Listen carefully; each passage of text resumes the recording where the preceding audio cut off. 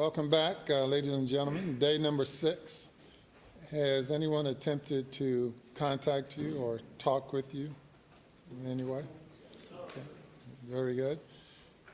Cross-examination begins. Mr. Harpootlian. Please, court, Your Honor. Yes, sir.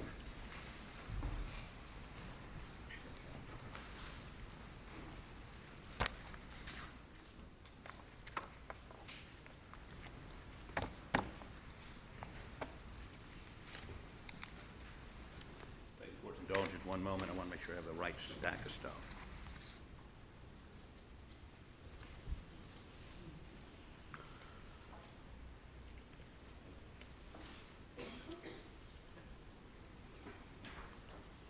Good morning. Good morning. So, get organized here.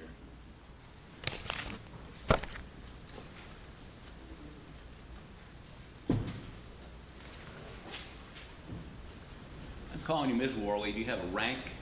I'm a senior criminalist. But not lieutenant or captain or No. Senior? Criminalist. And what is a criminalist? Criminalist. I'm in the lab, basically. I'm sorry? I'm based in the lab, the forensic lab. But you went out to this crime scene? I did, yes. Do you normally go out to crime scenes?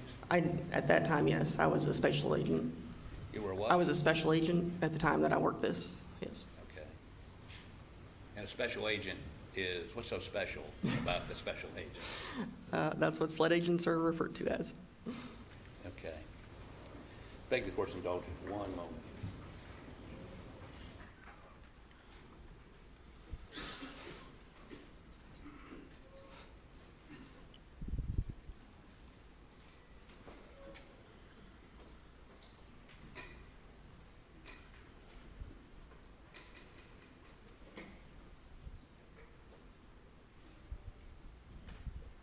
So,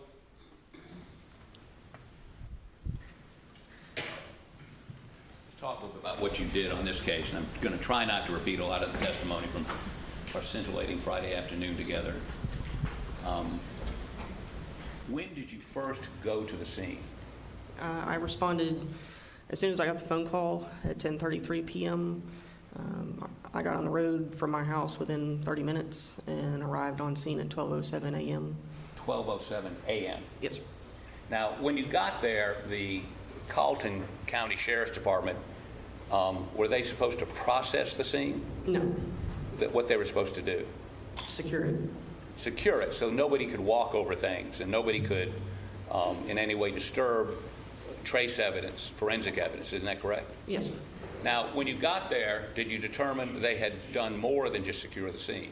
They had marked some evidence that they had found before we got there. And you also found, for instance, that we've shown you videos that they actually, some of them, or at least one of them, if not two of them, walked into the feed room where Paul was killed, correct? Someone did to place a marker 1 in this. I'm sorry?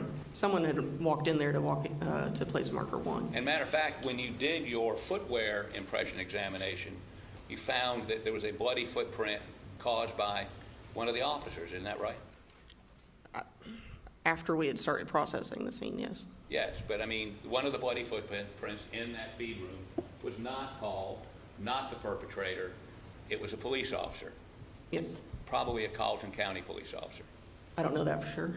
Who else could it be? It could have been one of us from One SLED. of yours? I don't think it was mine, but it could have been from SLED. I don't know. It could have been SLED, could have been Carlton County, could have been the coroner. Yeah, sure. But, I mean, and in your business, there are rules about who should be walking through crime scenes, right?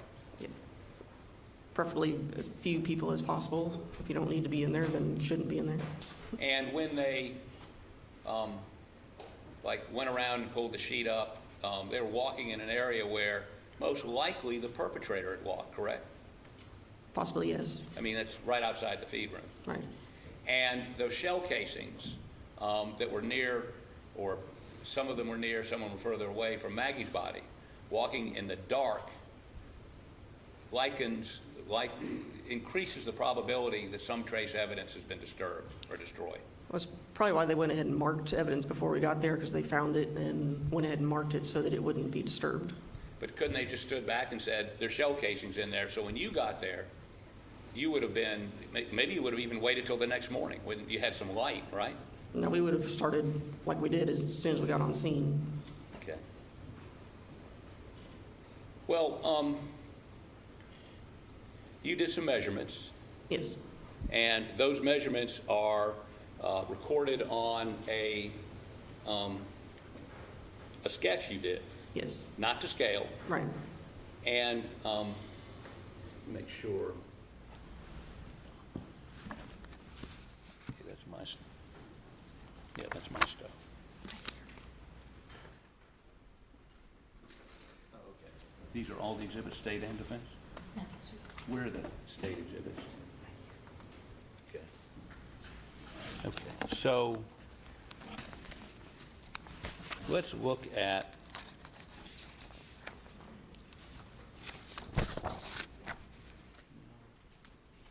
I know they're for pictures, I'm just looking for documents. Wait. No. Maybe they didn't put them in. Let me ask.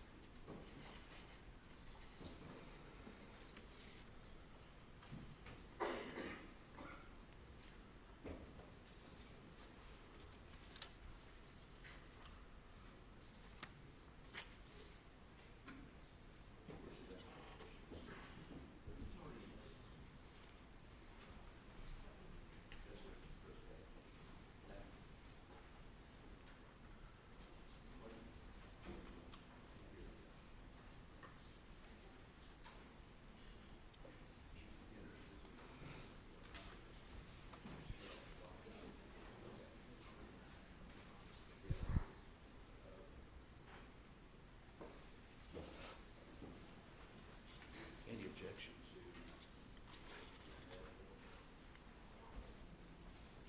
Mr. Harpootlian, do you need more time before proceeding? Well, I'm just trying to, Well, do you need more time? no, sir, I'm ready. Let me see if she can identify this. Can you tell me what that is, please? This is my final crime scene diagram. Okay, and you did it. I did, You can identify it. yes. Your Honor, we would offer this document into evidence, please. It's her crime scene. What number would that be for the defense? 4. Any objection? Submitted without objection. Okay, so can you put Worley number 1 up, please?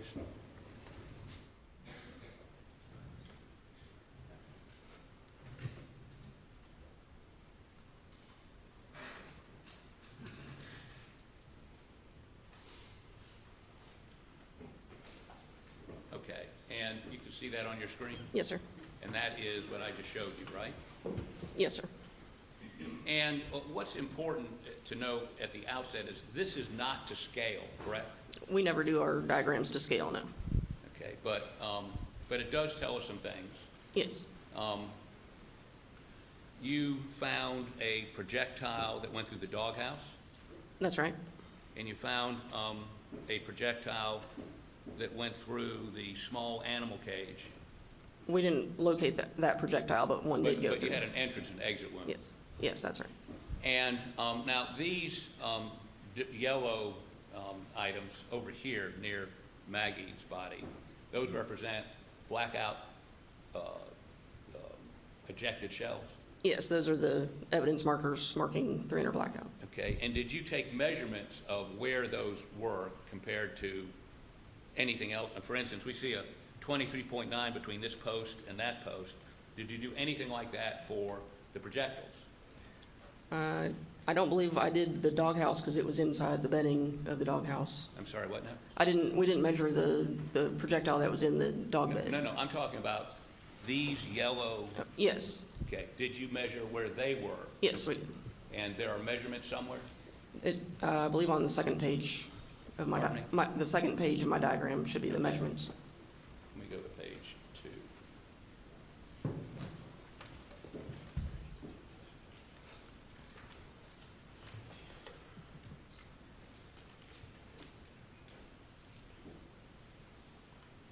you have your report with you? I do. Do you have that page 2? I want to make sure I'm referring to the right one.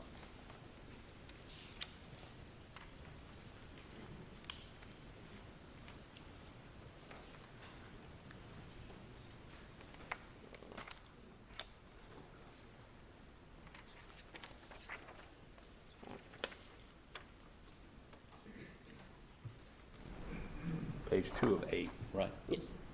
Okay, and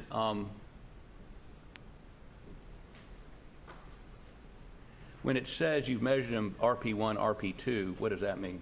That's reference point. So this corner of the feed room was reference point 1, this column was reference point 2, and this column was reference point 3. Okay, can you find page 2 for me, please?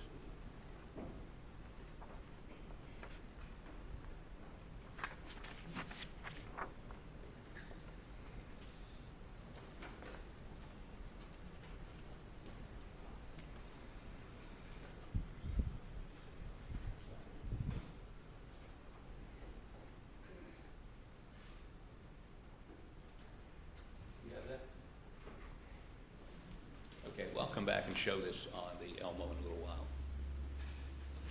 Do we have a copy of it? Not yet.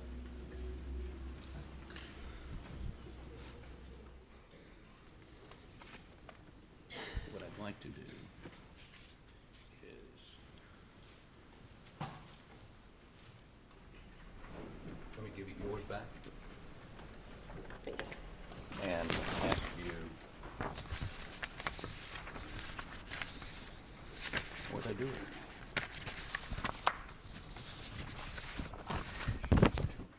Here it is.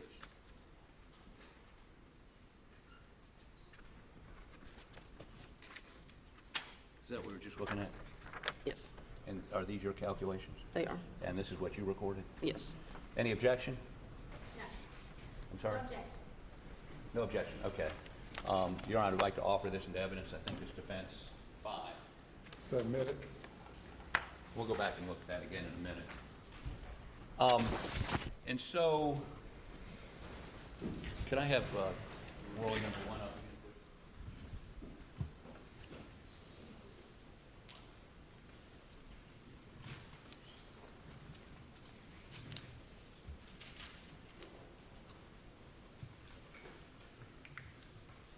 Okay, so you located these shell casings, right? Right. You did measurements of how far the small animal cage was from a reference point? Yes. And how far did you, what was the reference point for the doghouse? I'm not sure that I measured the doghouse to a reference point. You did not measure the doghouse? I don't think so. Okay, so let's get a little more.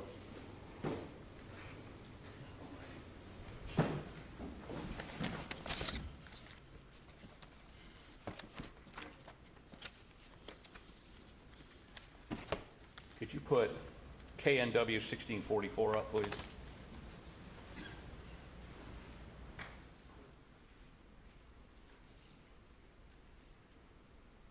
Let me show this to her. I'm sorry, I'm getting this out of whack.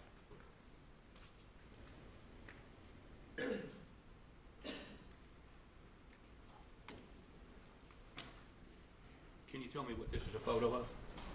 It's the doghouse. Well, and but did you make this, or was this done under your supervision? Yes. Okay, Your Honor, we'd offer this into evidence.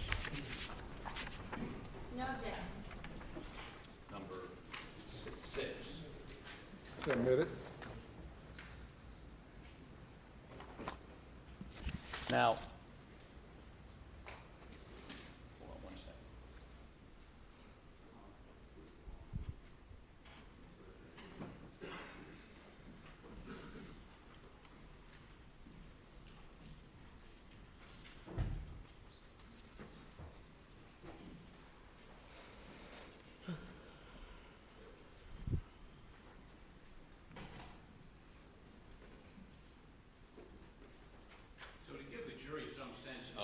sketch, I'm not saying your sketch is bad, it's not to scale though, and to give them some idea of the layout, this is the doghouse, Yes. correct? Yes, that's right. This is the, what you call the small animal cage right here, Right. and that's off the ground, It has legs, yes. legs, right? The doghouse has got like a couple of 2x4s under it, so it's not laying directly on the ground, correct? Yeah, I think that's right. And then, if we look over to the right, that would be the door to the feed room where Paul was shot and killed, That's right. right? Yes. So we're all singing from the same sheet of music here. There's the small animal, I'm calling it quail, but it's not. Is it quail? Quail, they apparently kept quail in there. And then there's the doghouse, and then there's the door to the feed room. Did you do any measurements, or can you give us any, if you're standing at the quail pen right over here, and you're looking at a 90-degree angle, that is out in front of you, is that, am I right on that 90 degrees? Okay. Are you looking at the door to the feed room, or is it to the right or to the left? Well, let me ask you this, did you take any measurements? Not directly from the cage to the door, no. Can you tell me whether, what, is it a 10-degree this way, 10-degree that way?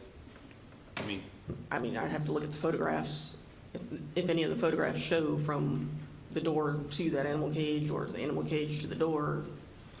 Let's see if it was at an angle or not, but you didn't take any measurements when you were on, and when were you on the scene doing these measurements? my initial measurements were the night of the incident, and then that picture was taken July 16th when we went back to take additional measurements. And it was after July 16th you generated the sketch we saw a moment ago? No, I think I did this before we went back to the scene on the 16th. So nothing changed in your sketch? No. And to your knowledge, you never took any sort of directional examination of the reference points, for instance, the dog pen and the door to the feed room, or from the quail cage to the door of the feed room, correct? That's right. Okay, now, do you know what, hold on one second. Do we have Pharaoh? Do we have Pharaoh?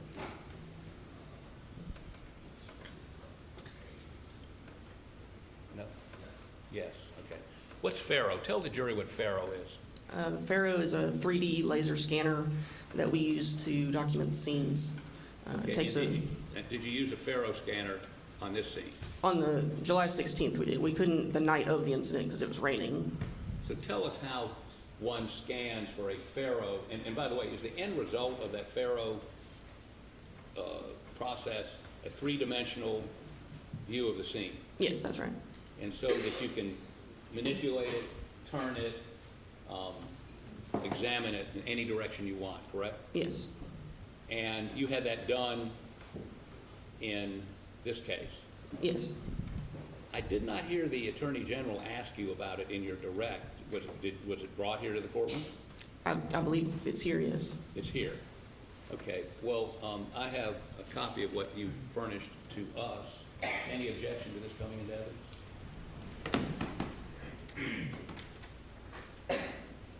No objection. All right. Could you play that for me?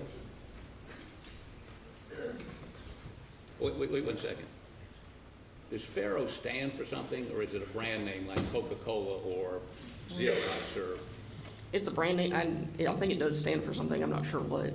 We just always call But it it's a Pharaoh. brand. When somebody says Pharaoh, it's not, there's a specific commercial product called Pharaoh that law enforcement uses, and other folks use too, right? Yes. Okay, how about play that for me, and I may stop it from time to time. All right, I believe a juror raised his hand, Your Honor. Yes, for that box to be moved to another location so I can see the. Yeah, I thought we, apologize. Okay, start it and then stop it. Go ahead. Now stop it briefly. Is this a drone video? No, it's created by the Faro software. Created by Faro software. Okay, Right. go ahead.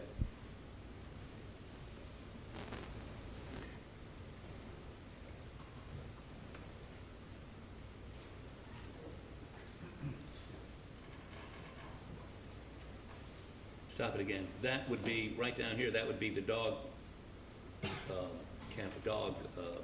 house, right? Right. Okay, keep going.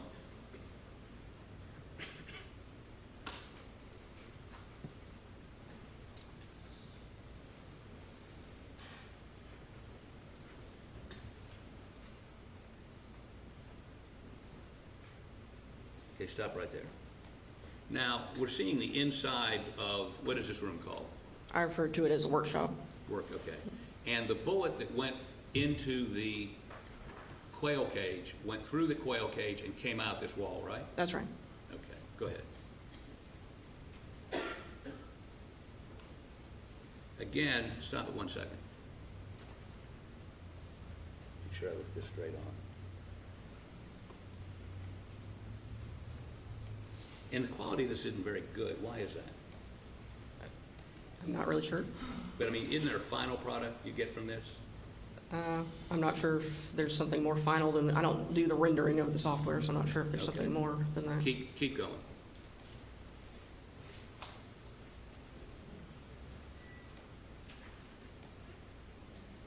Okay, stop. That's the quail cage right over here, correct? That's right. Right here. Okay, go ahead.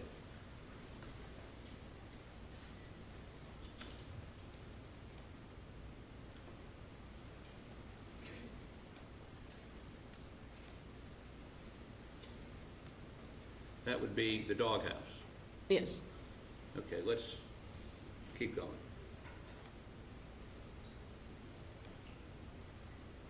Stop it, please. Now, the bullet hole into the doghouse is on the side facing this greenery, or is it on this side over here? It's on the other side. On the other side. So there's a bullet hole that comes in here on this side. Right, the kennel side, yes. The what now? The side that the kennels are on. No, the kennel's back this way, right?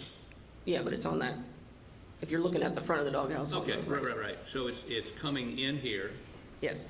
and where's it exiting?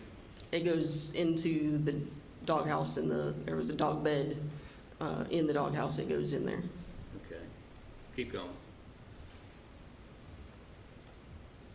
Now, stop right there. Go back just a little bit. Okay, go ahead.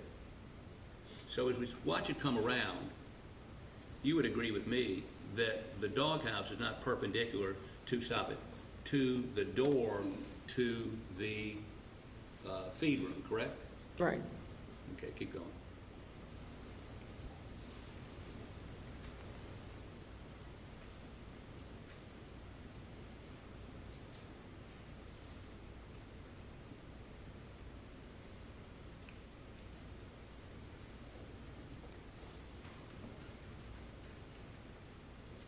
And that would be, stop it, that would be the feed room right here, correct? Yes, that's right. And these are the dog kennels up here.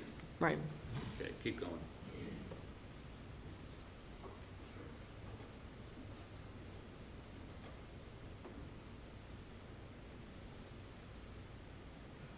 And so you can see, that's like a chicken coop right there? I believe so. Okay, keep going.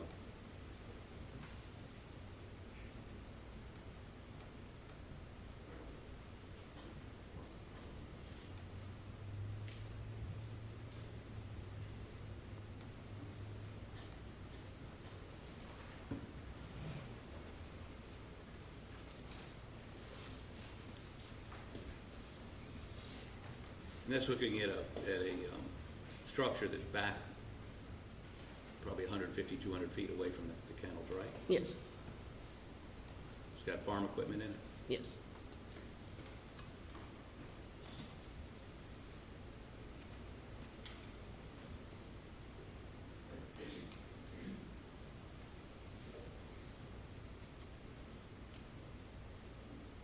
Okay, that's it. So we have, and you could take this and convert it into, well, let me ask you this, do you know how they do this? On scene, we take scans with the scanner. Anything the laser touches, it records. Beyond that, Well, there's a laser touch, and then isn't there a camera that goes 360 degrees this way and 360 degrees this way, and the laser and the camera sync up, and you do a number of them, yes, maybe 100 or so, and Not- then it knits it together that's right. to get this.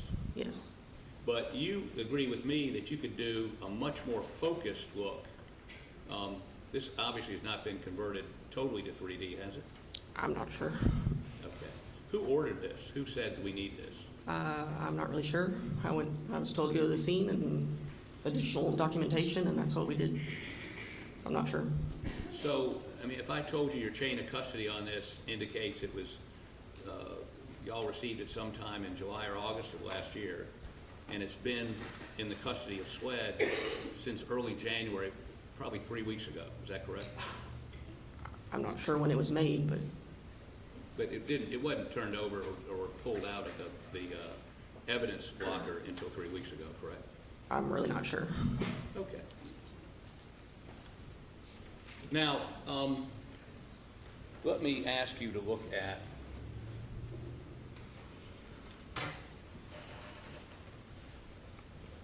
that report of the sketches, right? Mm-hmm. Well, let me do this first.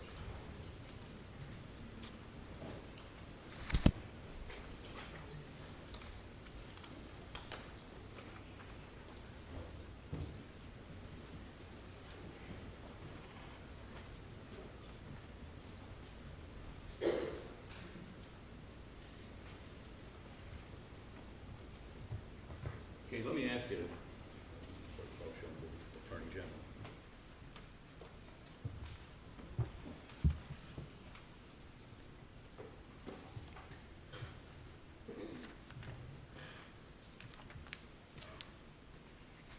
I'm sorry, the multiple copies. Any objection?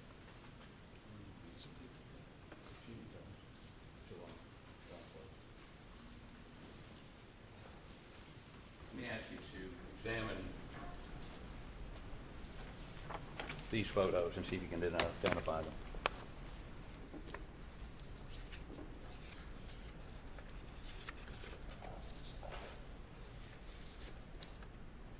Yes.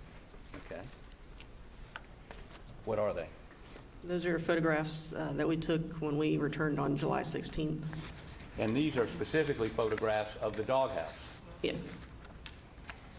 And I'll get to these in just a minute.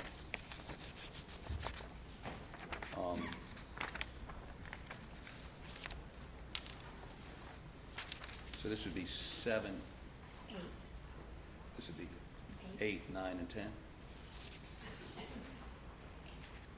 Make sure I don't put duplicates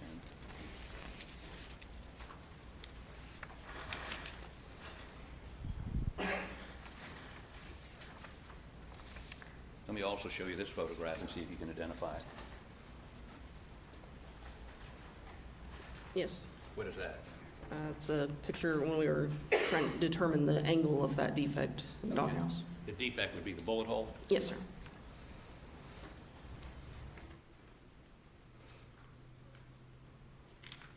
Offer this into evidence as number 11 without objection. 11? Right? Okay.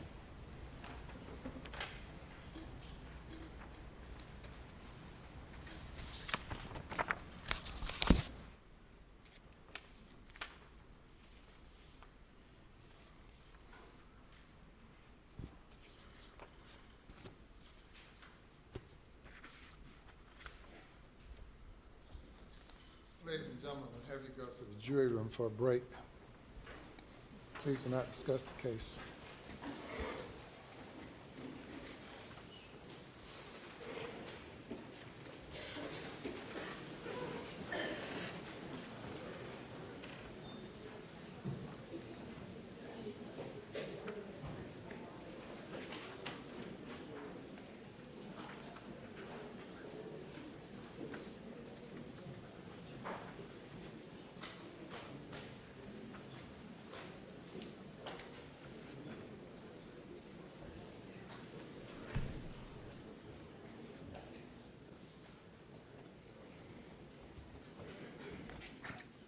Give you all an opportunity to review and pre-mark exhibits, determine what you agree on and do not agree on, and we'll proceed in a few minutes.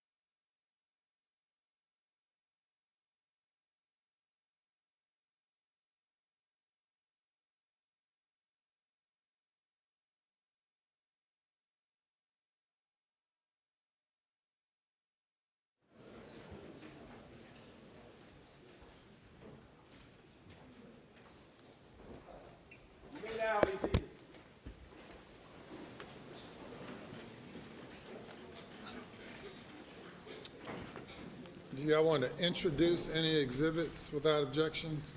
I think all except one of the, no objection. No objections, Your Honor. What are the exhibit numbers?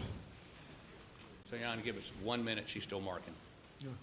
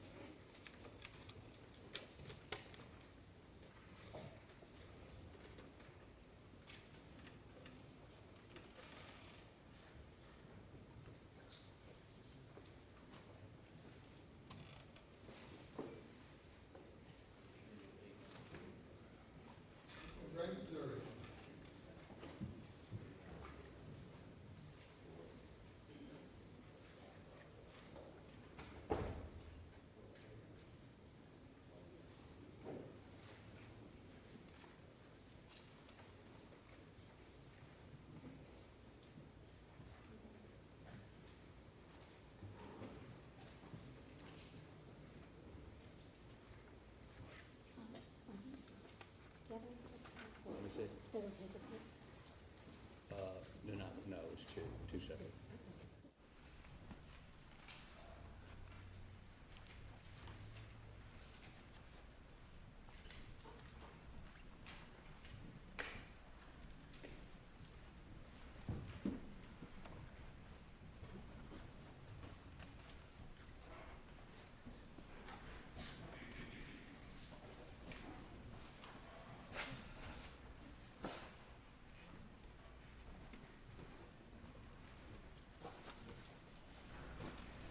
The jury is present. Thank you.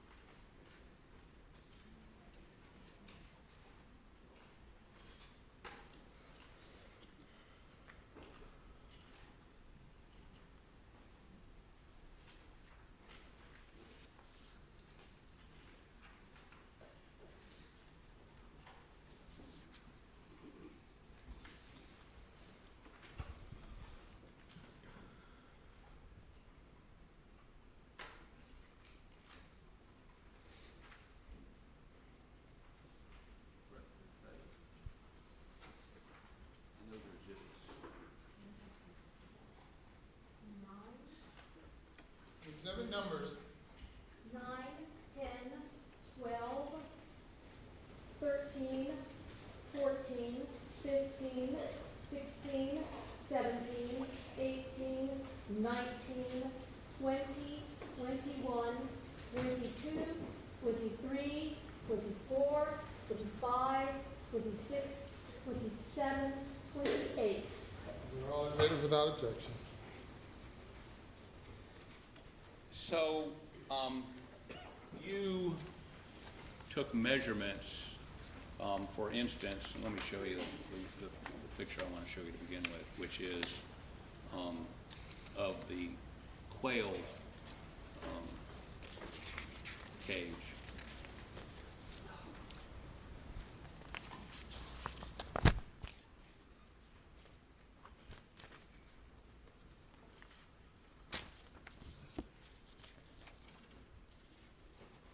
Well, let me first of all show you exhibit number 20, which is Worley, page 7, if you could put that up on the screen. You recognize that? I do. And what is that? It's one of the diagrams that I created, And what's it a diagram of? that quail cage. Okay. Now, you did that sketch, and that sketch shows, so it says, defect interior side of cage, defect interior side wall of cage, and defect interior back wall of cage, right?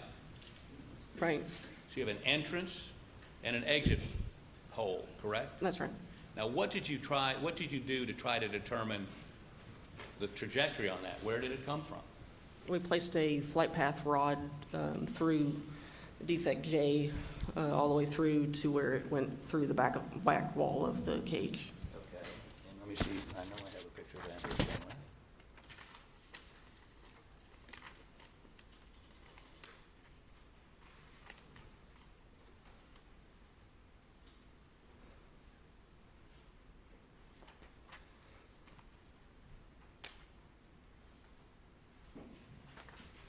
Is that a picture of that rod? It's one of the many pictures, yes. No, but I mean, does that It's- picture accurately depict the rod you put through, but from the exterior to the interior? Yes. Okay. How about put that up, please? It would be 2019.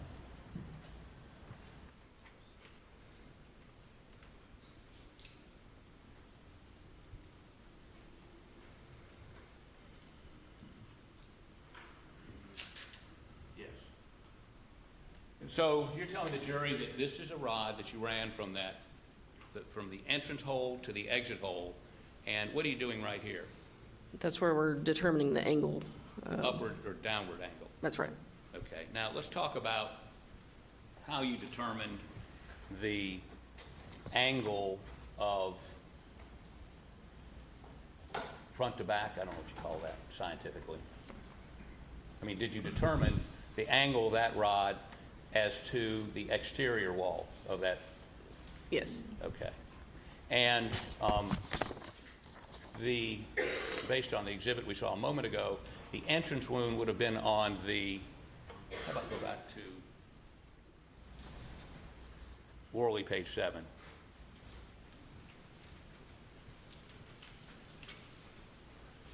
The entrance would have been on this side, correct? Yes.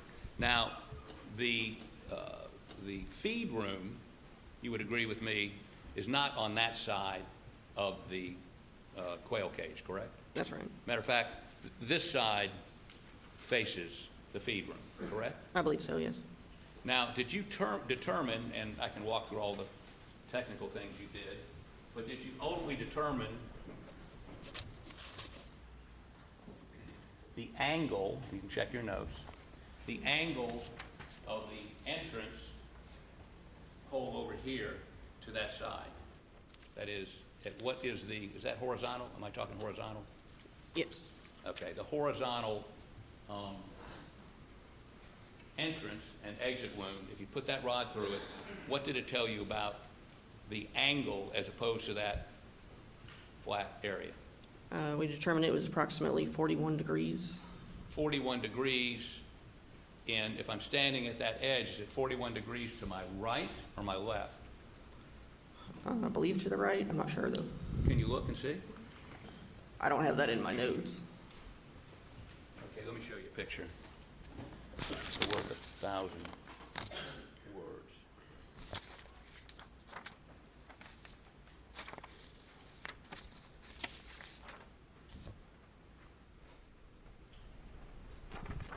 Just help refresh your memory. Yes. And so, could you put KNWL 2019 up, please?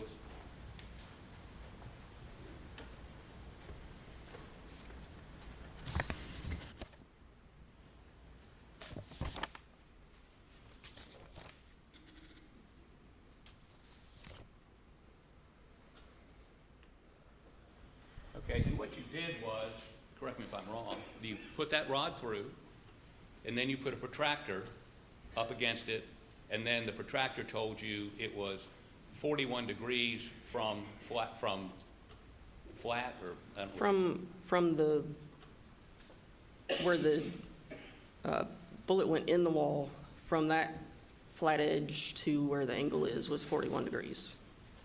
Okay, and let me show you KNWL2007. Ask you a question as soon as it comes up.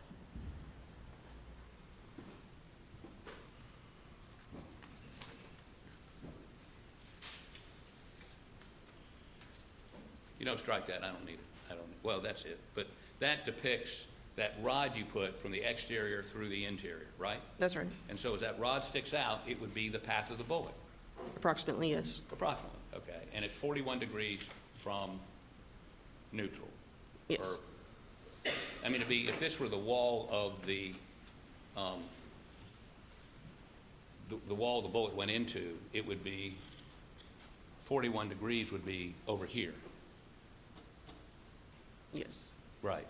So that side, right. Okay, and I see from that picture we showed a moment ago, you used a protractor, just like this one, or maybe similar to this one, to determine that angle, right? That's right. And basically you just take the rod and then you put this up to it and then figure out what the angle is, right? You line up the middle of the protractor on where the defect is, yes. Where the bullet hole is. Right. Okay.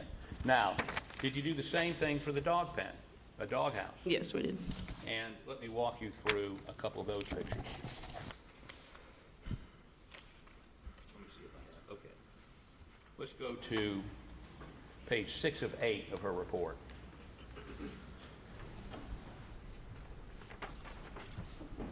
Is that something you prepared? It is. Okay. So as we look at this,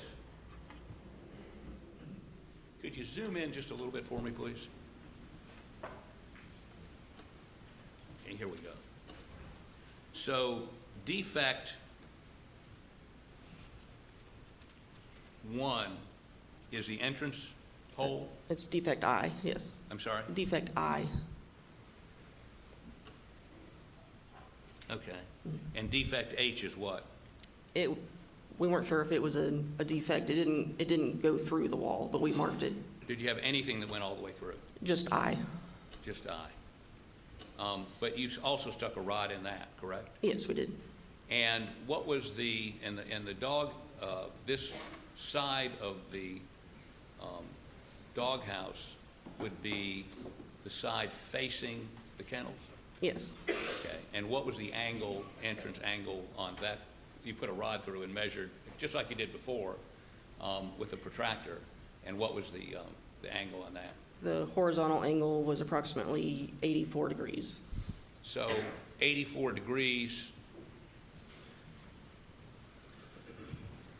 Now the side the bullet went in was facing the dog pens. Yes. And as we see from the photos, approximately, I mean, again, it's just guesswork, but not square with the dog pens, a little bit further to, if you're standing in the feed room, if you're looking at the dog house, it would be a little bit to your left, correct? That's right. And then this trajectory into the dog house is 84 degrees, which means it's coming, if that's the feed room, it's coming from even further over here, correct? Yes. Okay. So let me have you do this for me. If I had a sketch, your sketch of the doghouse and the quail cage, you could take that protractor right there and basically show the line out, correct? From the quail cage to the doghouse? No, from the quail cage, the trajectory, if I put down that protractor on the side where the bullet went in, it's pretty easy to identify in your sketch. Right. And went to, what was the first one, how many degrees? I'm sorry, I can't remember it either. Was 41 degrees. 41 degrees. 41 degrees. on your sketch, you could follow the trajectory of that bullet out, correct? Yes, You do the same thing on the doghouse. right. Okay, wait 1 second.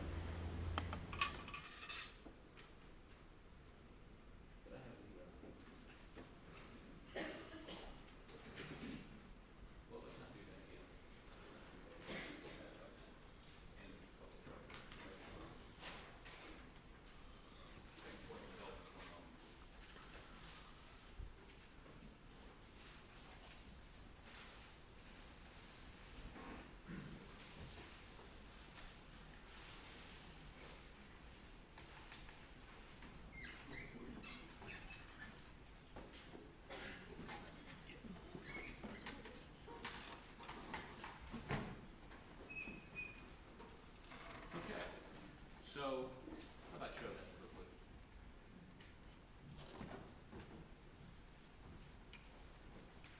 Okay, is that just a blow up of what we previously put into evidence? Yes, Okay.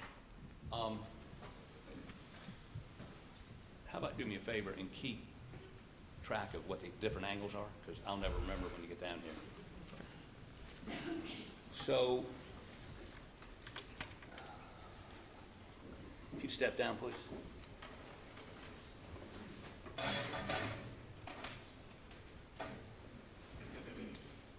Now, let's get this oriented correctly.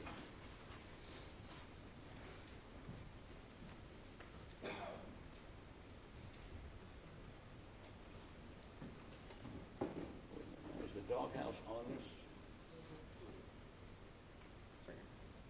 Okay, I'm disoriented. I'm looking at it upside down. Okay, so if you, does protractor work for you? It's got a little thing that allows you to, okay. If you take it and let's go from the quail, oh,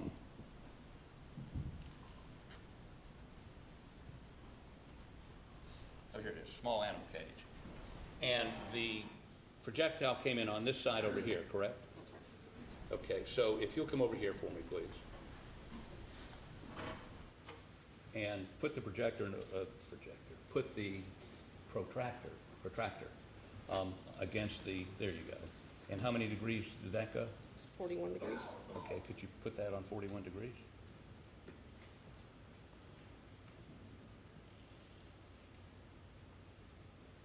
About 41. Okay, and could you take that line out for me, please? Is there a way for you to draw that? This is a pretty fine point Sharpie.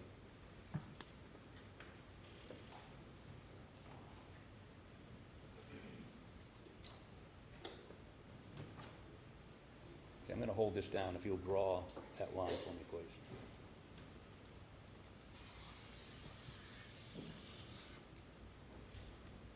Okay, and let's go to the dog house. What was the degrees on that? 84. Okay, 84 degrees.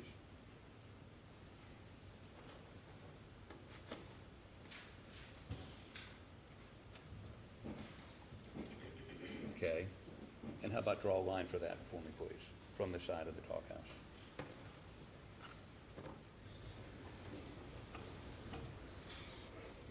That's okay. And I can get it perfect. Okay. Now, I'll take that easel now.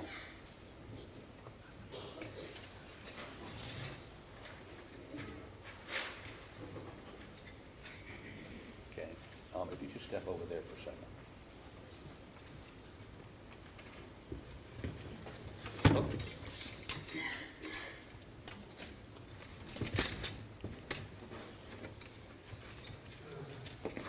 Let's put that up there.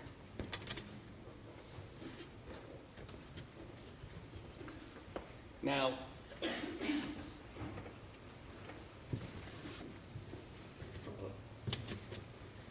is that steady? Yeah. Okay. So, correct me if I'm wrong, but if you look at the photographs and you look at, well, you look at this, the feed room door is approximately right here, correct? That's right. Would you circle that with a red circle for me, please? trajectory on both these shots, so let's take the small animal cage. Did that come from anywhere near the feed room? Doesn't appear to have, no. It would have been up, if you follow that out. Are you familiar with where that grapevine was? If you're looking at the feed room all the way to the right? Here somewhere? Well, I think a little bit further up than that, but even maybe beyond that. One of the shots fired by that AR, blackout, was fired from somewhere way up here, correct? I mean, that's the trajectory. Doesn't mean, I can't tell you the distance it was from the animal cage to wherever. I can't tell you where the shooter was within that line. But that line is way away from the, right? Right. And this one, while it's closer, it's still many feet away from the feed door. Yes.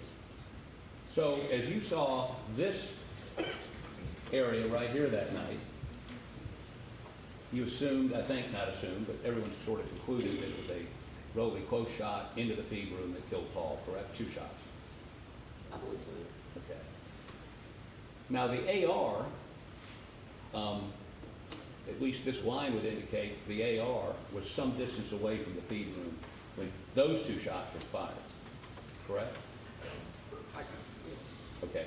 Now, you recovered these projectiles. Were they tested for blood or tissue so that you could determine whether they passed through Maggie or just were misses? I submitted it to the lab. You don't know whether they tested them or not. If I told you they didn't test them, would that surprise you? No. Okay. Now, does this lead you to believe, and you're someone that processes crime scenes, I mean, if this had been sketched out the night of the I mean, you didn't take these measurements till a month later. I took these measurements on scene the night of. Oh, so you had these measurements? Right. But did you know the degrees? No, that I didn't know. Until July 12th. But on July 12th, did anyone go back out and walk this line to see if maybe there's shell casings way up here? No one looked up there, correct? Not that I'm aware of. Okay, and no one did a topographical study to indicate, if you follow these lines back, whether wherever a shooter could have been were higher or lower than the doghouse or the small animal cage, right? Right. But doesn't this indicate to you there were 2 shooters? There was a shooter up here and a shooter down here? Is it a possibility? Let me say this. Is it a possibility that there are 2 shooters based on the data you collected? It just indicated there was movement to me. Movement from here all the way up to here? I don't know that it went all the way up there. But is it, I'm not telling you, I mean, one explanation would be movement, correct? Yes. One explanation would be 2 shooters. I'm sorry? I Yes? wasn't there when it No. But one explanation of this data would be 2 shooters. One explanation, not the, but one. Not the only one. Yeah, not the only one, but it is a reasonable explanation, just like one shooter running up that way, correct? Sure. So one of the reasonable explanations is there are 2 people there, there are 2 guns there, one's a shotgun, one's an AR, and we now see that AR is being shot from way up here, correct? I can't see that, no. It's somewhere along that line. And that line goes a dozen, 2 dozen, 3 dozen yards from the feed room, if you follow it straight up. I don't know where they were within that line. Could someone have been a lookout there? They went there to kill Paul, and that's the lookout. Maggie surprised them. They thought she was gone. I have no idea. Reasonable though, right? Right? I have no idea. I wasn't there. I know you weren't there, but none of us were there. We're trying to figure out what happened that night. And clearly, one reasonable explanation is 2 shooters. One explanation. One. Right, and a number of them.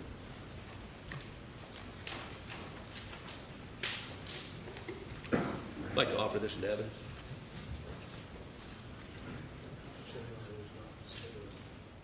Yeah, it's not to scale. Sheet prepared. Talk to the court, and I'll be charged. I'm sorry. Your Honor, I'm offering this into evidence. Says the state. No objection, Your Honor. Go ahead and take a stand.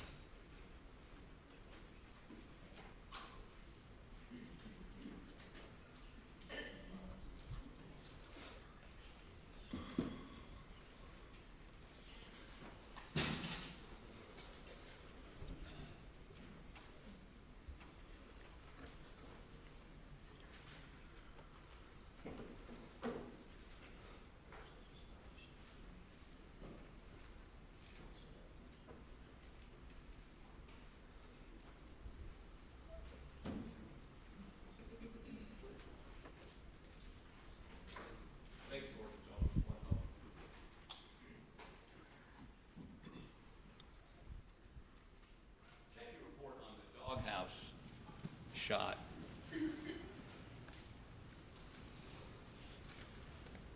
You testified it was 80-something degrees, right? 84 degrees. It's not 90-something degrees? I had 84.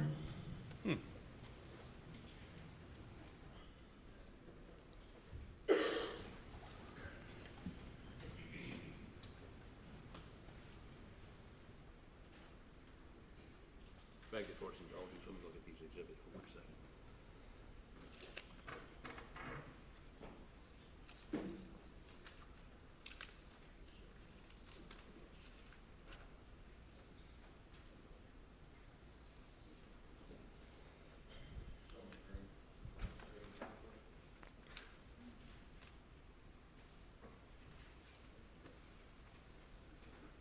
Okay, let me show you defense exhibits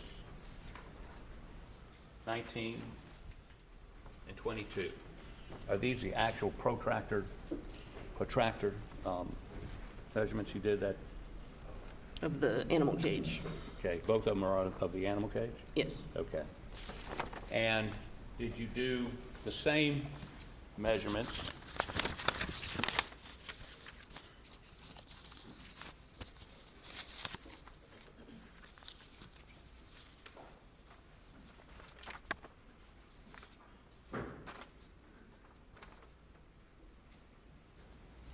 on the doghouse? Yes.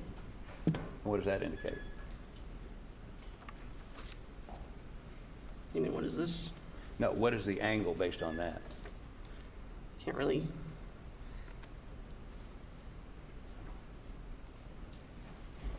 $80-something. Okay. You have in your notes, let me see what you have in your notes you recorded.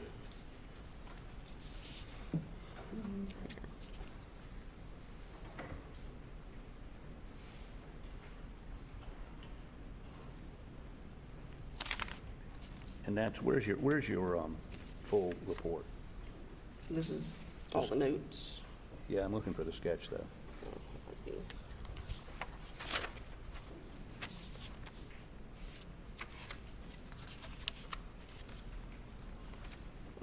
Okay, where's the doghouse?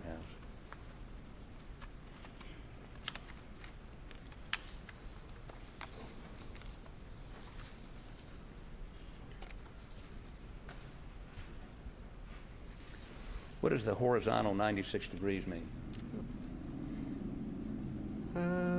Not sure why that says 96. I'm sorry? I'm not sure why it says 96 if I had 84. In your crime scene notes? That's right. But you wrote down, your official report said 96 degrees. My note said 84 degrees. Well, did you just... The notes were taken at the scene? Yes. Okay. Beg the court's indulgence.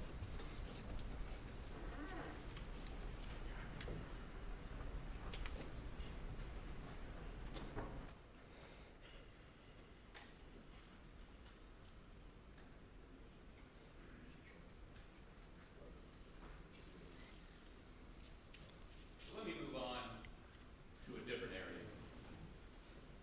Let me say this to you. Based on your calculations, both of those shots came well to the right, if you're facing the feed room, well to the right of where the feed room is, correct? Thereabouts. I'm sorry? Thereabouts, yes. Thereabouts? Yeah. Is that what you said? Yes, sir. So I'm trying to look for some concise, you're a criminalist. You would agree with me that they did not come from the feed room, or the Right. vicinity of the feed room, and they're literally yards away from the feed room, correct? Yes. Okay, I'm not going to beat that horse anymore. So let's talk a little bit about footprints, okay? Okay.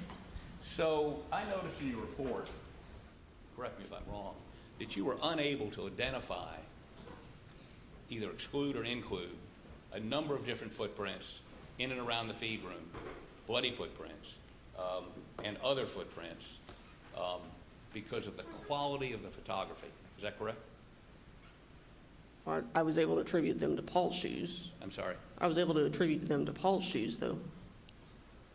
Well, we'll talk about Paul's shoes in just a minute. But when you, what's the process to take a photograph of footwear or imprint that's recognized by a number of different agencies, including the FBI. What's that process? Place a scale, preferably an L scale, around the impression and document it with the camera parallel to the surface so you get a straight-on shot. Put the camera in RAW settings so you capture all the data with that photograph.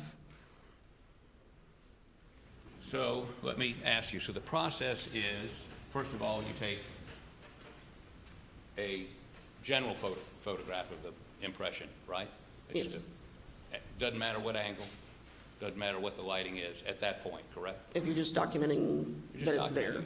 Yes. But when you go to take a photograph of a footprint for forensic analysis later on to compare it to a known shoe, you're supposed to do a couple things.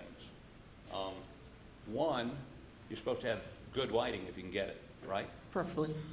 Two, you're supposed to put a scale down next to it so that later on you can, because you need to understand how big or how small the foot is and the distance between the treads. So the scale's a little, like a little ruler, just a piece of a ruler that you put down next to it to get some idea what an inch looks like, what 2 inches look like. And that's really important, is it not? It is, to make sure it's to scale. Okay. And then you're supposed to do a photograph straight down on it with good lighting, so that you can you understand what you're seeing is a straight on impression, correct? That's right. Now, was that done on any of the impressions that y'all analyzed? No, we didn't recognize on scene. I'm sorry? We didn't recognize on scene that there was footwear. You didn't recognize on scene there was what? Footwear impressions in the room. Well, that brings up another topic. There was what may have been a footwear impression on Maggie's calf, correct? I couldn't say that that was a footwear impression, just an impression, Well, there was something on her leg that could have been a footwear impression, correct? possibly. Possibly.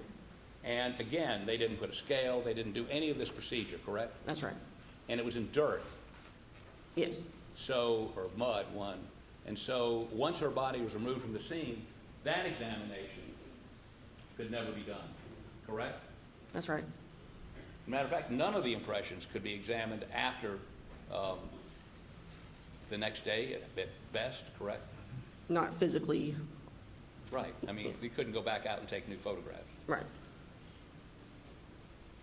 So the procedures followed were not the procedures recommended by every agency and in your agency, correct? If I had realized that was footwear on scene, I would have documented it properly, yes. Okay. But since it wasn't documented properly, we can't include or exclude, except for Paul's, correct? That's right. Now, are you a certified footwear examiner? Yes. By who? Well, within SLED, yes. I'm sorry? Within SLED. Within SLED, but you not peer-reviewed or? Oh, yes, I am peer reviewed. By somebody at SLED?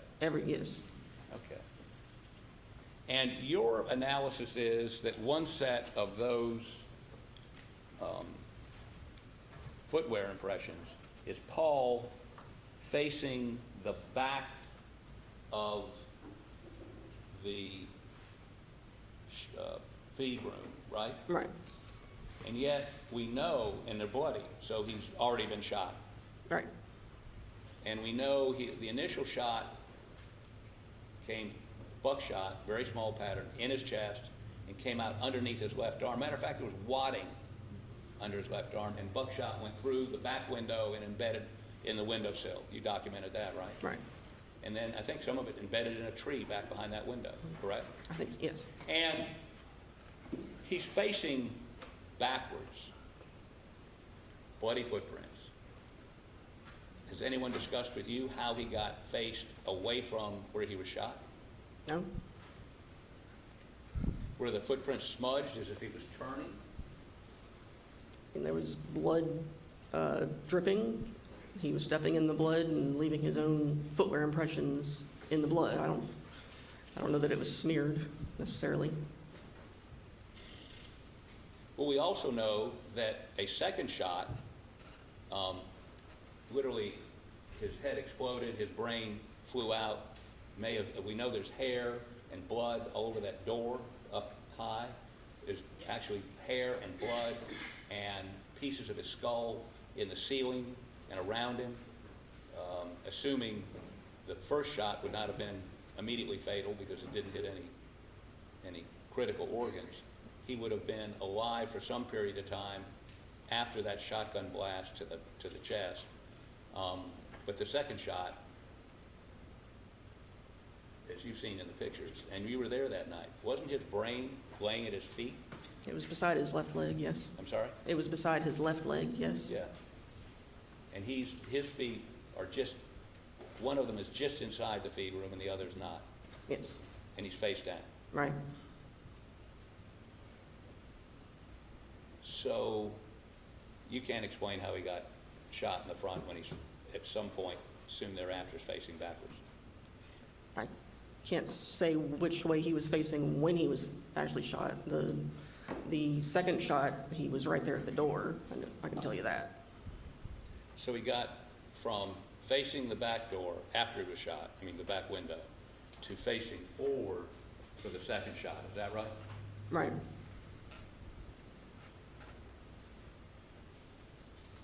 Has anyone from SLED briefed you on after you identified those footprints? No, They didn't ask for any explanation? not for me, no. Okay, and you would agree that because of the way the scene was processed, that most of the footprints you were unable to do any comparison to because of the way the pictures were? No, I was able to do a comparison with, and they were mostly Paul's shoes. Other than those two? There was one right inside the door. There was one further to the left where the door was. Then there were at least two by marker one. And correct me if I'm wrong, at least one of those bloody footprints initially identified as Paul's turned out to be a police officer's, isn't that correct? It wasn't initially identified as Paul's, no. But there was a bloody footprint near his that turned out to be law enforcement, correct? Yes, In the feed room, right. in blood. Is that preservation of the scene that your standards require? Not exactly, no. Not exactly. Should the police be walking through the scene? No. Do we know what other evidence they may have destroyed? I have no idea. That's right, we don't. Now,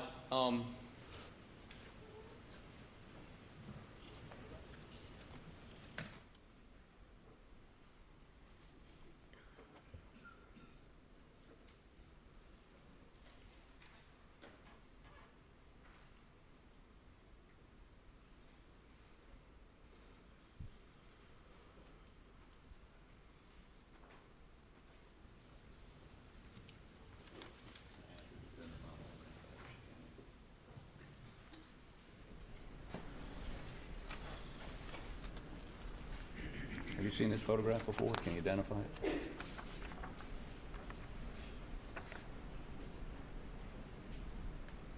It's not one that we took. But does it appear to be in the area you've been describing? Close, yes. It's in the feed room. So you don't know whose feet those are? No. Okay.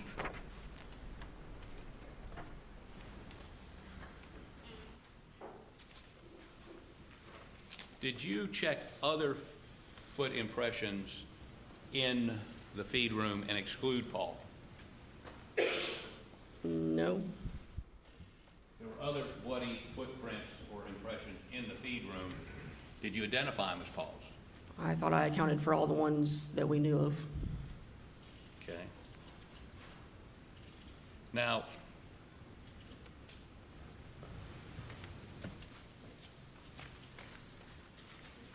make sure this is not already in evidence, Your Honor.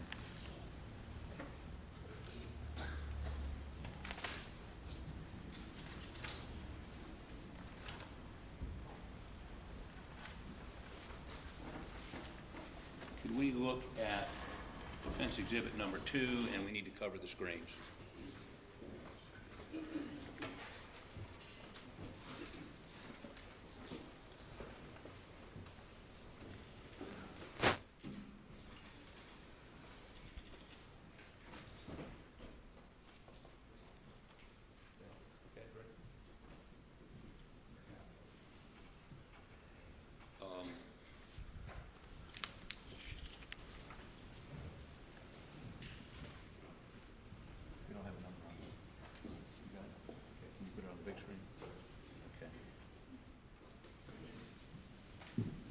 So, we've talked about this previously just a moment ago.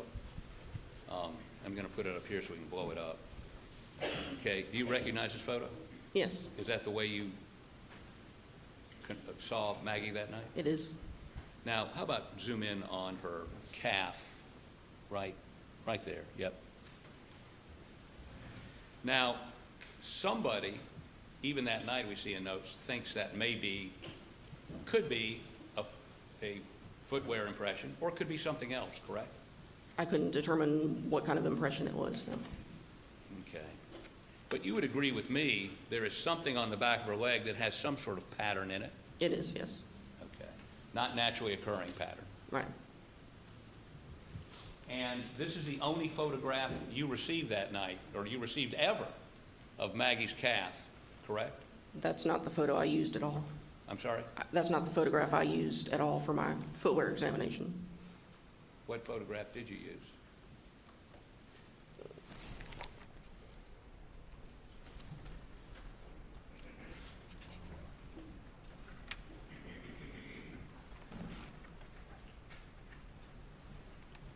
$420. 420? You got it? Okay, put that one up, and then we'll see if you can identify it. Is that 420?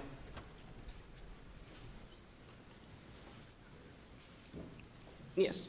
Okay. We'd like to offer photograph 420 into evidence, Your Honor. No objection, we just asked to see the photo before it's offered. It's admitted. Thank you. I don't have it. We'll get it. Do we have Holly, we got a hard copy of that? Thank you. We'll get it to you in just a minute. So, can you come down here for just a second, please?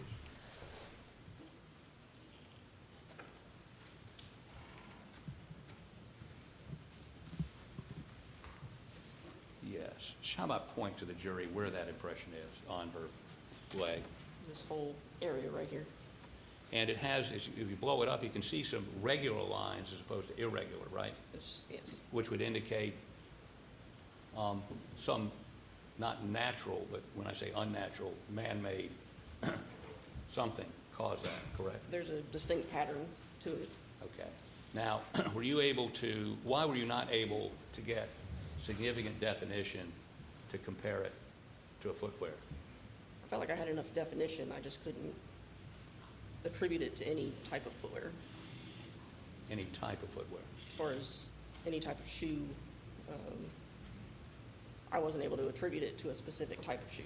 Okay, now, and you would agree with me, there's no scale. Right. There's no multiple pictures of this from different angles for the purpose of giving you the more definition so you could make a comparison, correct? There's not. So this was not done according to procedure. I mean, I didn't know about this on scene. Yeah, but as your photographers take pictures, aren't they, I mean, wouldn't it be good just to put down a scale, no matter what? If I had seen that, we would have. But, I mean, Somebody had. a lot of these photographs are taken without you present, correct? No, I was there. You were there for that photograph. Yes. And did you notice the mud on her leg? No. But as you look at it now, you agree that a better photograph taken under the procedures of SLED and the FBI and everybody else could have given you a better ability to match it to a piece of footwear, correct? I don't know that a better photograph would have given me better results. I think I saw enough of it to know I wasn't going to be able to attribute it to a type of footwear. Without a straight-on shot, without a scale, without all the things recommended. I couldn't even say it was a footwear impression. I just called it an impression. But based on that photograph, Yes. which is not a photograph done to compare footwear. Not ideal, no. Not ideal. It's not. The standards say that is not within the standards, correct? Objection, argumentative. Can you answer the question? Go ahead. Do you understand what the question is? The question is, I'm sorry, Your Honor. Do you understand the question? Yes. What's the answer? It would be better to take the photograph properly with a scale. But you would concede this was not taken pursuant, and what you're saying is no one appreciated the fact that it was a footwear, or could be a footwear impression that night, so no one treated it like a piece of footwear. Right.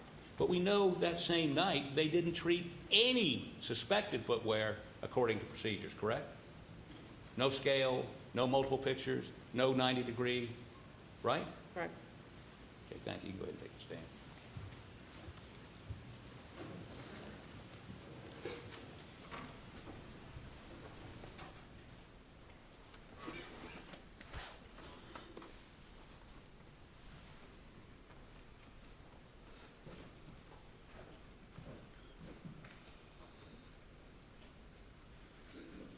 So,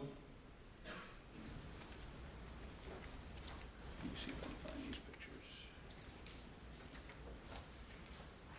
Did you participate in processing Alex's T-shirt, shorts, and shoes? The T-shirt and shorts, yes. Okay, and what did you do with them? As far as the LCV, Yeah. we documented the entire process from start to finish, starting with the packaging that the shirt was in, took the shirt out of the package, photographed it front and back, inside and out, to show how it was before we did anything to it. Then we hung it up and applied the LCV, which is a liquid spray. Any stains that we saw after using the spray, we documented those with photographs without scale, and then we photoed with the scale.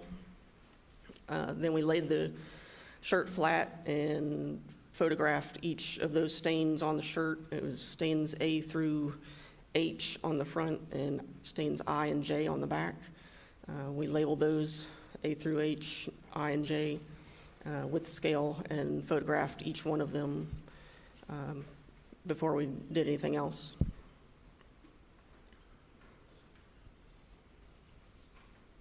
Let me show you a couple photographs. Any objection? Okay. Can you identify these, please?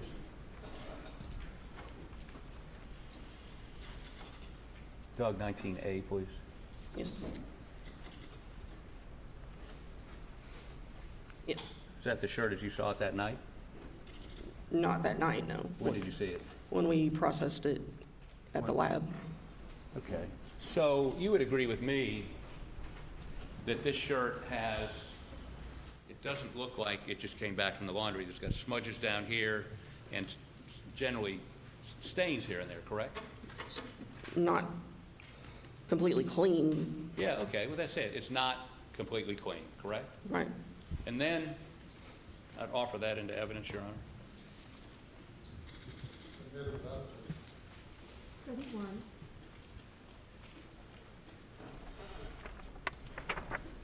Tell me what this is, please. After we had sprayed the shirt with LCV, we laid it in a grid to account for where on the shirt each stain was. And there seems to be something on the bottom that looks like a handprint, does it not? I didn't see a handprint. That was on the body cam footage where he was wiping his face with the shirt right there. Offer this into evidence.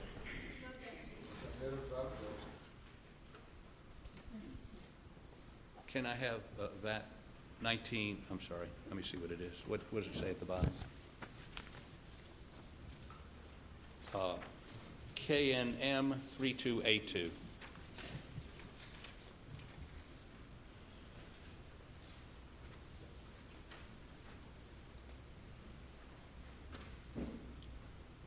Okay, and we agree that you did this with LCV, right? That's what they call a presumptive test. It could be human blood. It could also be animal blood. It also could be detergent. Objection, Your Honor. Could we ask one question at a time? I was trying to summary, but I'll do it. Okay. Could it be something other than something other than human blood? It doesn't determine whether it's human or not. Right. So it could be animal blood. It's possible. Could be detergent. Detergent oftentimes. Not bleach, maybe. Bleach, okay. What about organic matter like plants? The only two I know of really is bleach and rust that, Rust? Right. Okay. But there are other things that will, and that's why you do a confirmatory test, right. and that's done with hematrace. I'm not sure how, I don't do that part, so, Well, do you know what the results were when they treated it with hematrace? I'm not sure, no. You never saw the report? No. No human blood found? Hey, now, did you test his shorts? We did the same procedure with the shorts. And there some presumptive, I mean, some indication that it was human blood or something else, correct? Yes. Do you know whether they ran a confirmatory test on that? I'm not, I assume they did. I'm not Did sure. you, well, but you don't know. Right. Do you know whether, did you use LCV on the shorts or did you use something else? We used LCV. Okay. Did you do the shoes? No.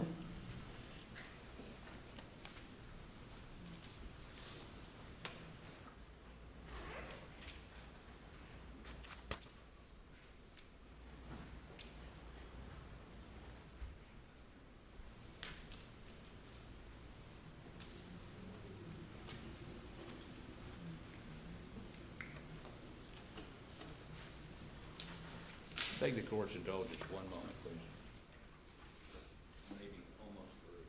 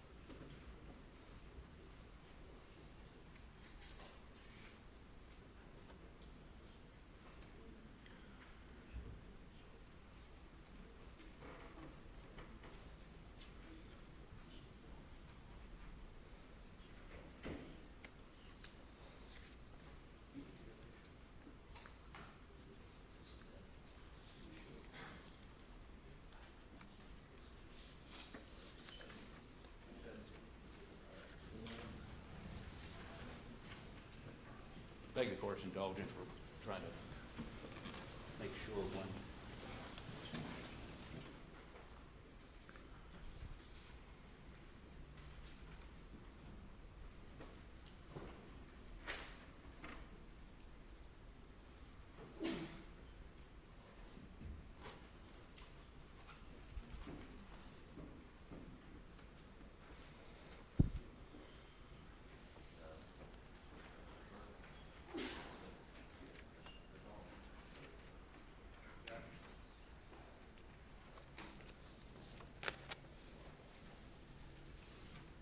Let me put up on the screen, I'll give you a copy of it if she can identify it, okay? And I think she can. Go ahead and put it up. Go ahead and put it up. It's number 217. Can you see it? Yes. Not very bright. Is that a picture that you took? Yes. Okay. Your Honor, we'd offer this picture into evidence. No objection. Okay, could you step down here, please?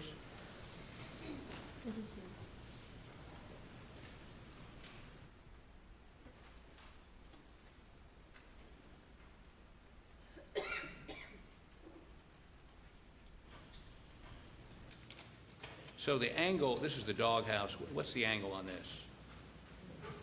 Approximately 84, 83. Yes. Okay.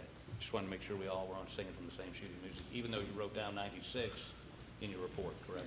In my diagram of that, yes. Right. The official report, the 80. official. My official notes say 84 degrees. But I'm talking about what we got, but, I mean, we got your notes also, but in your printed document, you said 96. On the diagram, yes. Yes. But it's only 84. Right. Okay, thank you.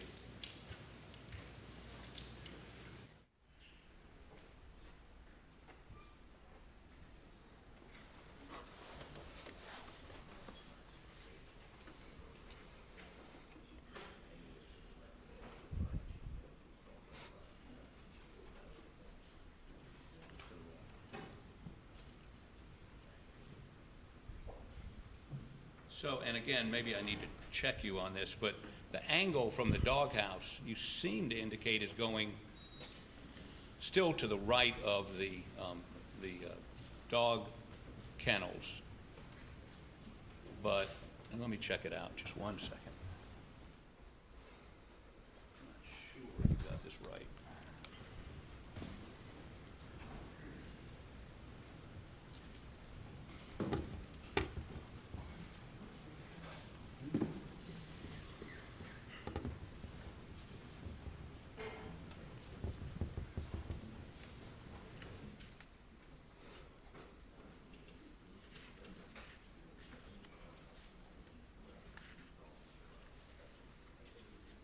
Any further questions? Your Honor, give me 2 seconds here. Ladies and gentlemen, let's stand for a moment.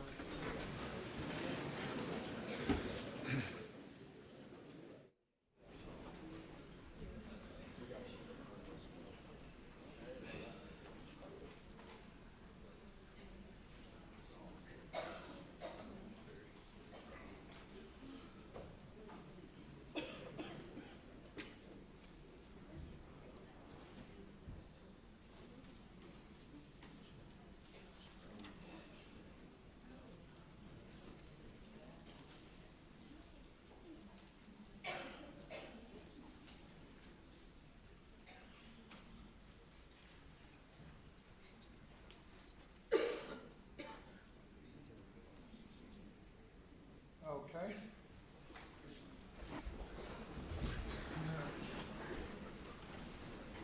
Okay, we'll proceed.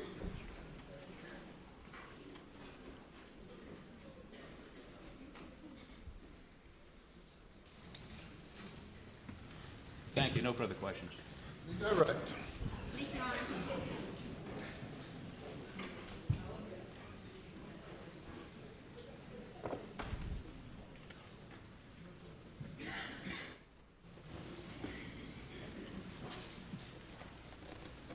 All right, Agent Burley, let's see. Right, we saw this big diagram and then some other diagrams that you prepared.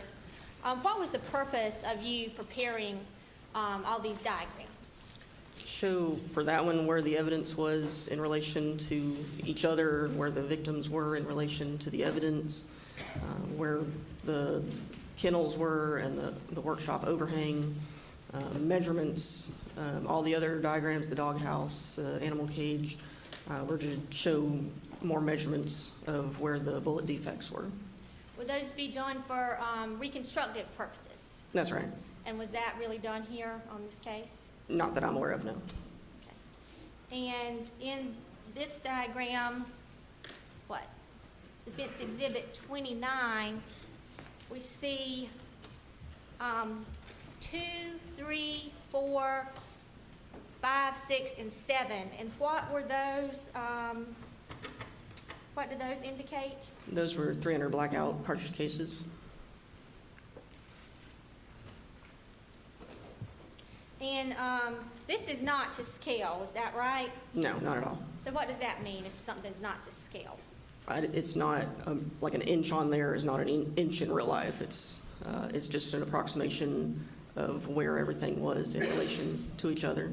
So it may not correspond to the actual dimensions of things on the scene. Right.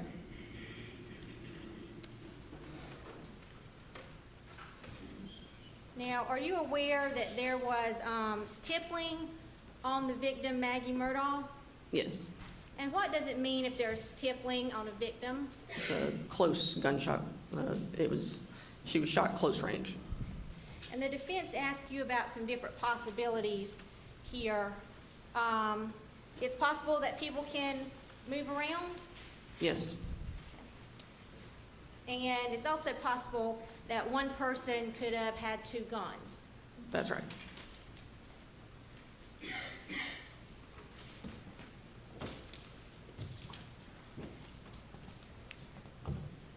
All right. Then we talked a lot about footprints. Let's see here.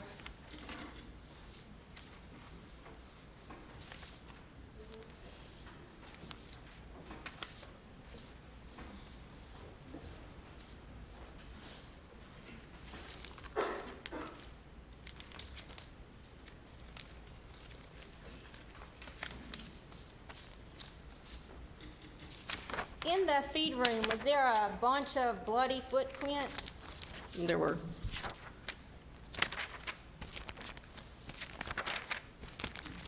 Okay.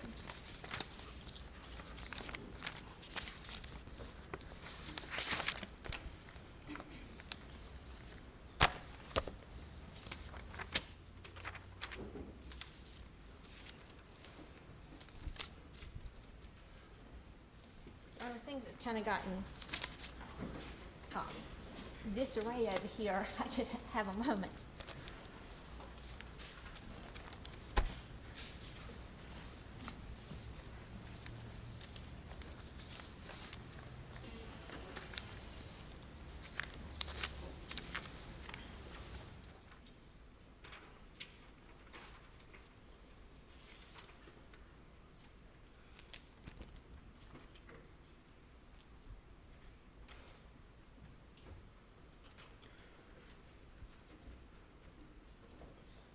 Show you State's Exhibit 35.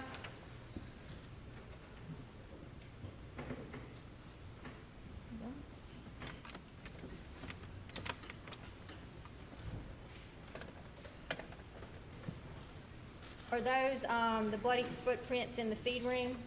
2 of them, yes. And those were determined to be the footprints of Paul Murdaugh? Right.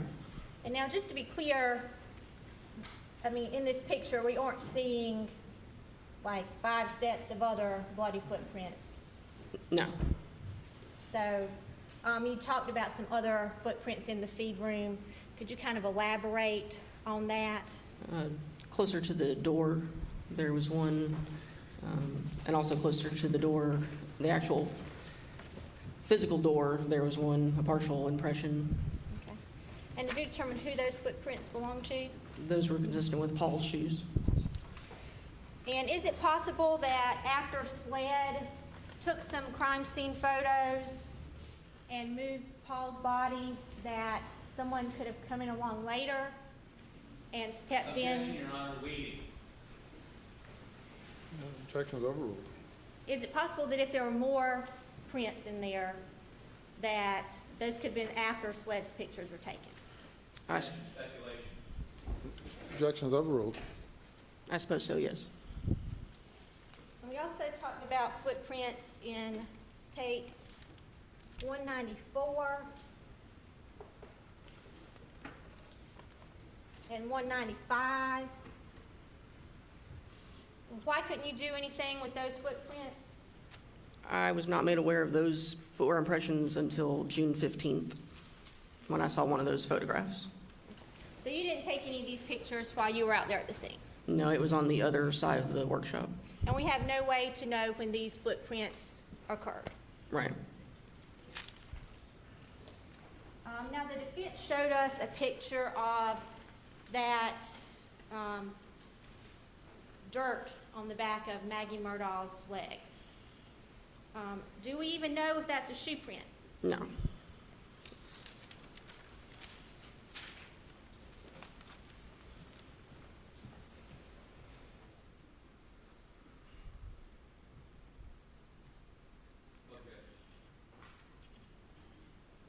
Yeah, taken by her. As long as they were taken by her, Your Honor. Agent Farley, if you could please take a look at State's Exhibit 70 and 71. Could you tell us what those are pictures of? These are pictures of the front of the ATV that was parked near Maggie's body.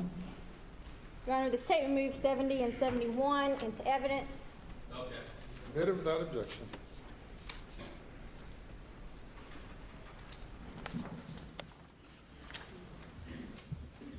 So if we look here at Defense Exhibit 9, can you point out where the ATV was there the night of the murders? That photo was taken on July 16th. But where were the photos or the ATVs on the night of the ATV on the night of the murders? Under that overhang behind the doghouse. This time I'm going to publish State's Exhibit 70.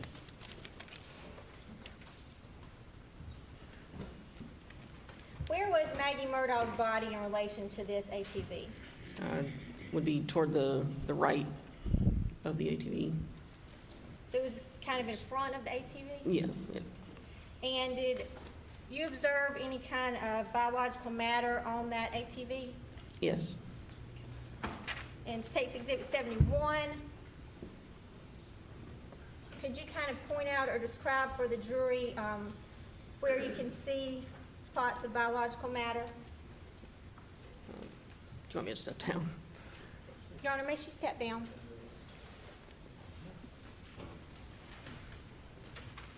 Suggestion, Your Honor, unless she's going to indicate, appears to be biological matter.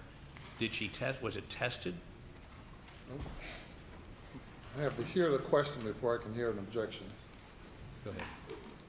Agent Forley, if you could please point out for the jury where it would appear to be biological matter or tissue on that ATV? Object to the question. I object to the response because it was never tested. It appears, and it could be deer blood, it could be a number of different things. This calls for speculation. Objection is overruled. These areas are here, a little there, there. I believe there was a little bit on this tire also. Thank you, Agent Forley.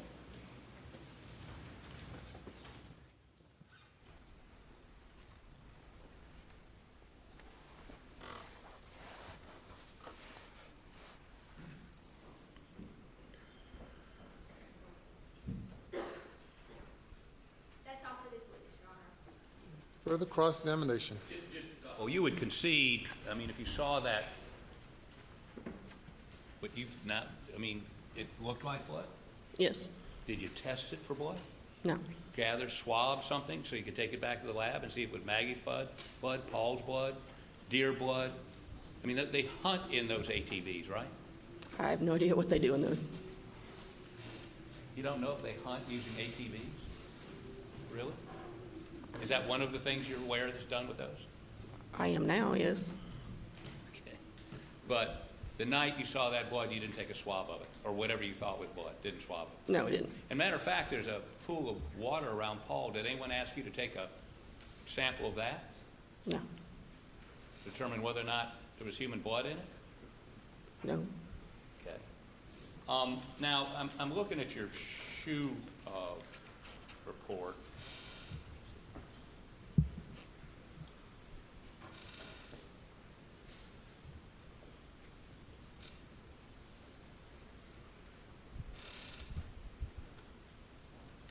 You specifically say on a number of these that the photograph is inadequate to do a comparison, right? I was able to, my result was, it was adequate enough to determine outsole design. I couldn't. I'm sorry, adequate to do what? To determine the outsole design of the impression. I wouldn't have been able to identify it. Okay, on Paul's, the ones you've already said he was facing backwards, did you say that you had partials and at one point you didn't know which way the foot was facing? Did you say that? I'm not sure. Did you come to any conclusions about any of the other, I mean, did you match his footwear to any of the other bloody impressions in that feed room? Yes. Which ones? The one by the door, like right in front of the doorway. What's the number of that?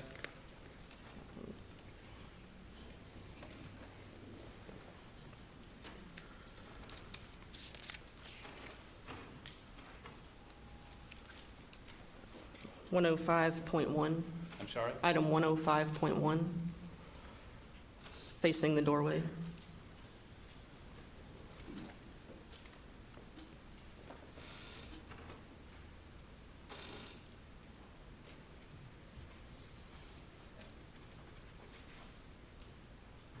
It says the outsole design is consistent with item 103, Paul's shoe. So you also say that the way you got scale was, and some of these were evidence markers, and then you figured out how big the evidence marker was, and that's what you used to get to scale. The marker and the shot shells at markers 9 and 10 were measured. Yes. Okay. And that's not the best way to do it, is it? No. And in terms of the sketch we had a pretty crude sketch, but have you ever been asked by SWED or the Attorney General's office to do this trajectory analysis that I asked you to do today? No, but I don't necessarily do crime scene reconstruction. Who does? I'm not sure. We don't necessarily do that ourselves. We process crime scenes and document it, but we don't do reconstructions. But no one has consulted with you about a reconstruction. No one's come from SWED and said, let's go over these angles, or, you know, how did you conduct this, or nobody's asked you. No, Have you ever had a conversation with anybody from the Attorney General's office about this? no, I don't think so. Did they ever talk to you about the video we showed a little while ago, of the process you all used to try to make a 3D? Not with me, with others who rendered the Pharaoh software, the video. They talked to people that did the Pharaoh? Yeah, I believe so. What? I believe so, yes. Do you know who that was and who they talked to? No, Do you know when that was? not really, no. So they'd have a 3D image of the crime scene, and you don't know when they got it or what they did with it. They never talked to you about it. No. Beg the court's indulgence.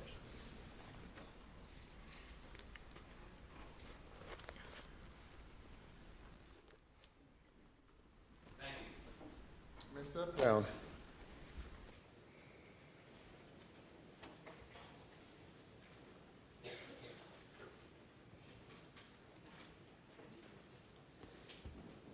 We go to the jury room for a 10-minute recess.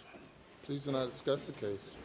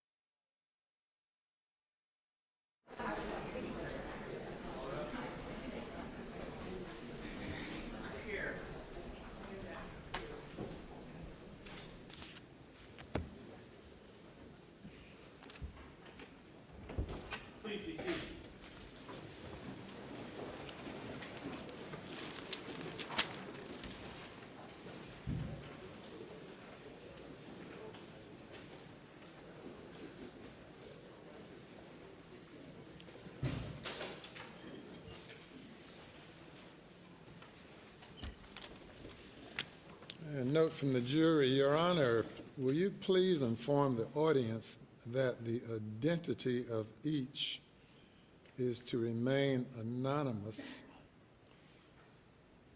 That's my first. Secondly, please remove or move the cart in front of the large TV.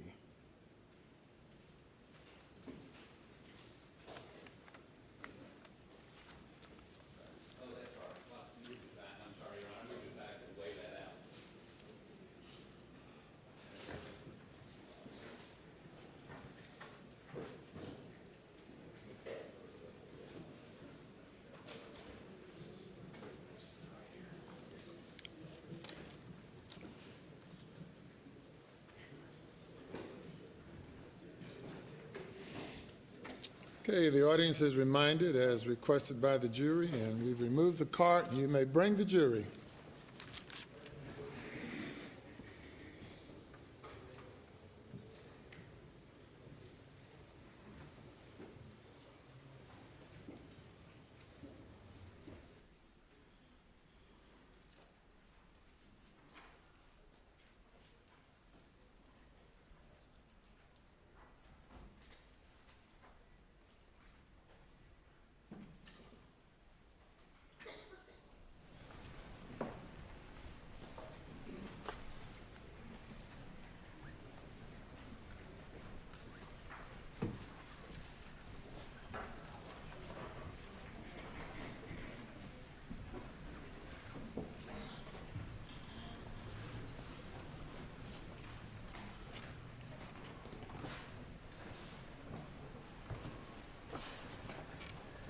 The jury is present.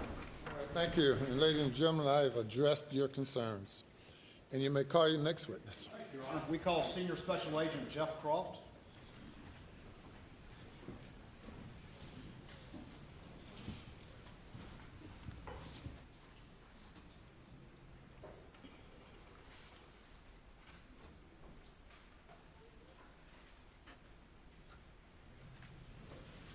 Raise your right hand, left hand on the Bible. Do you affirm the testimony about to give court in this trial shall be the truth, so help you God? Yes, ma'am.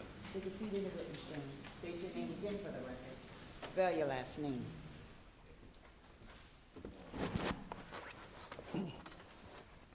Jeff Croft, C-R-O-F-T. Senior Special Agent Croft, how you doing today? Doing well, sir. So your beard's about as gray as mine is, isn't it? Sir? Your beard's about as gray as mine is. Yes, sir. Is that how you get to be a Senior Special Agent? I don't think so.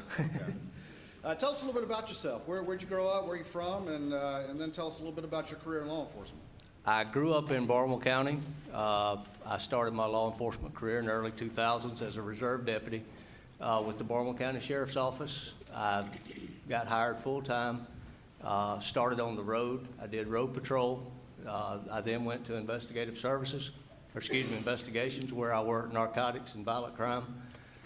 In 2012, I transferred over to SLED, where I worked in the Low Country region in investigative services. I was assigned to this area for investigative purposes, working homicides, violent crime, financial cases, all sorts of stuff. Okay. And how long have you been with SLED? I'm going on 12 years.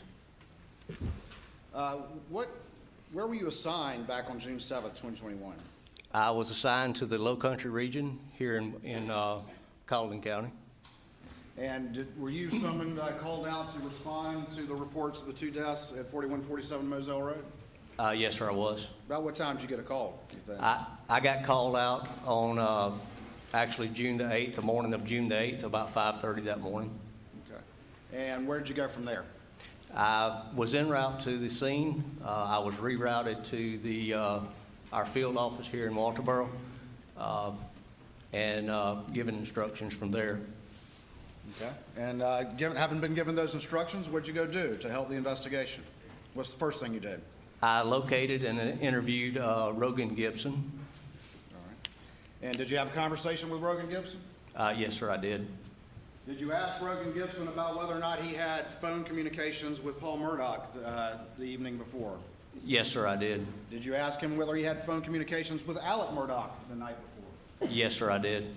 Did you ask him whether or not he had communications with Maggie Murdaugh the night before? Yes, sir, I did. And did you ask to see Rogan's cell phone? Yes, sir, I did. Did he allow you to take screenshots of some of the records on his cell phone? Yes, sir, he did. All right, I'm going to show you very quickly what's been marked as exhibits 165, 166, 167, 168, 169, 170, 171, and 172. And just generally tell me if you recognize those particular exhibits.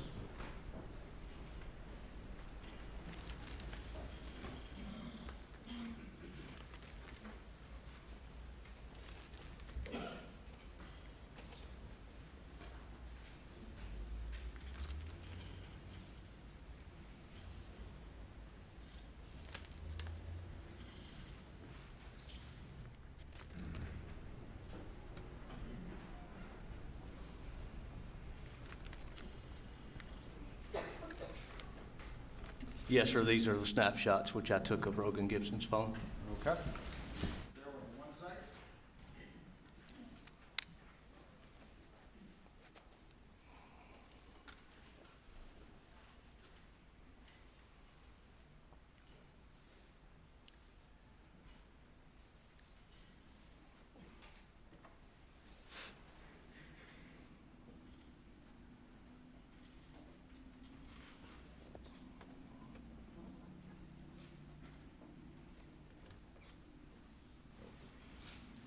Your Honor, this time I will move into evidence exhibits, states exhibits 165 through 172, I believe without objection. They are admitted. All right.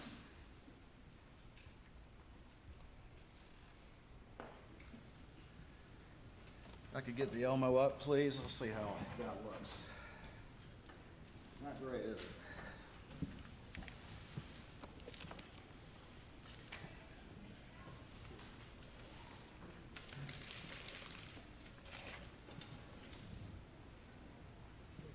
All right, I'm going to put up on the screen States Exhibit 165. And is this one of those images that we were just talking about from Rogan Gibson? Yes, sir, it is. All right, and whose hand is that holding it up? Do you know?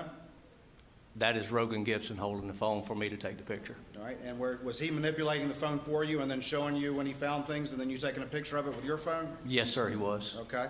And does this reflect a incoming call from Paul at a particular time? Yes, sir, it does. What time does it reflect that call? At 8:40 p.m. All right, and this is going to be on June 7th, 2021? That is correct, sir. And how long does it reflect that call was? Approximately 4 minutes. 4 minutes. All right, let's look at the next one.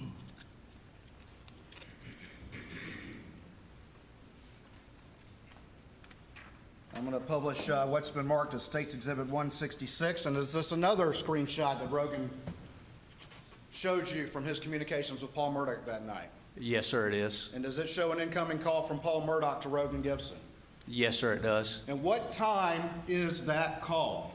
8:44 p.m. 8:44 p.m.? That is correct.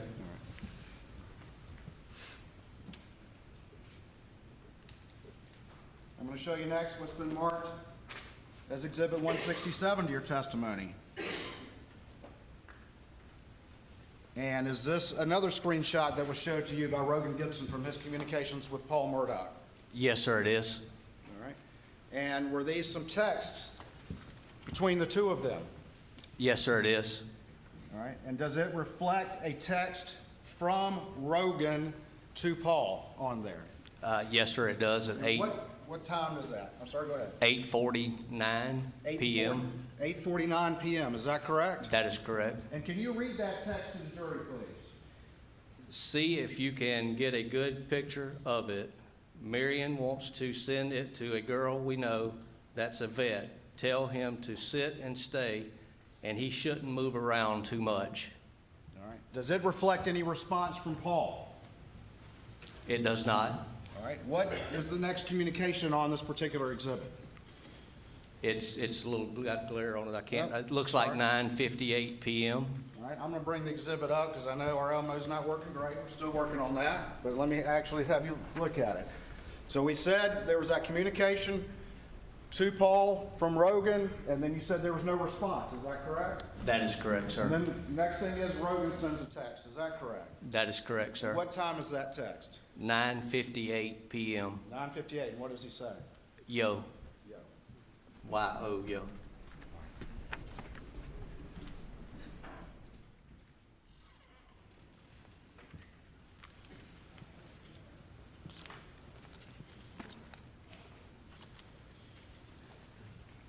I'm going to put up on the screen State's Exhibit 168. Can you see that all right? Yes, sir. All right. And does this reflect a number of outgoing calls from Rogan to Paul, trying to get him to answer? Yes, sir, it does. Can you tell the jury the times, starting at the bottom, that he's trying to call Paul Murdaugh without an answer? At 9:10 p.m., there's a 2-second outgoing call. At 9:29 p.m., there's a 1-second outgoing call. At 9:42 p.m., there's a 1-second outgoing call. And at 9:57 p.m., there's a 4-second outgoing call. All right. I'm going to put up on the screen State's Exhibit 169. And does this also reflect an outgoing call from Rogan to Paul that is unanswered? Yes, sir, it does. And what time was that? 10:08 p.m.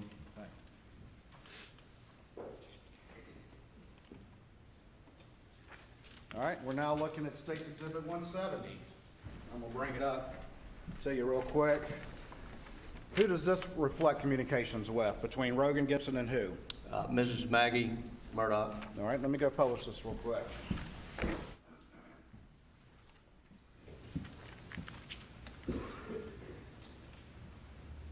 right. So it's from who? Miss Maggie Murdaugh. All right. And Rogan sends her a text, is that correct? Yes, sir, he does. What time does he send that text? 9:34 p.m. And what does he say? Tell Paul to call me.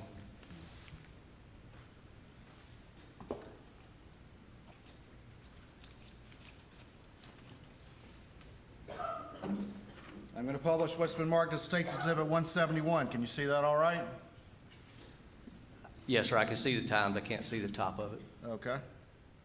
Okay, I can see All right. it. And who are these communications from on Rogan Gibson's phone?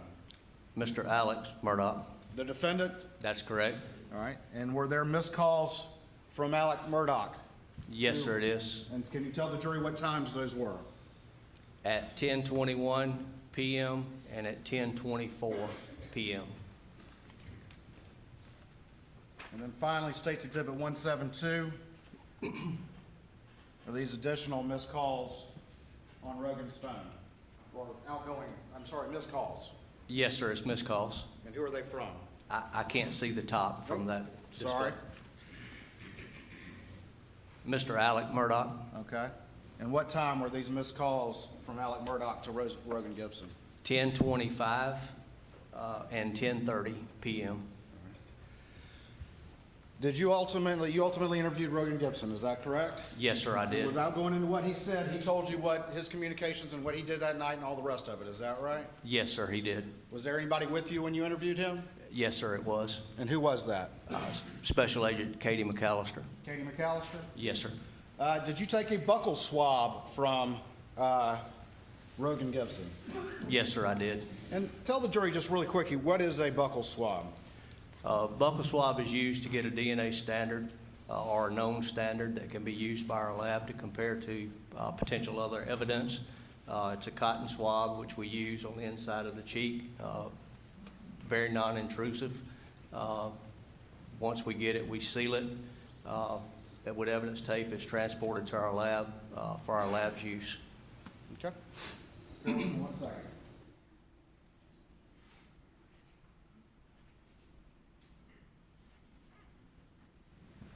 I'm going to show you what's been marked as State's Exhibit 154 and see if you recognize this document.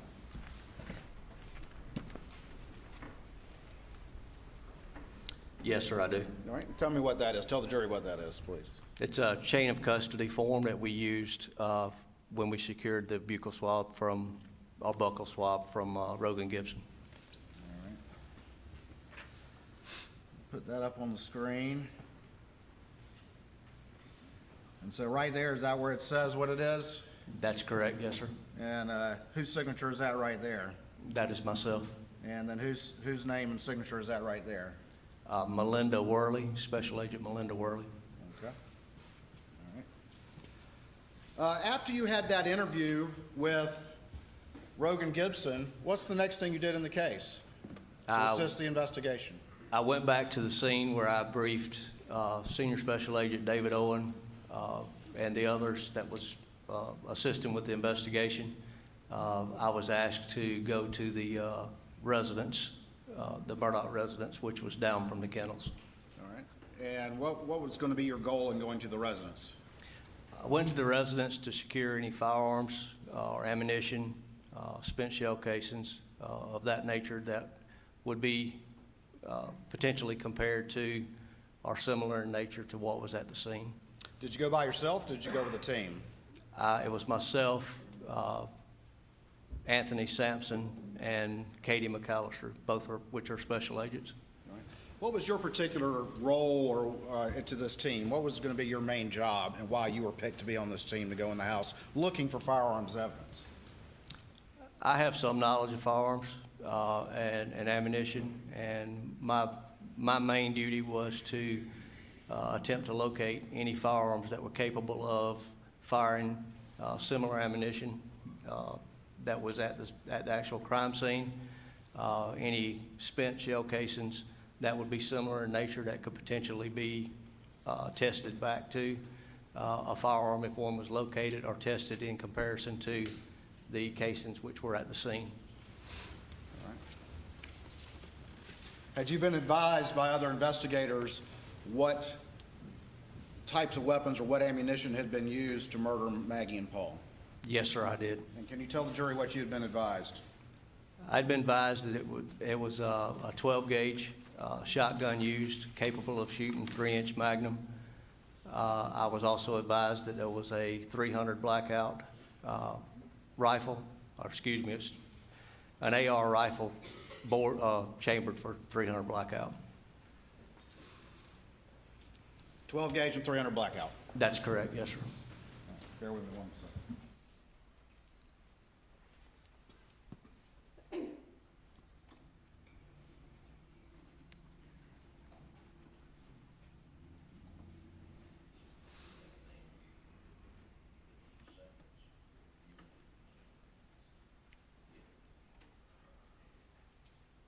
All right.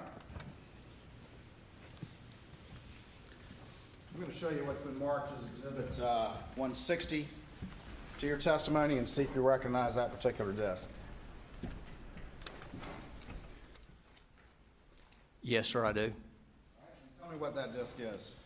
It's a disc of my body-worn camera recording from the day of the house entry.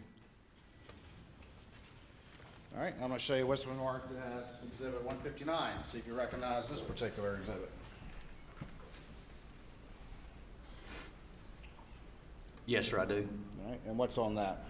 This is, again, a recording of my body-worn camera for the house entrance. All right, and why are there two recordings of body cams? Why do we have two instead of just one? After the initial entrance to the residence and some initial items being secured, I stepped outside to speak to the investigative team, which was up at the kennels, and then I walked back in the house. While I was outside, I noticed some items on the ground that needed to be secured. So I walked back in the house, got Anthony Sampson, Special Agent Anthony Sampson, to accompany me outside to collect those items. And what were those items? I'm going ahead and let's jump ahead. What were those items you ultimately collected out there? It was 300 blackout shell casings, which appeared to be weathered at the bottom of the stoop, entered to the entrance of the what I call the gun room. and in the flower bed on each side. All right, and when you say cases or casings, tell the jury what we're talking about. What is a case or a casing as opposed to the whole cartridge? Can you explain that to the jury, please? Cartridge case is what's ejected from the weapon once it's fired. It houses the powder, the primer, the bullet on the end, which is the projectile which leaves the end of the barrel. It's basically just the housing that holds the firing mechanism in a shell or in a casing. And in a semi-automatic weapon, once the bullet is fired, what happens to the casing? In a semi-automatic weapon, it is ejected. It's ejected. Yes, sir.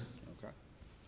And if nobody picks it up, it stays right there on the ground, doesn't it? That is correct. Yes, sir. Your Honor, this time I'd move States Exhibit 159 and 160 into evidence.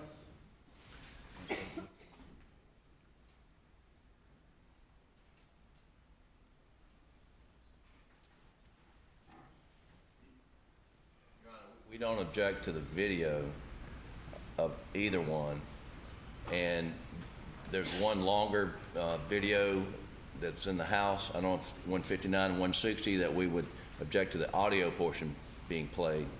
And Your Honor, I have no problem with that. I'm going to play that particular video with the audio down because there is discussion with other witnesses who will testify who were in the House, and so that's acceptable to the state for that particular exhibit. Mr. Griffin? yeah, that's acceptable, All right. as long as there's no hearsay from the witnesses. He said the audio's down, so it's admitted under those conditions. Thank you, Your Honor.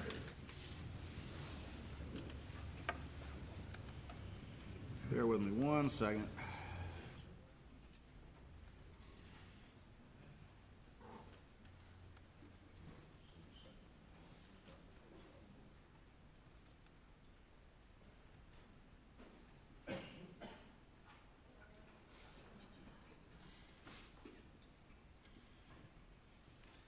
And for the record, 159 is the exhibit. We'll play with the audio down. Thank you. Can I get the input changed, please, to the laptop?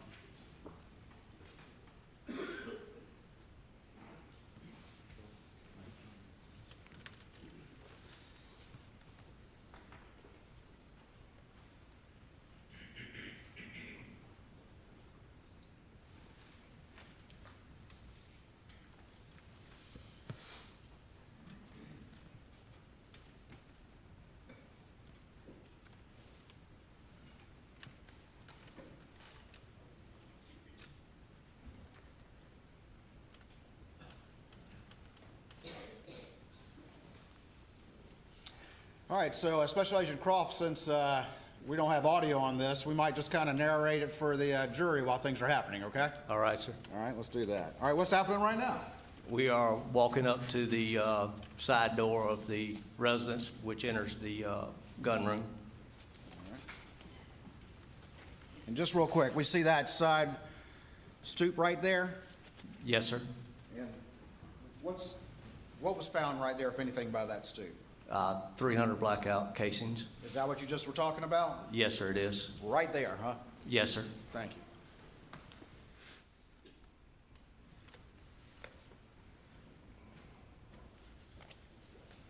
Who is that individual right there, do you know? Attorney Lee Cope, Who's talking to him? Special Agent McAllister. I'm gonna move it forward, going in the house a little bit. Where are we now? We are inside of the residence at 4147 Moselle Road in the gun room. Who are you shaking hands with right now? That would be Attorney Mark Ball, All right, who's getting their hands shook right now? Mr. Attorney Ronnie Crosby. Now, you mentioned Lee Cope and Mark Ball and Ronnie Crosby. Who are those individuals? What, if anything, is their relationship with Alec Murdaugh? They are law partners were law partners with Mr. Alec Murdaugh at PMPED. Do you know what Alec Murdaugh did for a living? He was a trial lawyer, and he also was a prosecutor for the 14th Circuit Solicitor's Office under Solicitor Duffy Stone. And what does a prosecutor do? They try cases for the state. Criminal cases. Criminal cases for the state, yes, sir. All right. That's what he did. That is correct.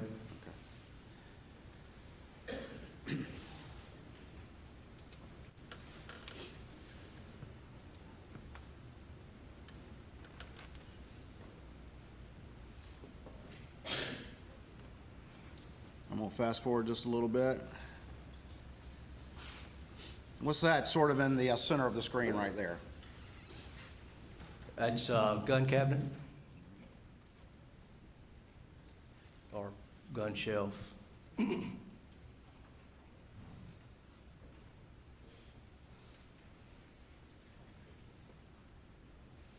What's going on right now?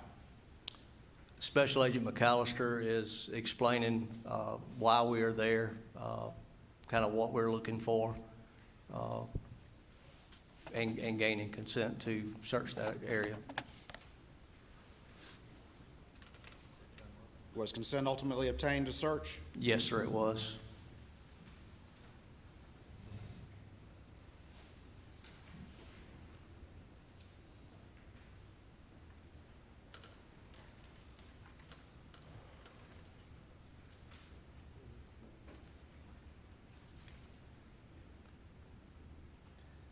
Let me back it up real quick. All right, at this point, are y'all having a conversation with people who were there? I'm not trying to get into the conversation, just were you having a conversation? Yes, sir, we were. All right, and who are the two individuals you're talking to, or three individuals you're talking to right there? Ronnie Crosby on the right, Mark Ball in the center, and Mr. Lee Cope on the left-hand side. Agent McAllister standing with her back turned. At some point, did Mark Ball point to anything? Yes, sir, he did. And what did he point to? A 300 blackout rifle, which was sitting in the gun wall.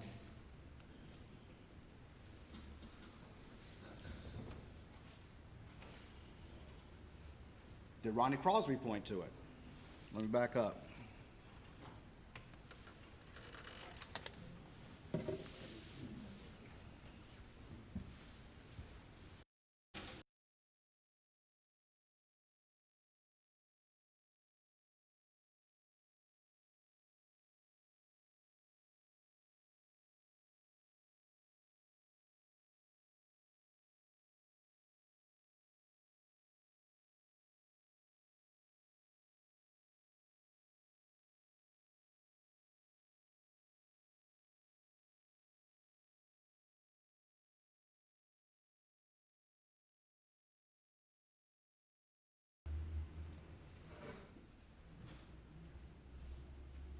All right.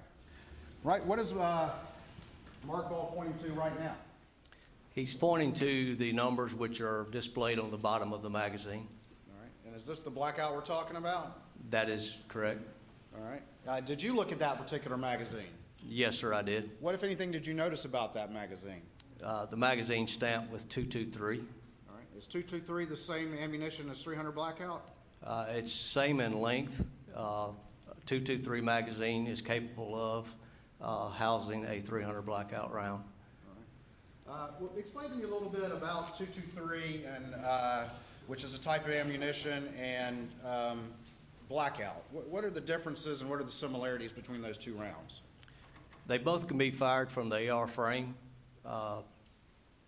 It's the 300 blackout is actually approximately a 30 millimeter projectile, a little bit larger bullet than the 223.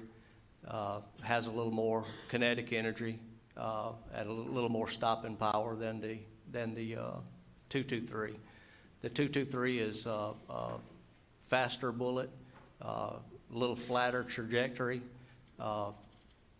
It does not have the stopping power that the 300 has. But because the 300 is a larger bullet, and trying to use it in an AR frame, it's neck down, so you don't have quite as much speed coming out or velocity coming out of the barrel than you would with a 223. What is it you just said, though? A 300 blackout has more of? Stopping power than the 223. And stopping power, what does that mean? What is stopping power? It has more impact than the 223 round would have. Impact. Okay. All right.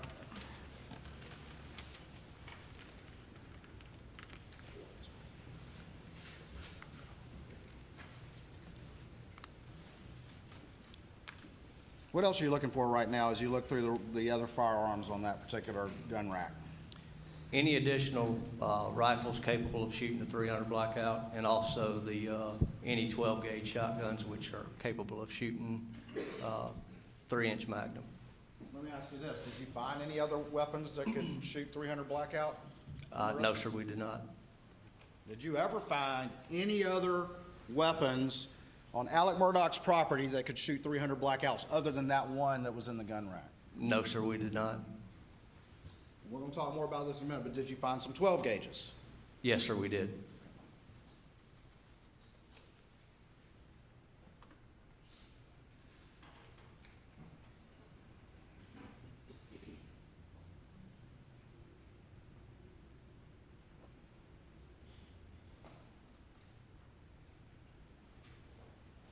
All right, what are we looking at right here?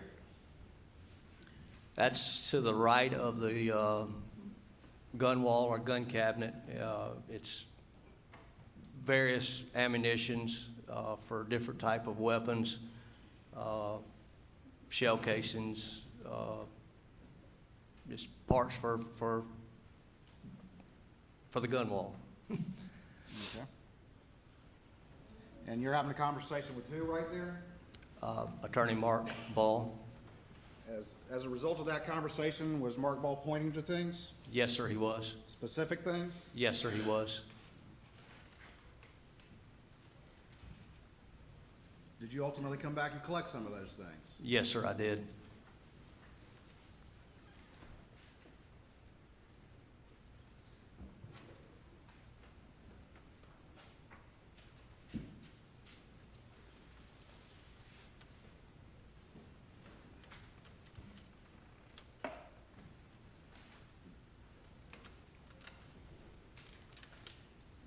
I'm going to fast forward to about 7 minutes and 30 seconds. Keep this thing moving.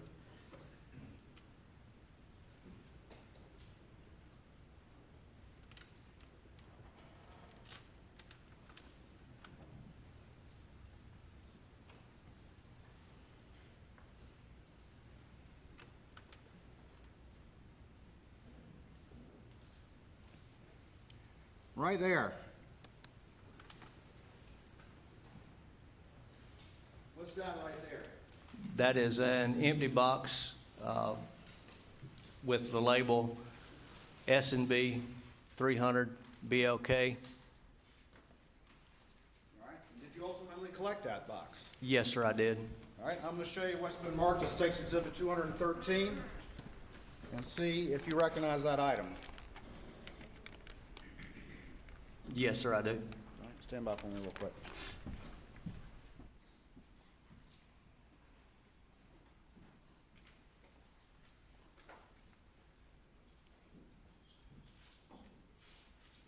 All right, Your Honor, at this time we move State's Exhibit 213 into evidence, I believe without objection. No objection. Okay. I'm going to show it to you again, and I'm going to put it up on the screen. Does that box reflect the grain weight of the bullets of that ammunition that were inside of it? Yes, sir, it does. And what is that? 147 grains. All right, and tell the jury, what is 147 grains, or just grains in general, when it comes to a bullet, what does that mean? It's the weight of the projectile. And it's possible to have certain ammunition of the same caliber, but it has different weights, is that correct? That is correct, yes, sir. All right, and this blackout is 147 grains, correct? That is correct, yes, sir.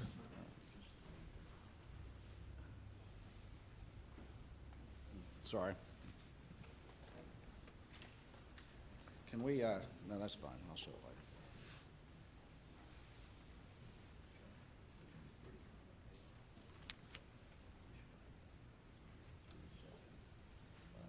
Let's go ahead and do that. Can we switch the input just real quick? I'm going to switch it right back. I just want to show this to the jury, please. All right. Everybody can see that? Maybe if I do it, get it this way. All right.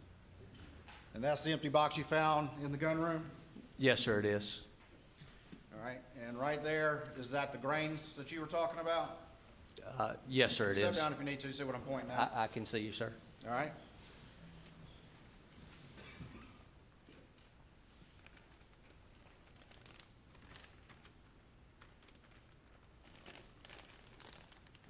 you read that right there? I can't see.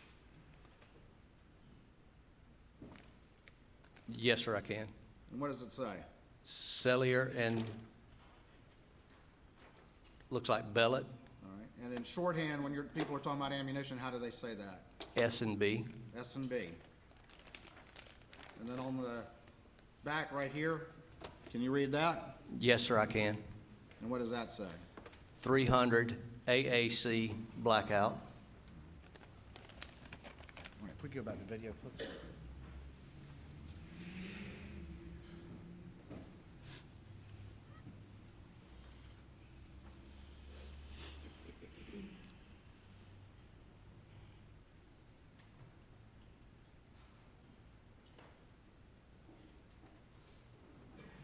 For the record, I'm fast forwarding it a little bit, just to keep us going.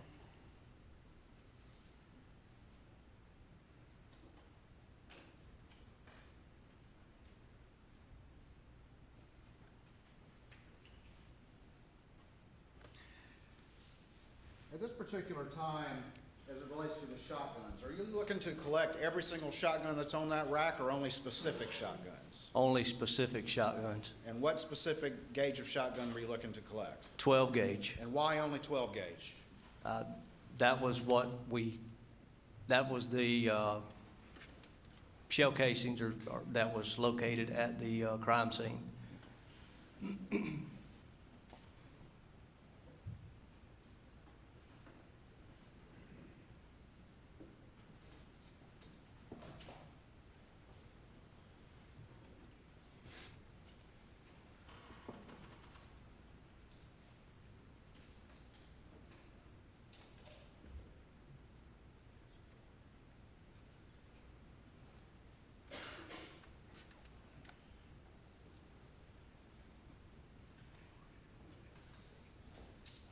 Who's that individual standing in the center of the screen? That would be Mr. John Marvin Murdaugh.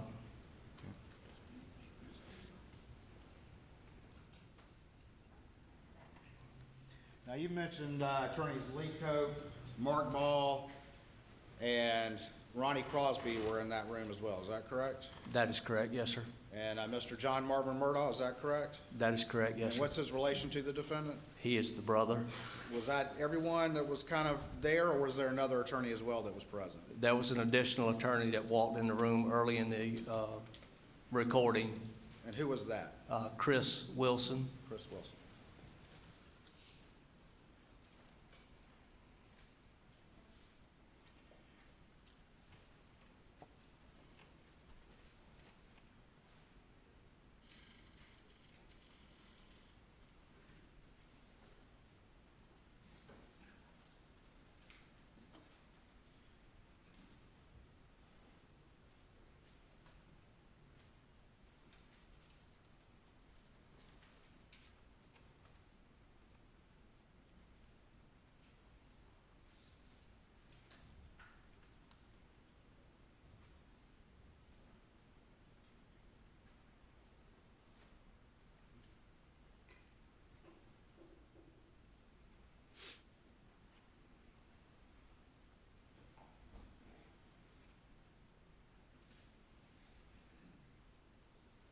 Generally, what are you doing right here? Just getting an overall of where things were at when we went into the room before anything was actually moved.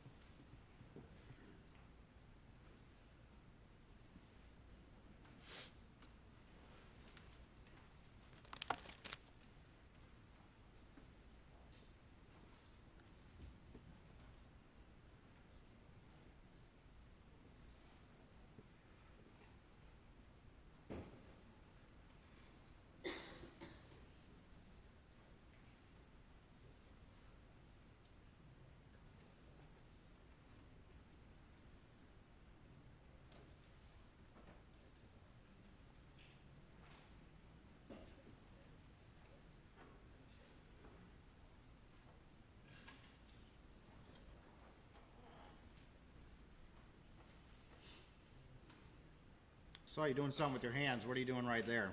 I'm putting latex gloves on my hands. And what is it you're about to do? I'm going to start collecting or securing those firearms. Okay.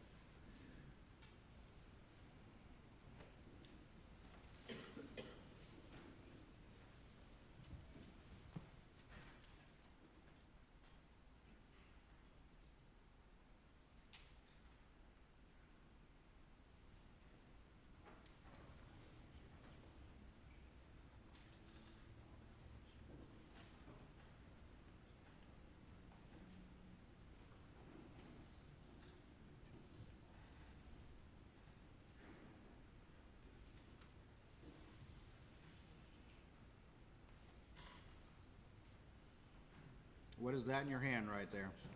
That is a 300, or an AR-15 chambered to 300 blackout.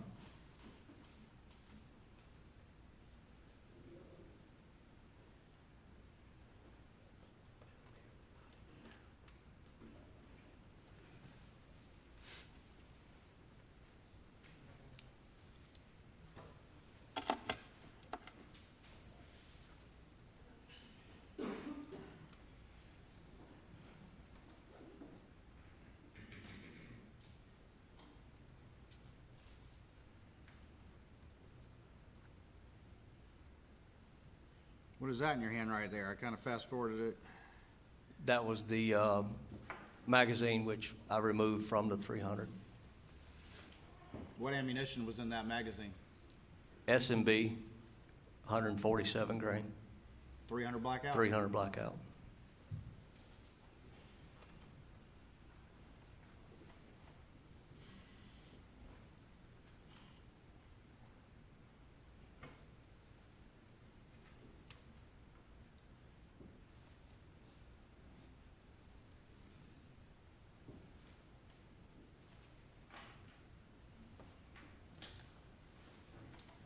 Let me see another item 33, please.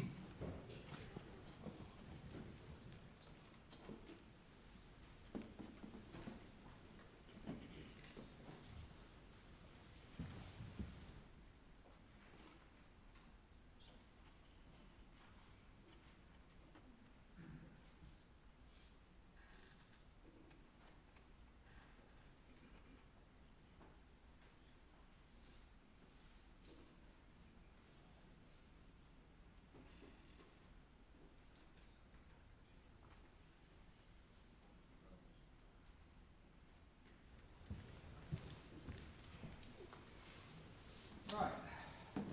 I called it item 33 because that's the sled item, but actually it's been marked as State's Exhibit 88. I'm going to have you take a look at that and see if you recognize that. Go ahead and pull it out. Just make sure not to point it at the jury. And if you could also make sure that it is not in a firing state, please, sir. It is safe. All right. And what is that item right there? This is the 300 blackout rifle which I secured from the gun wall. All right. Let me see it. Your Honor, at this time, we would move State's Exhibit 84 into evidence. Your Honor, I object on relevancy grounds. There's no evidence that this gun was the gun. I mean, it's just not relevant. It was found in the house. Objection is overruled. Thank you, Your Honor. Hold on that gun for me, please, Special Agent Croft. Let's see what else is in this box.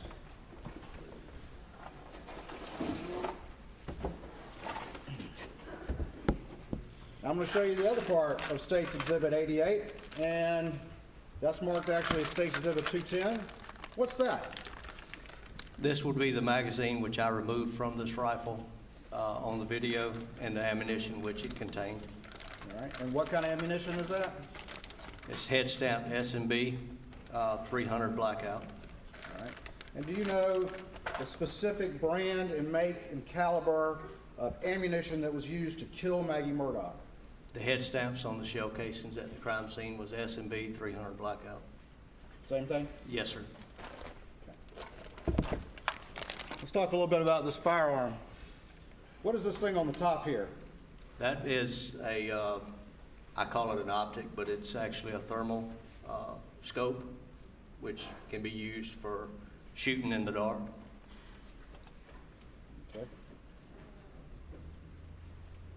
And this particular weapon, is this a semi-automatic weapon? Yes, sir, it is. And what does that mean? Can you tell the jury what that means? Each press of the trigger, it will fire and eject the spent cartridge. And where are the cartridges going to eject when this weapon is fired? It would eject from the right-hand side, right here, All right. So if it's being fired, they're coming out this way, is that correct? to the right and generally back.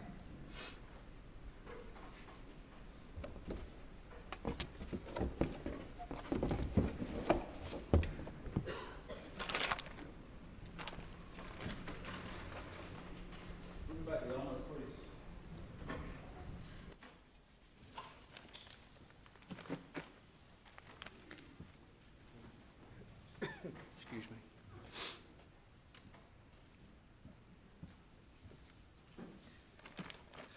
All right, these are the rounds you're talking about right here?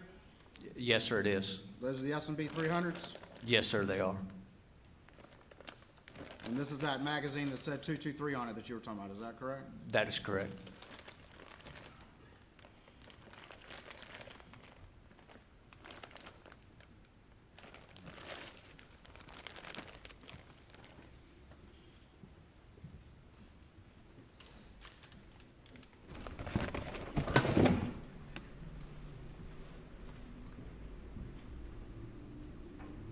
Can we turn to the video, please, ma'am?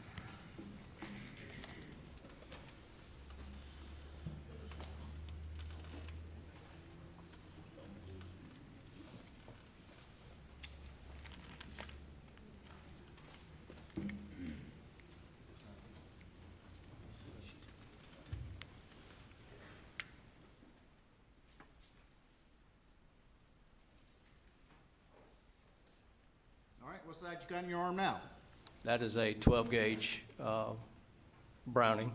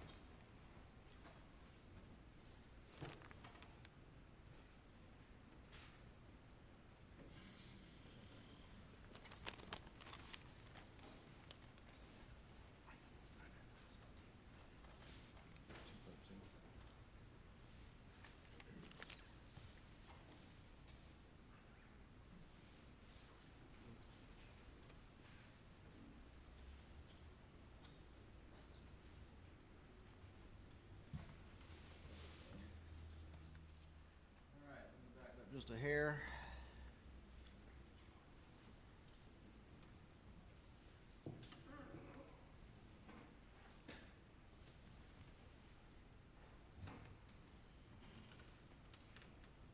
All right, and so that's the Browning you collected, is that correct? Yes, sir, it is.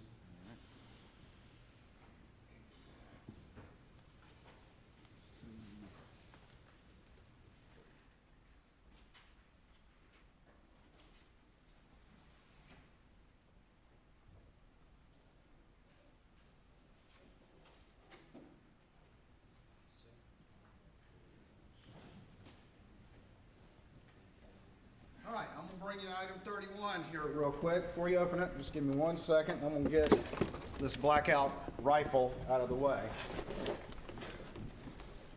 That's gonna block you.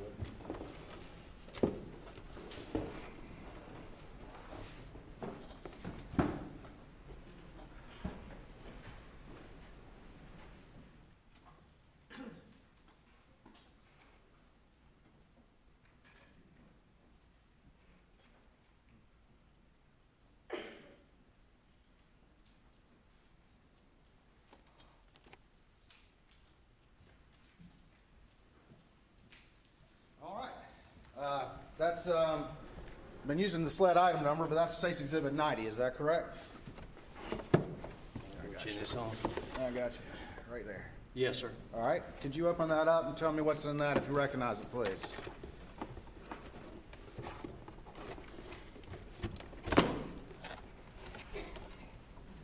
That would be the Browning, which I secured from the gun room. All right, can you, is it in an unfired condition? Can you show that to the jury, please? It's in a safe condition, breech open, All right, and this is chambered in what gauge? 12 gauge. All right, Your Honor, at this time, we would move State's Exhibit 80 into evidence. Relevancy, unless they have evidence tying it to the murders, I mean, there are a lot of guns that were seized, Your Honor. Objections overruled. Thank you, Your Honor. My apologies.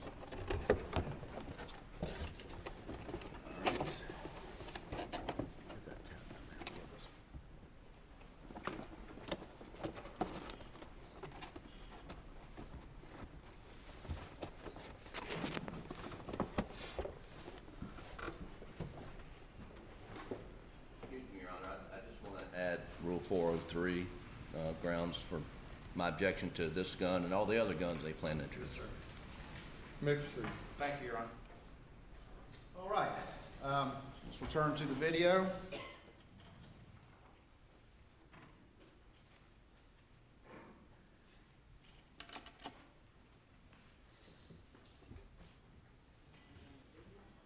Yeah, video, we're good.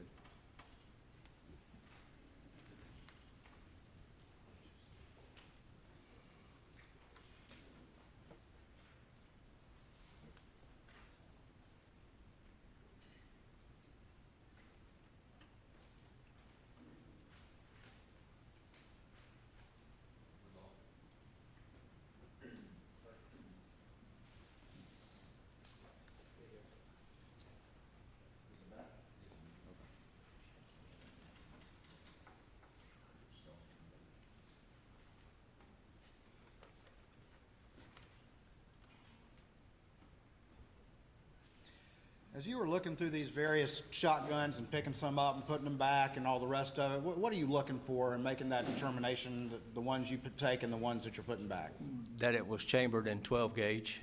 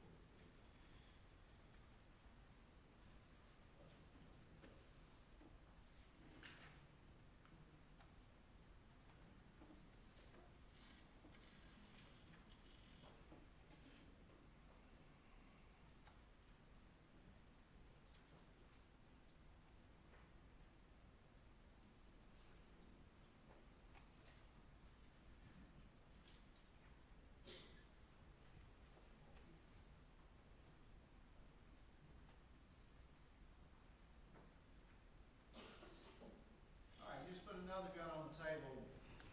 Do you recognize that particular gun? Yes, sir, I do. All right. And what about the particular condition of that gun did you notice, if anything? That is a 12 gauge pump and the breech is open. Inside of the chamber is a shotgun shell that's ready to be chambered into the, to be fired. And I've paused it at 20 minutes and 17 seconds. What do we see right there? That is a 12 gauge shotgun shell that's ready to be chambered. Once you slide the pump action forward, it would be chambered into the chamber and ready to fire. All right, thank you. And Your Honor, just very quickly for the record, with that Browning shotgun, I believe I referred to it as State's Exhibit 80. It's actually State's Exhibit 90, which I believe was admitted over objection. All right, let's go to 32, please.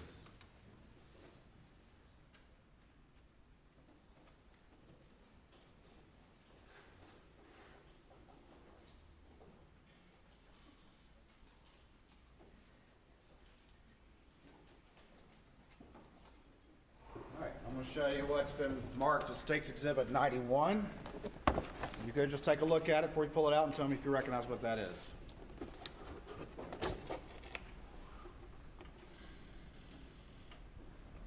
Yes, sir, I do. And what is that?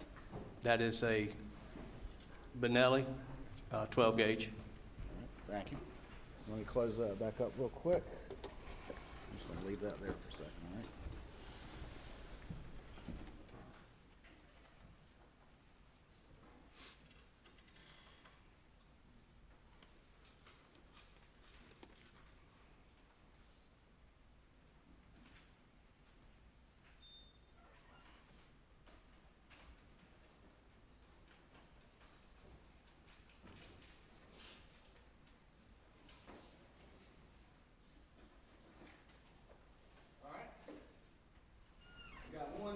yourself, so let's do this one.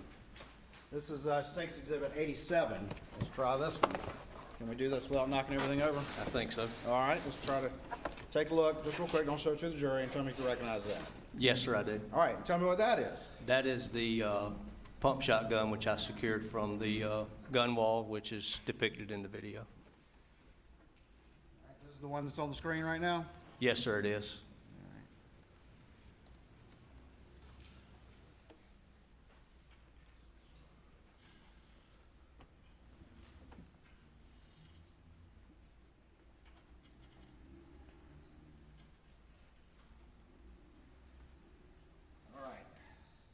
For the record, this is State's Exhibit 89. Let's go ahead and take a look and see if you recognize that.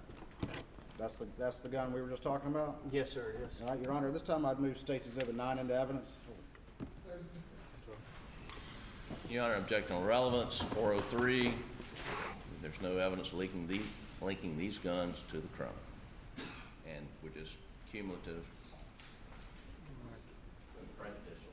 Did you want to respond to the speaking objection? Yes, sir, I do want to respond to the speaking objection. It is very important to show the extensiveness of the investigation that was done, particularly as it goes to firearms, and there were multiple guns that were tested, and there will be an analyst list here later to show how those guns were tested and what the results of those. So admitting these guns into evidence to show the extent of what was tested is very relevant, Your Honor. Thank you, Your Honor. I'm sorry, Your Honor. All right, let's go ahead and show the jury this one if we can, please. Is it not in a fired condition, fireable condition? Breech is open and it's not in fireable condition. All right. And when you first got this particular, or took this weapon off the wall, what was different about its condition that we talked about? It had a round that was here ready to be chambered once the full grip is pushed forward. All right, let me see it just real quick. So is this a semi-automatic type shotgun or a pump shotgun? It's a pump shotgun. All right, and when a shell is fired and the mechanism is used, what happens to the spent shell case? When you bring the forearm back, the shell case is ejected similar to a semi-auto. Okay. And which way would it go out of this particular firearm? It would go to the right. As an example, go to the right? Yes, sir. Okay. Just pointed at a court reporter, sorry. All right, this item was found within that weapon, is that correct?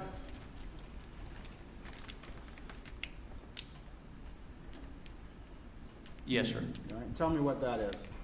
It's a 12 gauge, 3.5 inch shell, 2 1/4, number 7.9. Is that a turkey load? Yes, sir, it is. All right, let's close this box up. Help me out if you would real quick.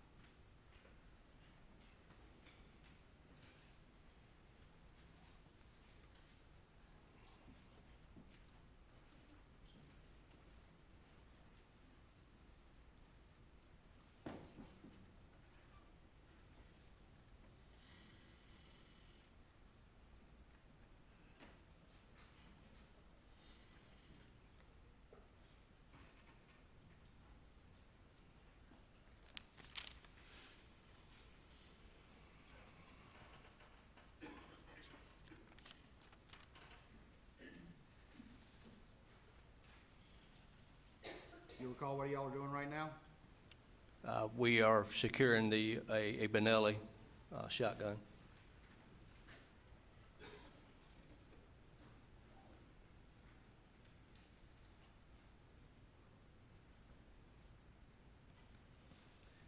All right.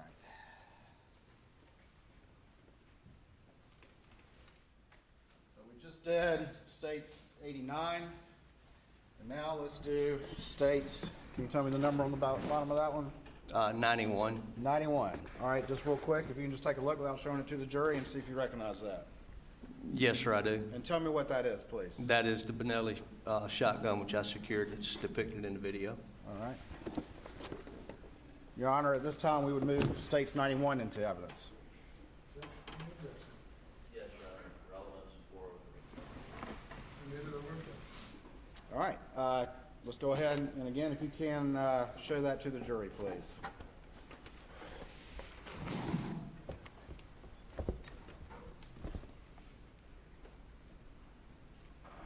All right, thank you very much.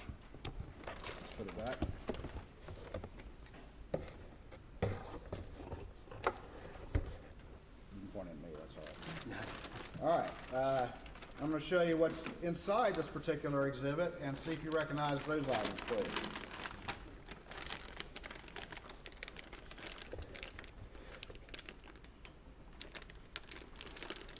Yes, sir. All right, and what are those items? Those are two 12-gauge shells, which were loaded in the Benelli at the time we secured it. What, if anything, can you tell me about the type of shells those are? Head stamp is Winchester 12-gauge, long beard, so 3-inch, number 4. And the head stamp on the red one is a Federal 12-gauge,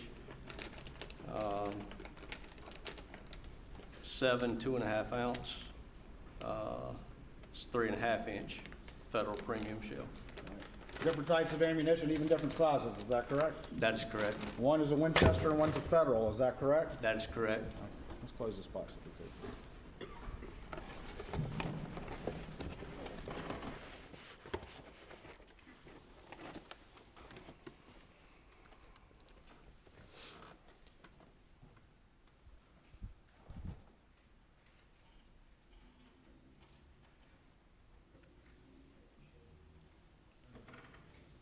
All right, back to the video. We're picking up at 21:58. At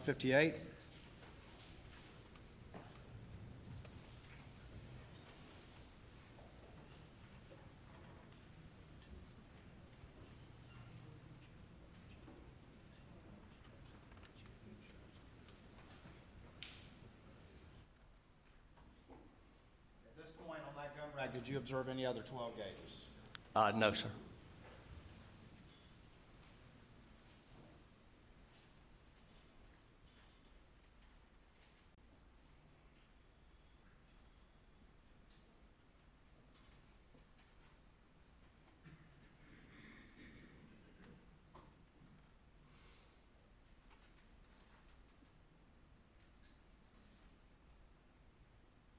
Who are you having a conversation with right there? Attorney Mark Ball.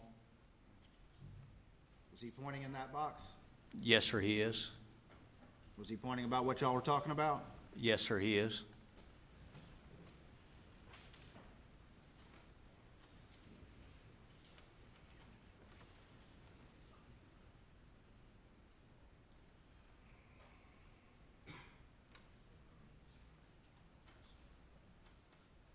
For the record, I'm fast forwarding a little bit.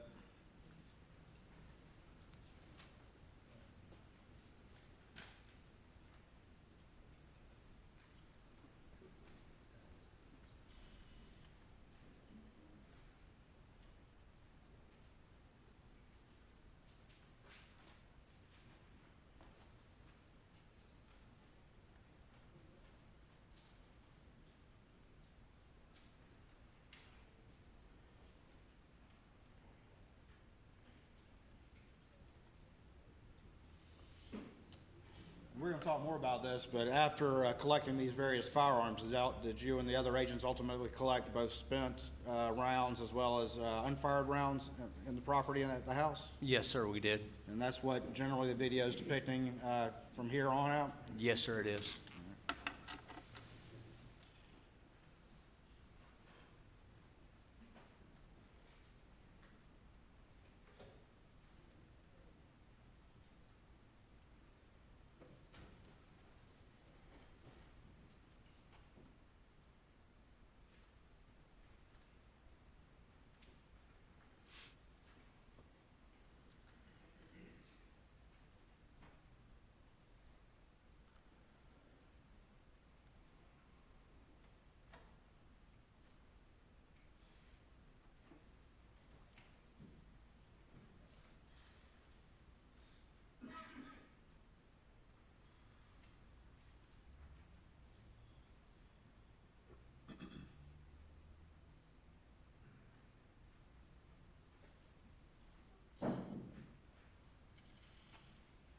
that that empty box we were just talking about earlier? Yes, sir, it is.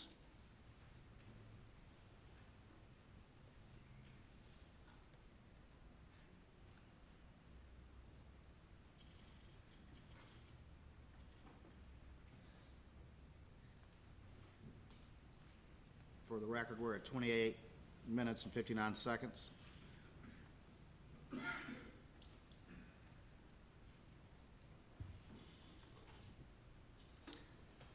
Right up there, the top of the screen on top of those little shelves. Do you know what that is? I don't see where you're talking, sir. Let me back it up. You can step down for me real quick. Back it up one more time. That silvery thing, you know what that is? Right there. I didn't catch a good look at it, sir. It looks like a juice box drink. Okay, juice box drink. All right, keep on going if you would, please.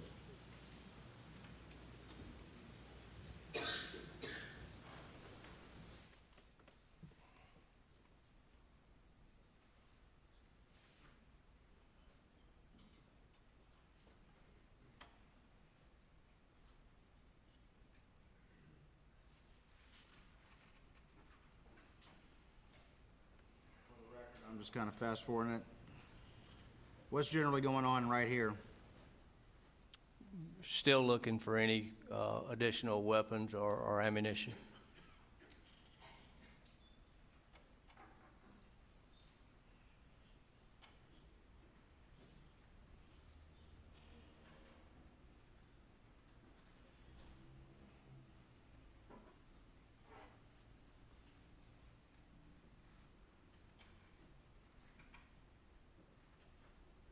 Right there on the image at 3804, who's sitting on the couch?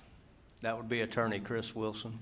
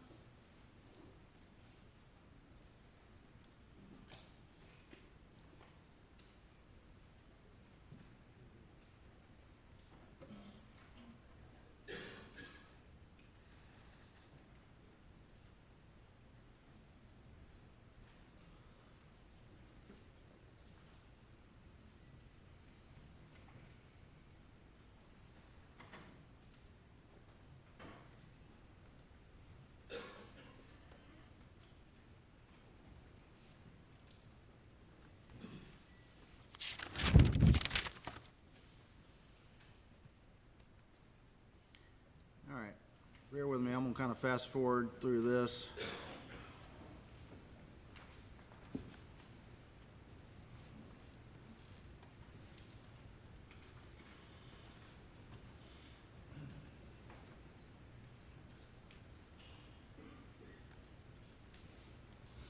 And for the record, I'm at 4708.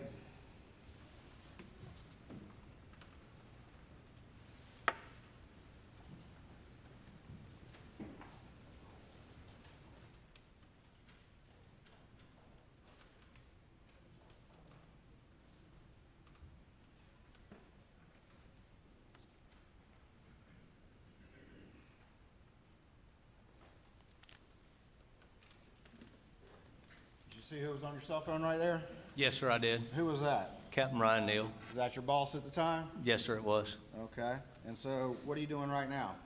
I'm fixing to step outside to talk to him. All right, does your body camera go off at that point? It does. All right, tell me what happens when you go outside. Do you go outside that stoop we showed earlier? Yes, sir, I go out of the side door, same door we entered. All right, and what, if anything, did you observe outside? I observed on the ground, right at the edge of the stoop, what appeared to be a .300 blackout spent shell casing, a paired to be weathered as if it had been there for some time. Okay. And what, if anything, did you decide to do at that point? After talking to Captain Neal, I went back inside. I asked Special Agent Anthony Sampson to step outside with me so that we could secure those shell casings.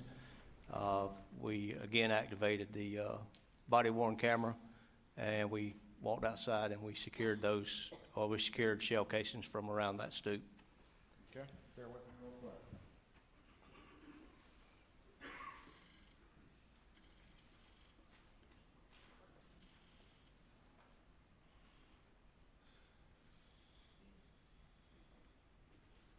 All right, I have what's been marked as State's Exhibit 260 for identification at this time, and why don't you have take a look at that and see if you recognize that. Yes, sir, I do. All right, let me take them back real quick. And what are these? Those are the spent shell casings, which I picked up from around the stoop on the outside of 4147 Moselle Road outside the gun room. All right, and when you say that they were in weather condition, what do you mean by that? The brass is tarnished. They had dirt in them. It just appeared they had been sitting in the weather for a while. And did, if I could have the Alamo back, please.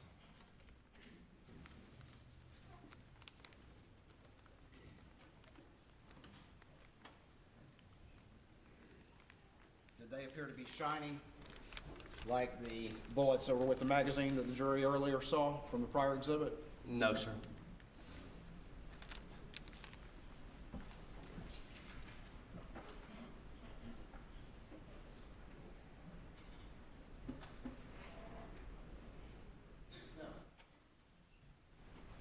All right, I'm just going to put this exhibit without objection, put it up on the screen. It's marked for identification at this time.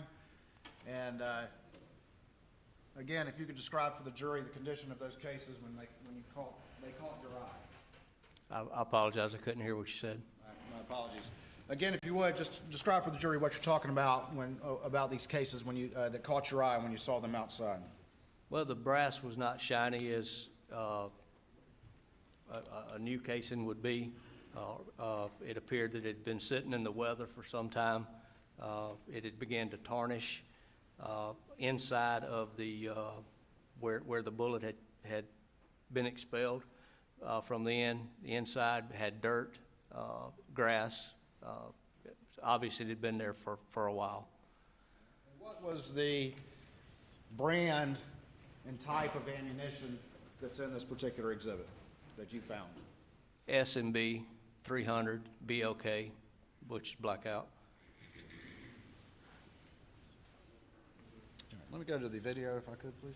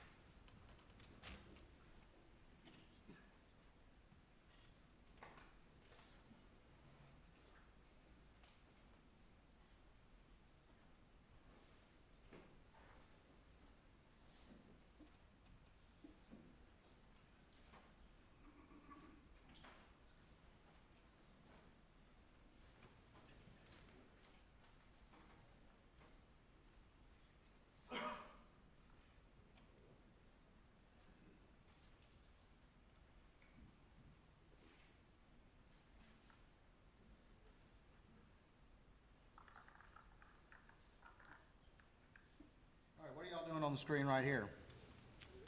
We are locating the 300 shell casings.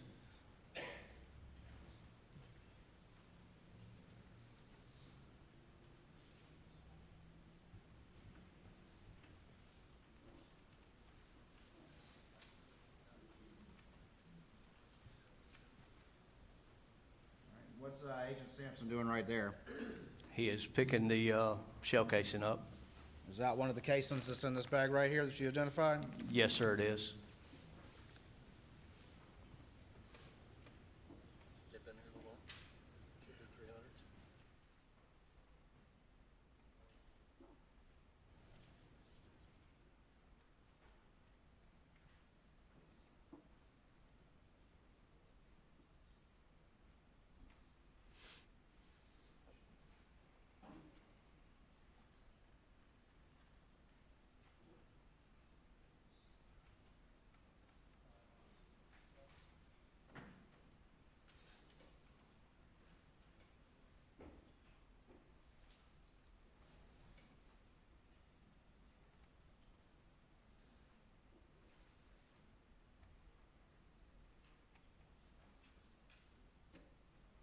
What's that right there? That is another shell casing on the, if you're facing the door, or the stoop door, it'd be on the left-hand side of the stoop. Is that one of the ones that are in this bag, State's Exhibit 260? Yes, sir, it is. And what brand and type? S&B 300 be okay.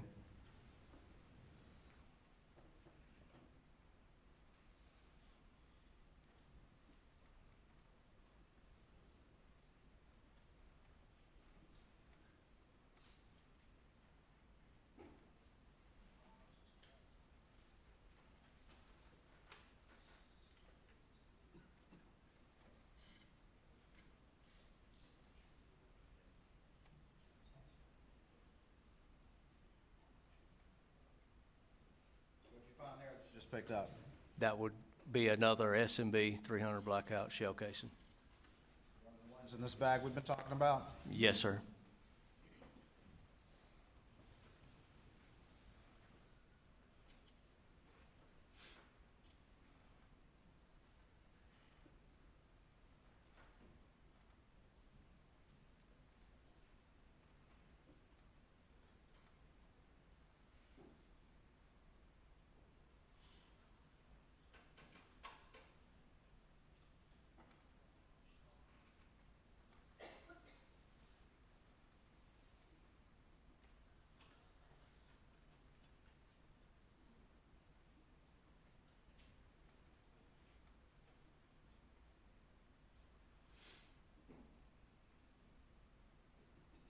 We're at 301, I'll fast forward just a little bit.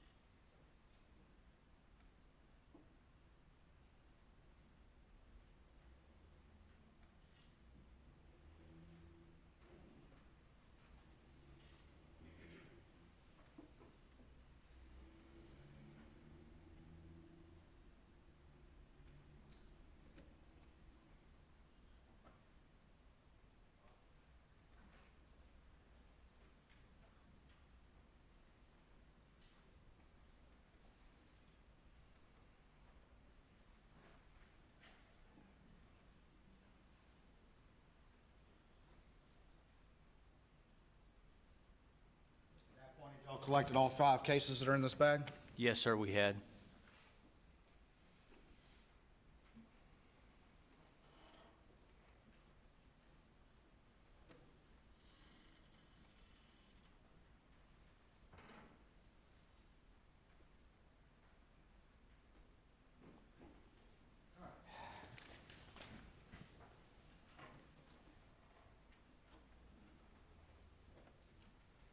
Did you go to any other locations that day? What day is this right now, with those videos you just watched?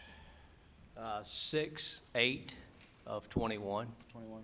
On June 8th of 2021, the day after the murders, did you go to any other location in the property to search, to your recollection? I don't think it was that day, no, sir. Okay. Did you ultimately go and search a shed at the property? Oh, yes, sir. Okay. And what specifically did y'all search at the shed? The trash that had been taken away from the house. Okay. And I'm going to show you what's been marked as State's Exhibit 161 to your testimony, and see if you recognize that exhibit.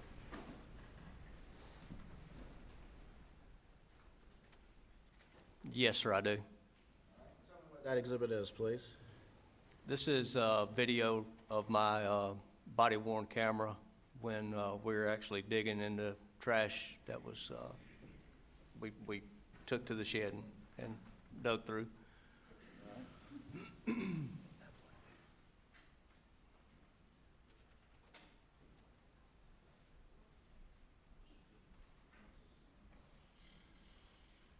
Your Honor, this time I would offer State's Exhibit 161 into evidence, I believe without objection.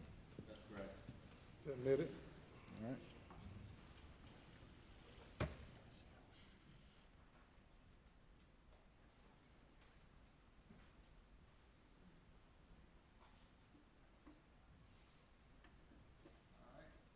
This time, I'm going to publish Exhibit 161.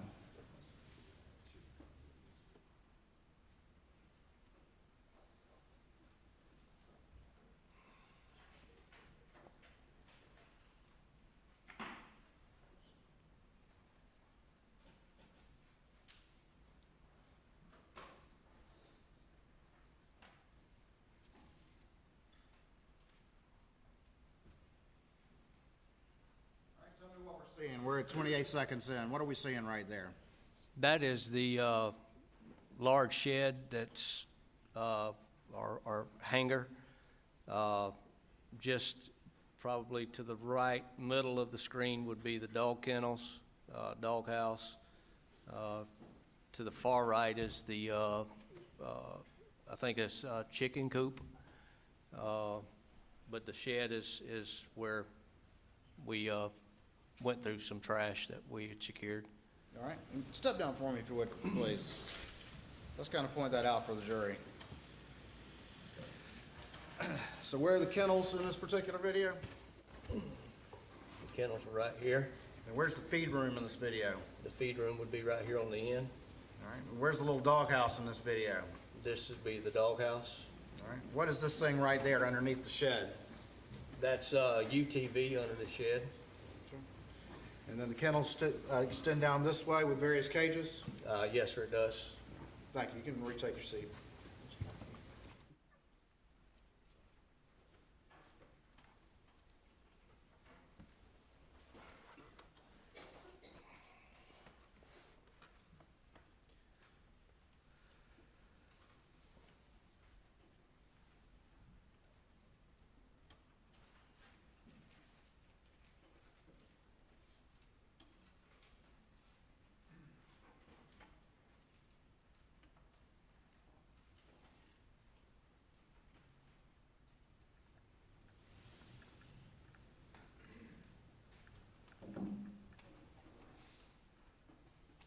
What are y'all about to do right here? We're about to dig in trash. Digging trash? Yes, sir. Is that a fun job? It's not, but it has to be done.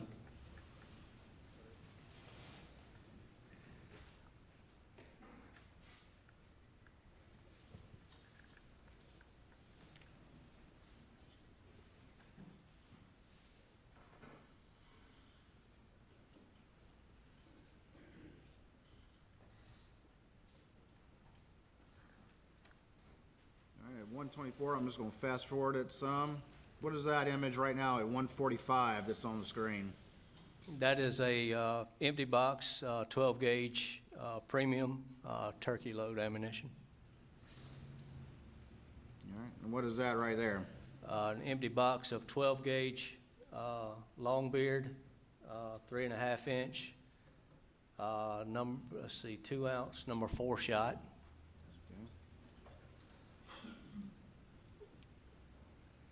And what is that right there? That is a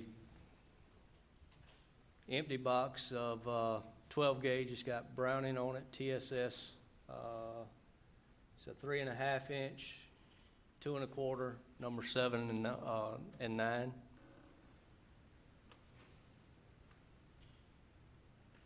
right, for the record, I'm fast forwarding then.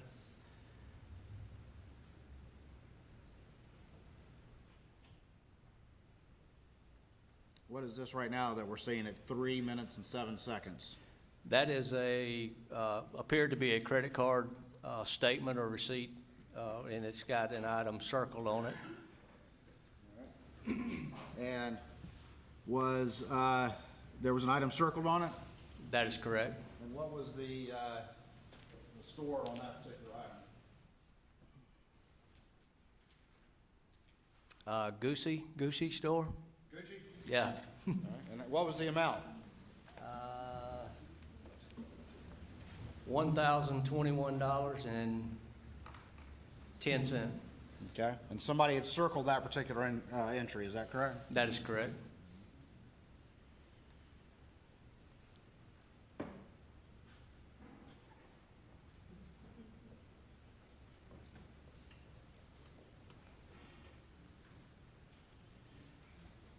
For the record, I'm just fast forwarding through, y'all searching through the trash, is that right? Yes, sir, we are. Did you find anything else of note in that trash? No, sir, we did not.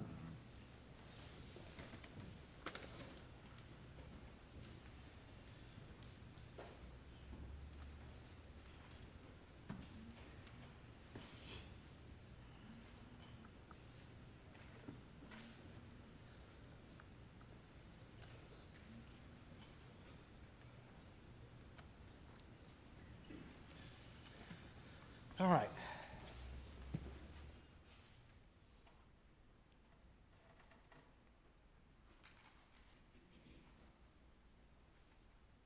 Force indulgence, one moment.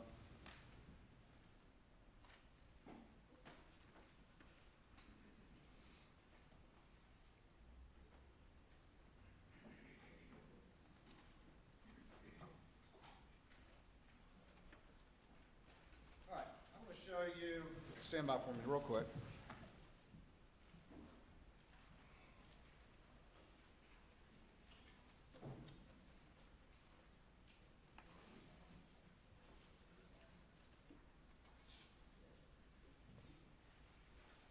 All right, I'll show you what's been marked as, stand by.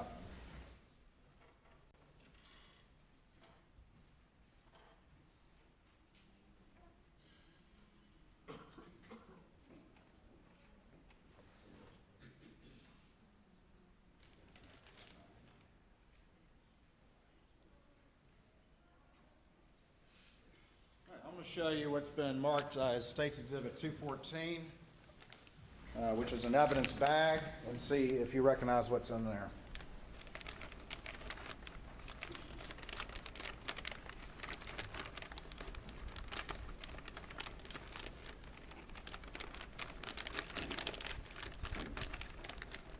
Yes, sir, I do. All right, tell me what's in that bag. These are the shell boxes which I described on the video, or observed on the video, and it's the receipt, credit card receipt, which was torn, that we collected from the trash. All right, the one with the circle thing with Gucci on it? Yes, sir. Your Honor, at this time I'd move State's Exhibit 214 into evidence, I believe without objection. Did it?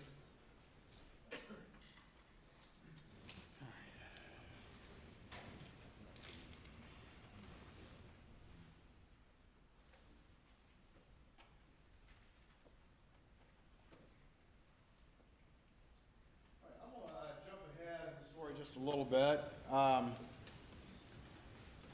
Did you ultimately return out to the scene to do an additional search, or out to the property as a whole to do an additional search? Yes, sir, I did. All right, and you remember what date that was? Roughly? I think it was the 13th. Okay. And what were you looking for on that particular search? Again, looking for any firearms, shells, shell casings that would, could be tested for a potential weapon to use during a crime. All right. And do you remember who were some of the other agents that were out there, or what else was going on at that time? I think Agent McAllister was there. If I'm not mistaken, Mindy may have been there. There was a number of agents there. Okay. I'm going to show you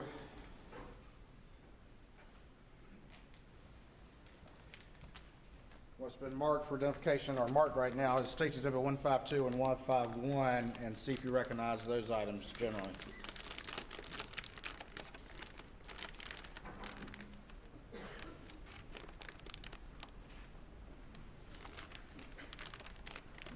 Yes, sir, I do. All right. And can you tell the jury just generally what those items are?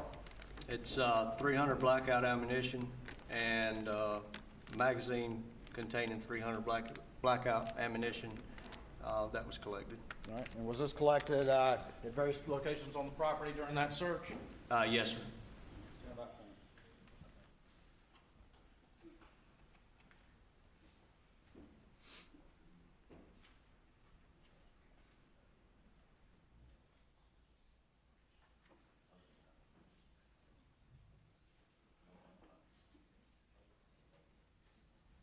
Your Honor, at this time, I'd offer States Exhibit 152 and 151 into evidence, I believe without objection. No objection. Submitted without objection. How much more time do you have with this witness on direct? There's still a fair amount to cover, Your Honor. All right, ladies and gentlemen, we're going to break, talking only to the jury. Everyone else remain seated. We will reconvene at, in an hour and 20 minutes, an hour and 20 minutes. Please go to the jury room.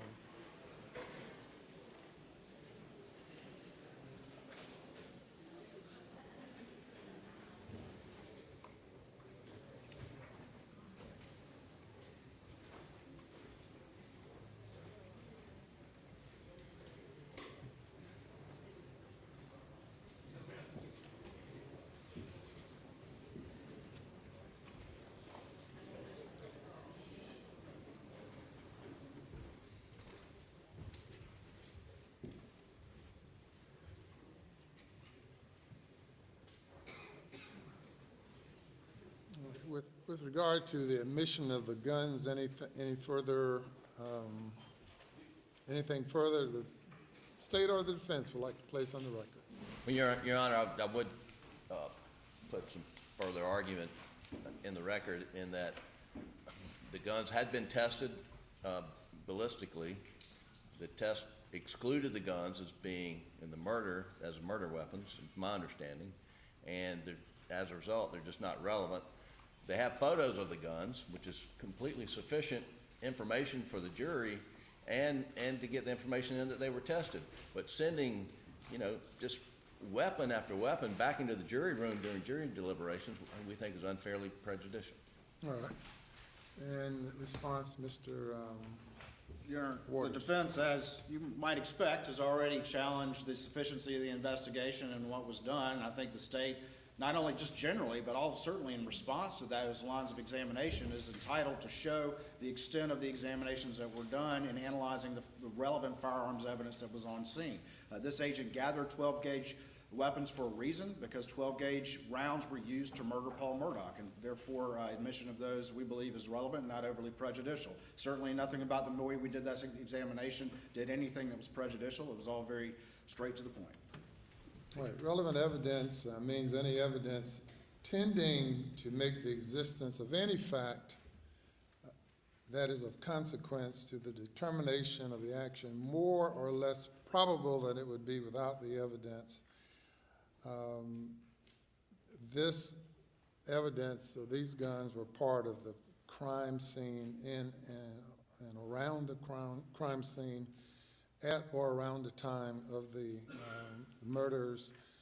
Issues have been raised regarding multiple guns, multiple shooters, multiple spent rounds, and the court, in its discretion, have admitted the evidence as being relevant, and there's no dispute that the defendant had multiple guns in and around his place, and I find that it's relevant and more probative than prejudicial, and that's the basis for the court's order with regard to admitting that evidence.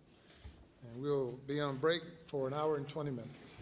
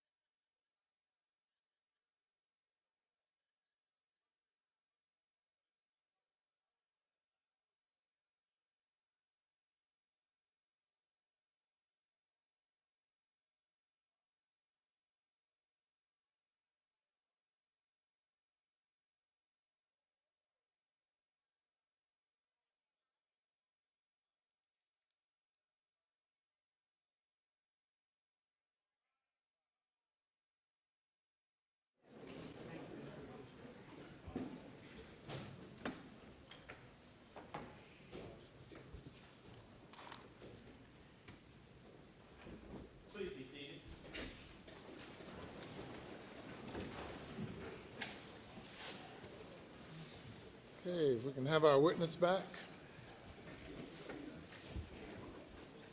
You may bring the jury.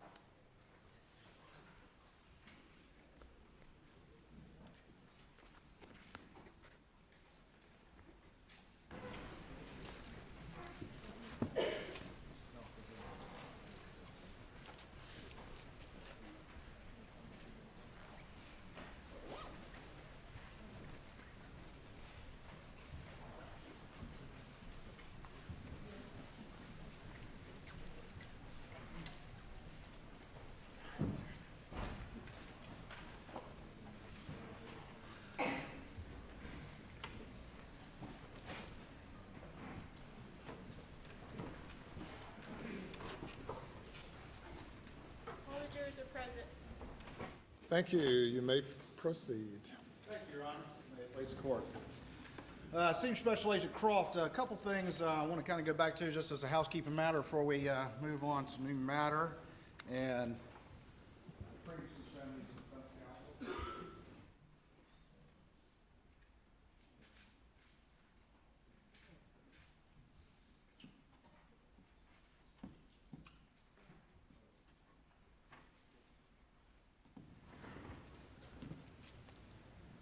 All right, so we'll show you some images.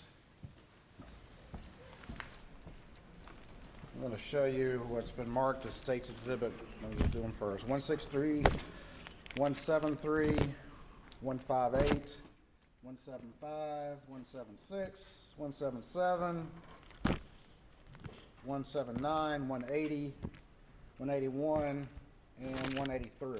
And just have you generally flip through those and see if you recognize those images.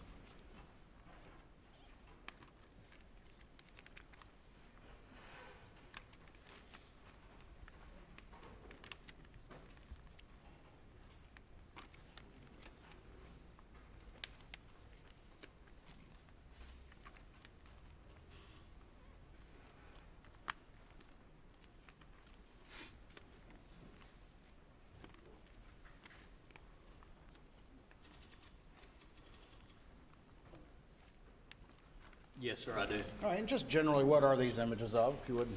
Those are still images taken from my body-worn camera the day of the 8th. So these are still images from the body-worn cameras that the jury saw prior to lunch? That is correct. All right, Your Honor, this time the state would move in states 163, 173, 158, 175, 176, 177, 179, 180, 181, and 183, I believe, without objection. No objection. Admit it. All right, let's go through these real quick if we could, if I could get the input to the LMO. Looks like it is on the LMO. All right. We got this fancy hood up here. See if that'll do better for us. All right, can you tell me what this image is of, please? And this, for the record, my apologies, would be States 163. That is a picture of the pool table in the gun room that with the 300 AR-15 300 blackout sitting on the pool table, which I collected out of the gun rack. All right, and that person right there, who is that? That is Mark Bull. All right, I'm going to show the jury now 173. And tell me what this image is, please. That is that AR-15 rifle 300 blackout sitting in the gun wall before it was pulled from the gun wall, placed on the table. All right. Still image 158. Can you tell me what that is, please? That is what I was describing as the side door which enters to the gun room without going through the main part of the house. The stoop and out in front of that is where items were collected. And what items are you talking about? The 5 300 spent shell casings were collected out in front of the stoop. All right. Going to go now to Exhibit 175, and what is that image? That is the same side door, just a different angle, same stoop. 176, tell me what that is, please. That is the brick landing at the bottom of the stoop, and just in the center, down low, close to the bottom, you can see a 300, spent 300 blackout casing. What am I pointing out with my finger right now? That is the spent 300 blackout casing. All right, go to exhibit number 177. Tell me what this still image from your body cam reflects. That is my hand, and I have picked up a spent 300 blackout casing from the side of the stoop. All right, 179. Those are the three 300 blackout casings which were collected at the in front of the stoop. All right, and now 180.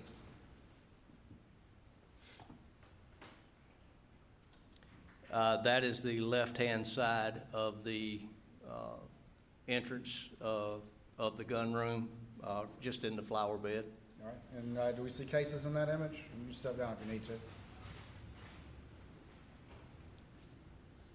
I know your screen's pretty small. If you need to step down, that's fine.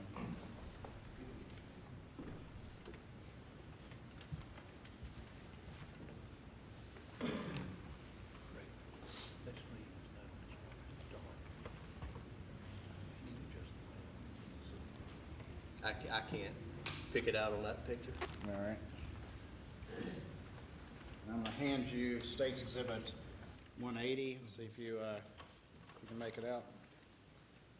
Yes, sir. It will be at the bottom of the picture, about in the center. All right. Let me have you come around, or you can do it. I'm going to put it back up. You can do it screen for the jury, please.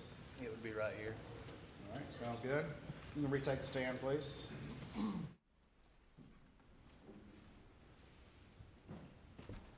right. Moving on to 181. Tell the jury what this still image reflects, please. That is three of the 300 blackout spent casings that was collected at the base of at the front of the stoop. All right. And then finally, jumping the gun, we have 183. Tell me what that reflects. That would be to the, I believe, the right-hand side of the stoop, and just at the end of my hand, I'm fixing to pick up a spent 300 blackout casing.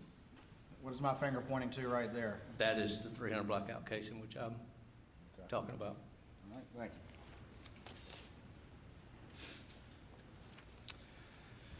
Right before lunch, there was admitted into evidence states 152 and 151, and you got your readers with you? I do, yes, sir. Can you remind us where those items were collected, please? The ammo was collected from the shelving in the gun room, 300 blackout ammo, on 9/13 of 21, and the 300 blackout the 243 magazine with 300 blackout ammo in it was collected from a black Ford F-150 that was located on the property. And you got a knife on you? I do, yes, sir. You mind opening that exhibit for us? And let's take a look at those items, please.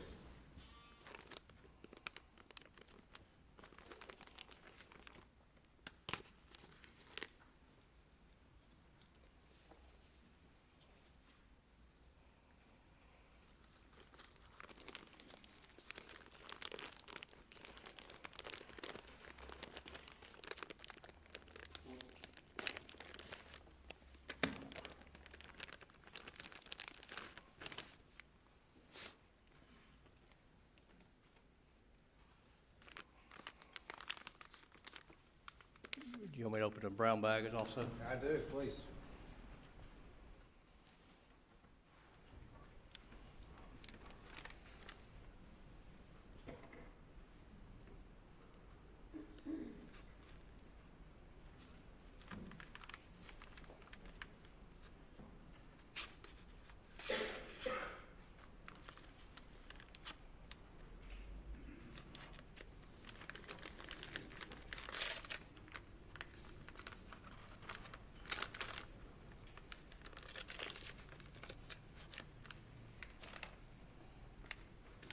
go ahead and mess with that one first, if we could. Can you remove the item from its packaging, please?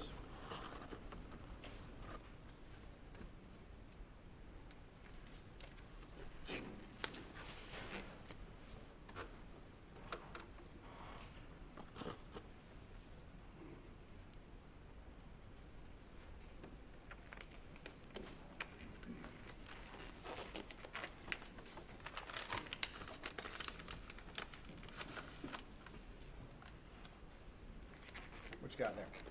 It's a magazine which fits the AR style rifle that is loaded with 300 blackout ammunition. All right, and can you see what brand that is on there? On the rounds that you can see?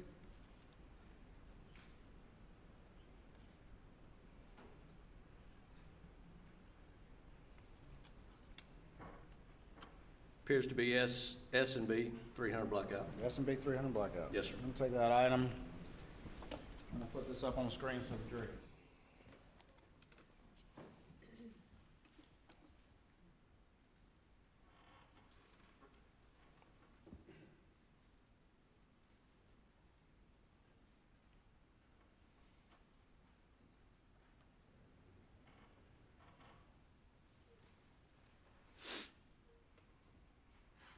All right, go ahead and open the other one for me, if you would, please.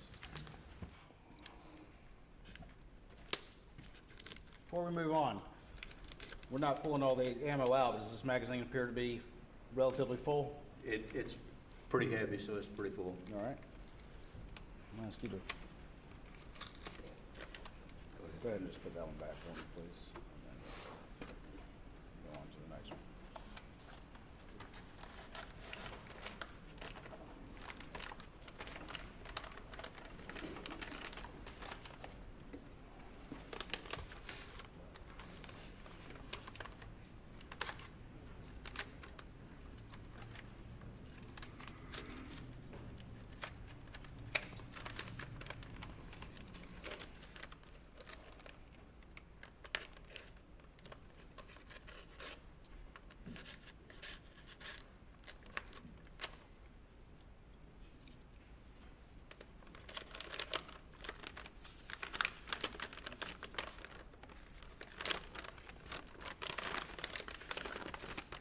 Cut the bottom of the bag.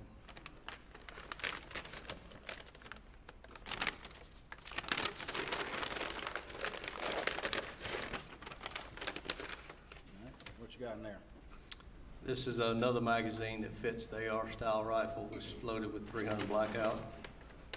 Can you tell the particular brand of that 300 blackout? It's head stamped S&B 300 blackout. All right. Let me go put that up on the screen for the jury.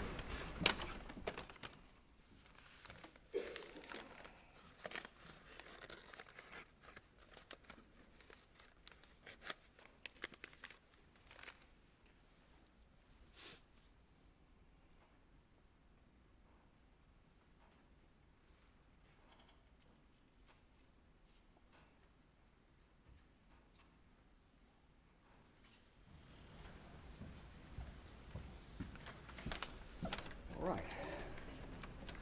Just real quick before you put it back, we're not taking all the bullets out or cartridges out, does that appear to be fairly well loaded? It's got some weight to it. It feels like it's fairly loaded. All right, if you can return that to its bag, please. And then put those back in the plastic items.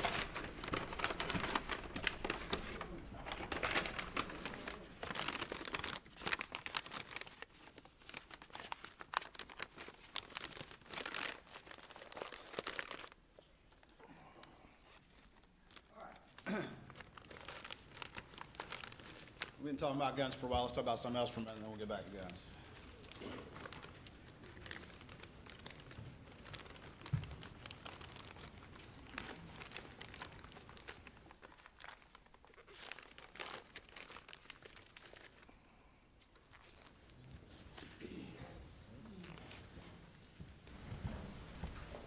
We got it back?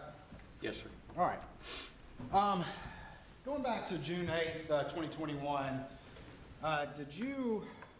were you present when any efforts were made to collect the cell phone belonging to Maggie Murdaugh? Yes, sir, I was. All right. And who all were you present with when when that happened, and just kind of describe the events as they took place, please. It was myself, Special Agent McAllister, Captain Ryan Neal, Dylan Hightower. There was one or two more people there, but I don't recall. Okay. And ultimately, was that phone located? The phone was located a short distance from the crime scene. All right. And where was it, just generally? If you would come out of 41, out of the driveway of the residence, take a right on Moselle Road, quarter mile, half mile, I don't recall the exact distance, on the left-hand side of the road, kind of in the grass area. When y'all found it, what happened then? Who picked it up? Who collected it? What happened to it at that point? Captain Neal picked it up. Special Agent McAllister held it in her hand while a picture was taken of it, gloved hand. We were given the passcode to the phone. Passcode was entered into the phone just to verify that it would work, it would unlock. And it did work, it did unlock. It was immediately shut, locked back. And then passcode was written on a sticky note. It was packaged and ultimately turned over to crime scene.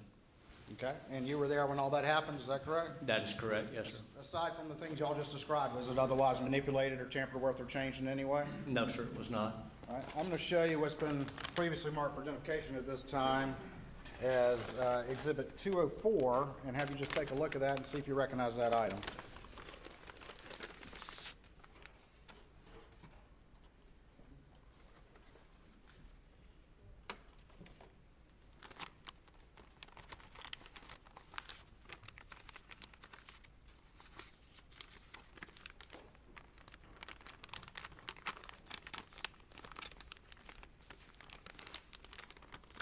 Yes, sir, I do. All right. Tell me what that item is. This is the phone that was recovered on the side of the road belonging to Miss Maggie Murdaugh. The one you just described? Yes, sir, it is. The one that was secured by Captain Neal? Yes, sir, it is. And then turned over to crime scene? Yes, sir, it is. All right, put it back for me if you will.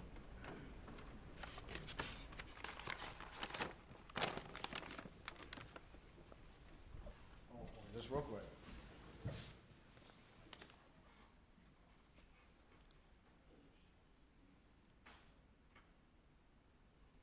All right, at this time, Your Honor, we would move Exhibit 204 into evidence, I believe without objection. Did it?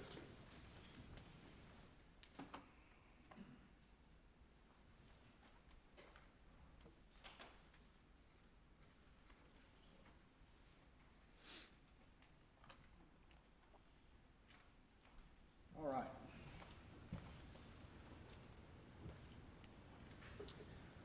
Let me ask you this question. Do you know a guy by the name of John Bedingfield? Yes, sir, I do. And is that somebody you knew before this case? Yes, sir, it is. And how do you know him, just generally? John grew up in Barnwell, just like myself. He actually has a son that's the same age as my son. They went to school together, played ball together. I've known John for a number of years.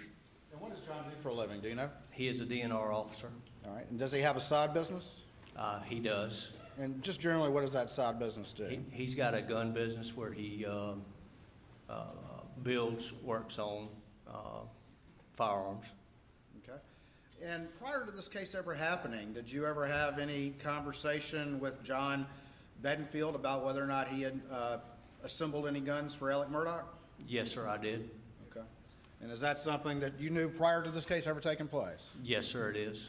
After this case took place, well, let me ask you this. Did you know what ammunition was used by those guns that were assembled by John Bedingfield for Alec Murdaugh? Yes, sir. And what ammunition was used in those guns? Hearsay. Response? Yes, not all for the truth of the matter asserted this time, but effect on the listener for his actions. Anything further? It's still hearsay, and I'm not sure what his actions are in response to the hearsay. I mean, he's asking questions about what he learned well before these crimes. Objections overruled. And so what was the ammunition in the guns from what John Bedingfield told you? The guns were built and chambered for .300 blackout. All right. As this case developed, did that prior fact that you knew, did that cause you to take any actions? Yes, sir, it did. And tell me what actions you took based on that prior knowledge you had. I contacted John Bedingfield and asked him if he could provide me with paperwork for the weapons that was purchased by Mr. Alec Murdaugh. All right. And was that after these particular crimes that took place? That was after, yes, sir. All right. You remember roughly when that was? It was within a day or so that I talked to him, yes, sir. All right. And did he ultimately provide you some paperwork? Yes, sir, he did. Was that the only conversation you had with John Bedingfield about the 300 blackouts that he built for Alec Murdaugh? No, sir, it was not. Was there a subsequent conversation? Yes, sir. Did you call him back or did he call you back? I called him back and then to require of potential additional 300 blackout that was purchased by and paid for by Miss Maggie Murdaugh.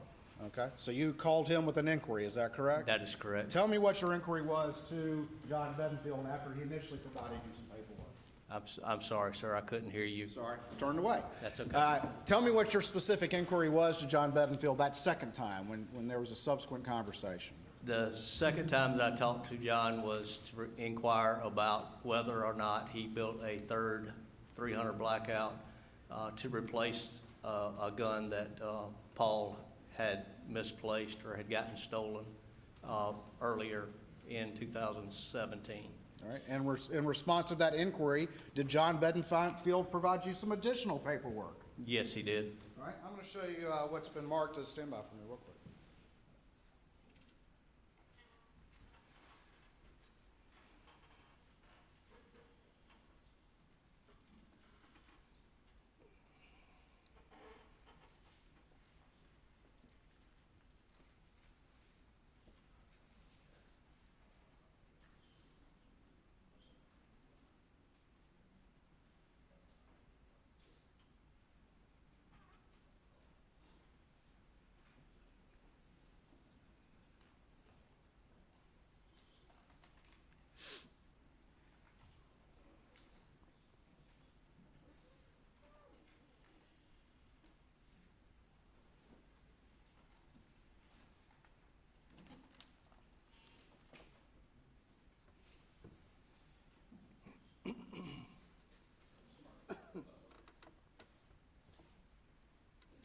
All right, I'm going to show you what's been marked at this time for identification only. States 247.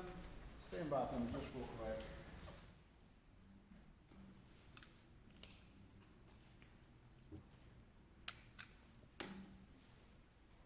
Staple those together.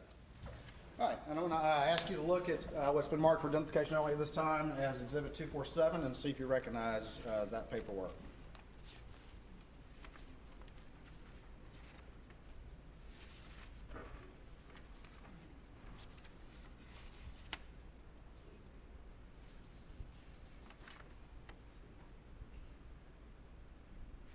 Yes, sir, I do. All right, and just, again, without describing the contents, tell the jury what this paperwork is, please.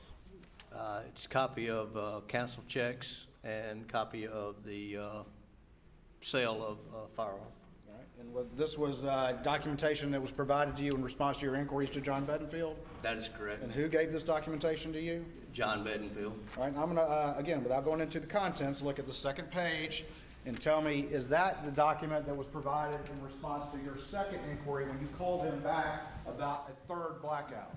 Yes, sir, it is. All right, thank you.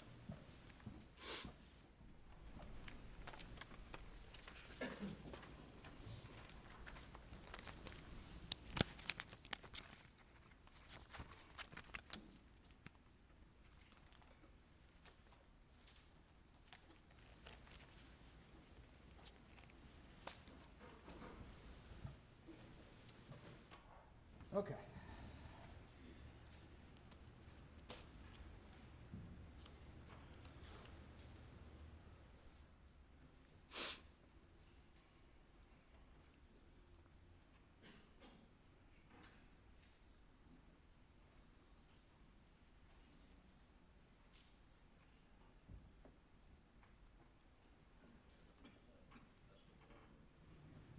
All right, I'm going to show you two exhibits. I'm going to show you what's been marked as State's Exhibit 162 first, and it's a disc, and see if you recognize that particular exhibit, please. Yes, sir, I do. All right, tell me what that exhibit is. That is a disc from, or excuse me, a video from my body-worn camera of a collection of shell casings. All right, and does it have a date on when that occurred on it? 6/16/2021. All right, so this is different from what we've already talked about, is that correct? That is correct. All right, and then I'm going to show you what's been marked as Exhibit 248, and see if you recognize that particular exhibit.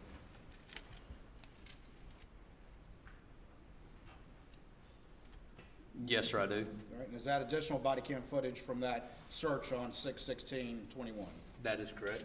All right, Your Honor, at this time, I would move both Exhibits 248 and 162 into evidence, I believe, without objection. Correct, Your Honor. Admit it. All right, so got a search on 6/16/21. Can you tell the jury a little bit about that search, how it came to pass, what was going on, and then we'll get to the footage as to what occurred. Okay. During the investigation process, we learned that there was a shooting range and some bodies of water on the property. And when I say on the property, it's across the road from the incident location. Through discussion with the investigative team, it was decided that we needed to go over to that shooting range and also search that body of water for any potential evidence that may be found. And this shooting range, that was still part of the Murdaugh property at Moselle, is that correct? That is correct. It would be kind of diagonal to your left from where the kennels are at. All right, and the information received was that the family used that as a shooting range? That is correct, yes, sir. Okay. All right, let me show you quickly.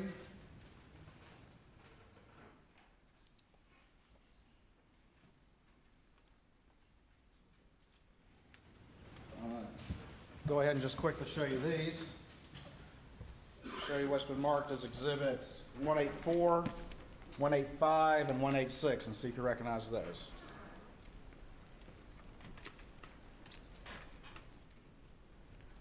Yes, sir, I do. All right, and tell me what those are generally, please. One is the picture of the shoot house. The other is the picture of the inside of the shoot house, and then the third picture is a picture of the area next to the waterway where we collected some items. All right, Your Honor, this time I would move exhibits 184, 185, and 186, state's exhibits into evidence, I believe, without objection. No objection. All right, very quickly, let's put this up on the screen. 184, again, tell the jury what that is, please. That is what I'm describing as a shoot house. It has a bench inside where you would set up to shoot targets out in front. All right, 185, what does that represent, please? That is on the inside of the shoot house, the chair, the stand where you would sit, and obviously the rail where you would rest your weapon.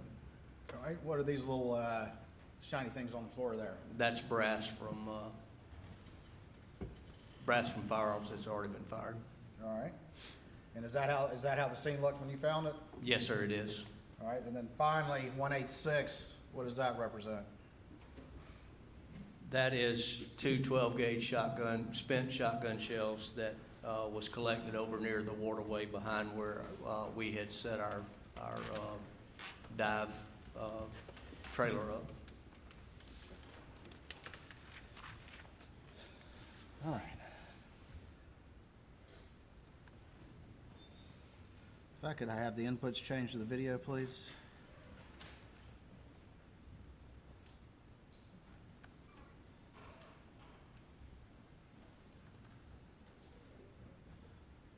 All right, this time I'm going to play Exhibit 162.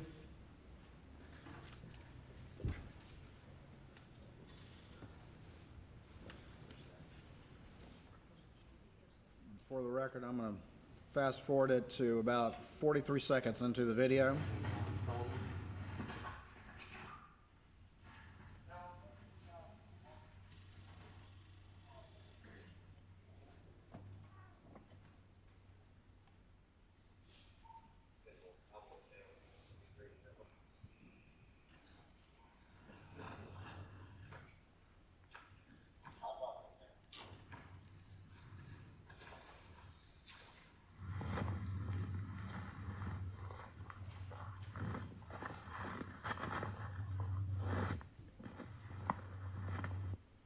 shooting house as you observed it? Yes, sir, it is. I'm now at 1 minute and 19 seconds, and I have it paused. But tell me, what is this thing right here that's kind of up on the counter of that shooting house? That would be a rest that you would put your rifle in when you're sighting it in or shooting downrange at targets to help stabilize it. All right, when you're sighting it in, just real quick, explain with the jury what you're trying to do when you sight in a rifle that you would use that rest for. When you're zeroing your rifle, whether it be 100 yards, 200 yards, you want to hold the rifle as still as possible, obviously. You would have a target downrange at whatever distance you're sighting it in at. You would fire 1, 2, 3 rounds, and then you would adjust your optics and continue till you get it zeroed to where you want it. And zero means it's shooting where you're aiming. Yes, sir.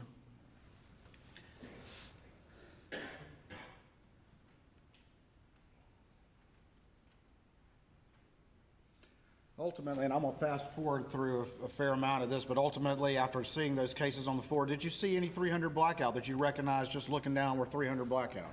Yes, sir, I did. All right. And did you send Special Agent David Owen to go get some envelopes so you could collect those? Yes, sir, I did. And ultimately, did you collect about 17 S&B cases at that location? Yes, sir, I did.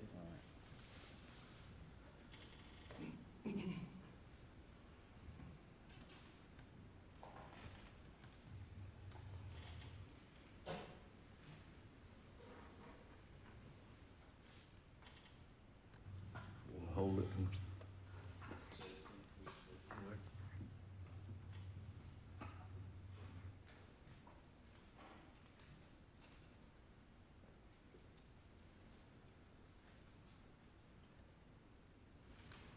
For the record, I'm at 11 minutes and 3 seconds in the video.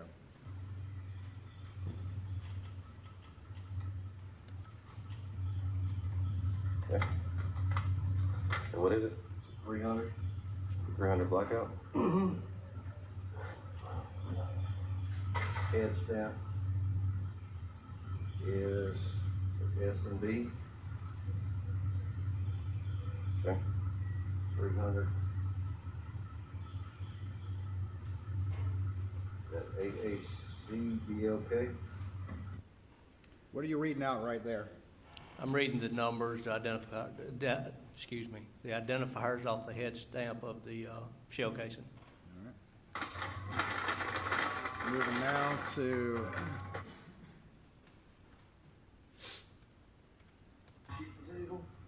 1207.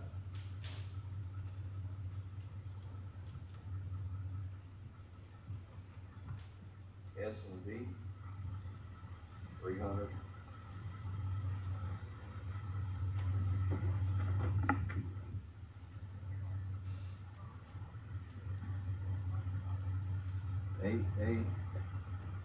AACBLK.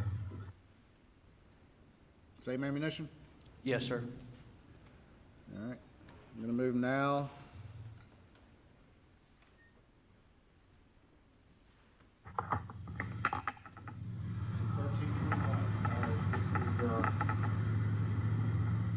Your right leg, shooting table. Hang on. I'm sorry. S&B. 300 blackout. AACBLK. Same thing? Yes, sir, it is.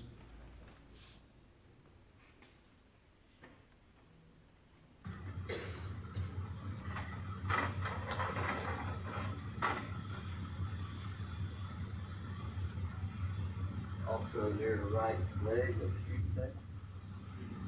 Above the chair.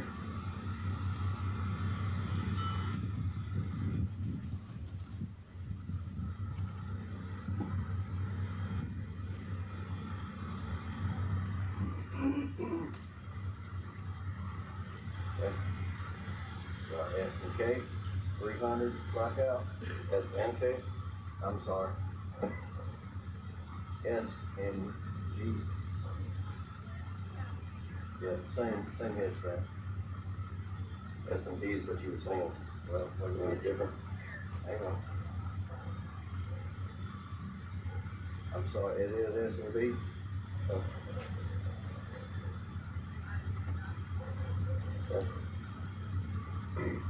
AAC, BOK. Same thing? Yes, sir, it is.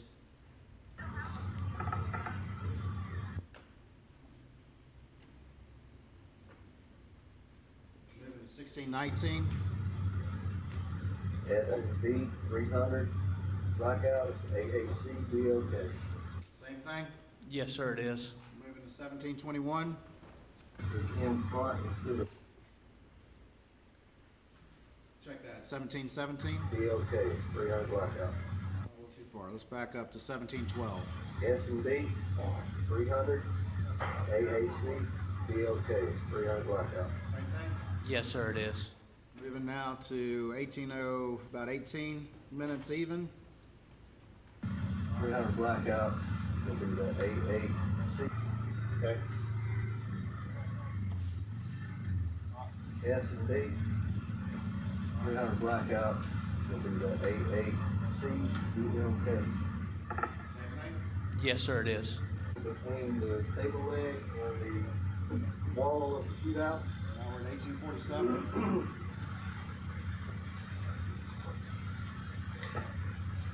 It's gonna be S&B 300 blackout. It's gonna be 300 AAC, BOK. Same thing? Yes, sir.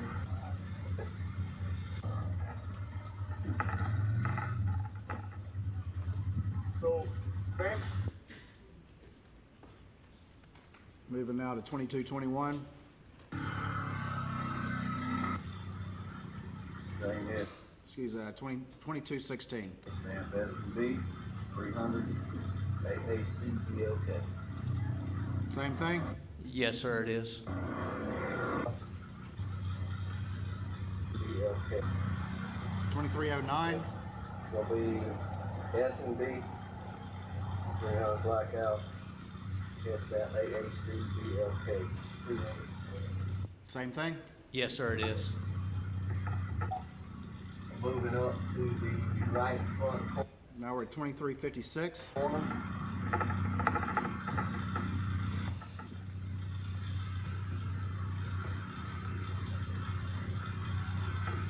Up the shootout. Okay. Gonna be S&B 300 blackout. Exactly 300 AAC, BOK. Same thing? Yes, sir, it is. Moving to 2452. S&B 300 blackout. AAC, BOK. Same thing? Yes, sir.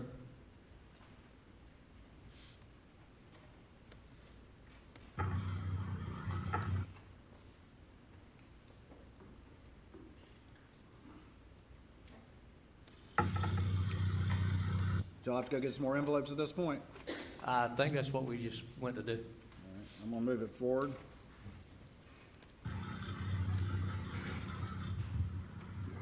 All right, we're at now at 2802.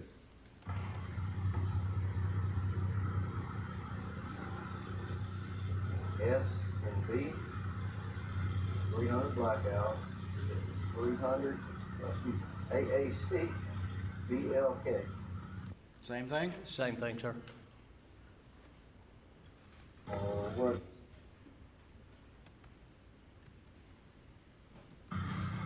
We're now at 2908.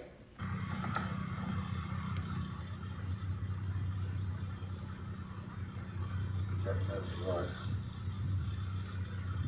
This is S&B 300 blackout, AAC, BLK. Same thing? Same thing, sir. Now we're at 3027. Okay. S&B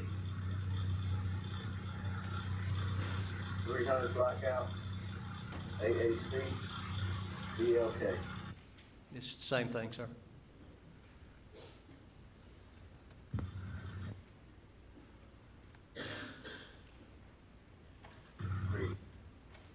Now we're at 3132.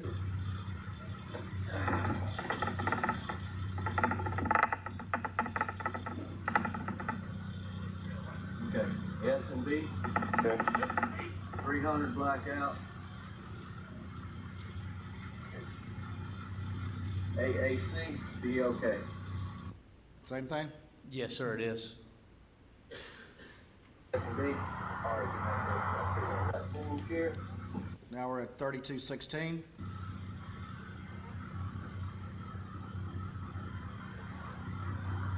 S and B. All right, 300 blackout, 300 AAC. Same thing? Yes, sir, it is. Almost done.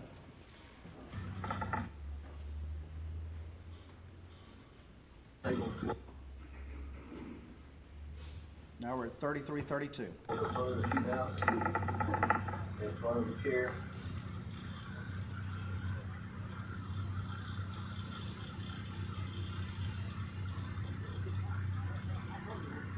Okay.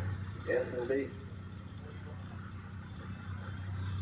AAC, BLK, 300 blackout. Same thing?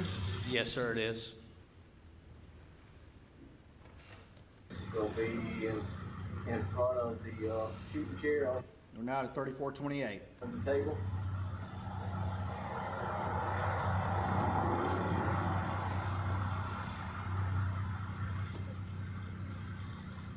S and B, 300 blackout.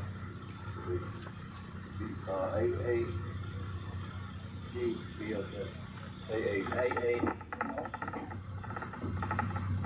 Same thing. Yes, sir, it is.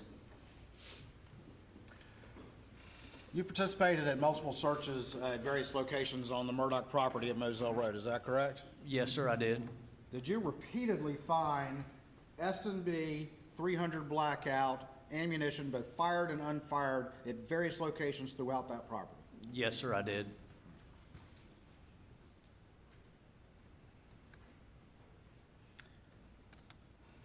All right, we'll do one more very quick one, and this will be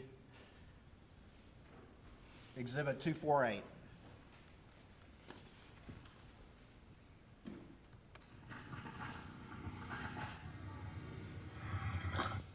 And I'm going to fast forward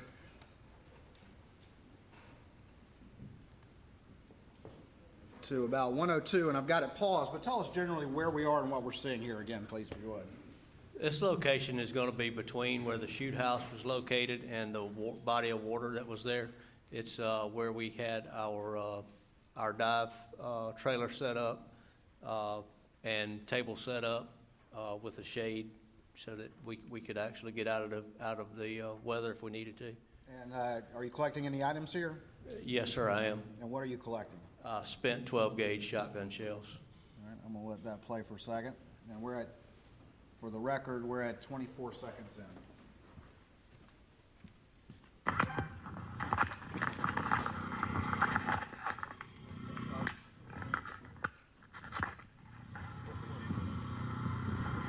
Hold that. All right, let's see.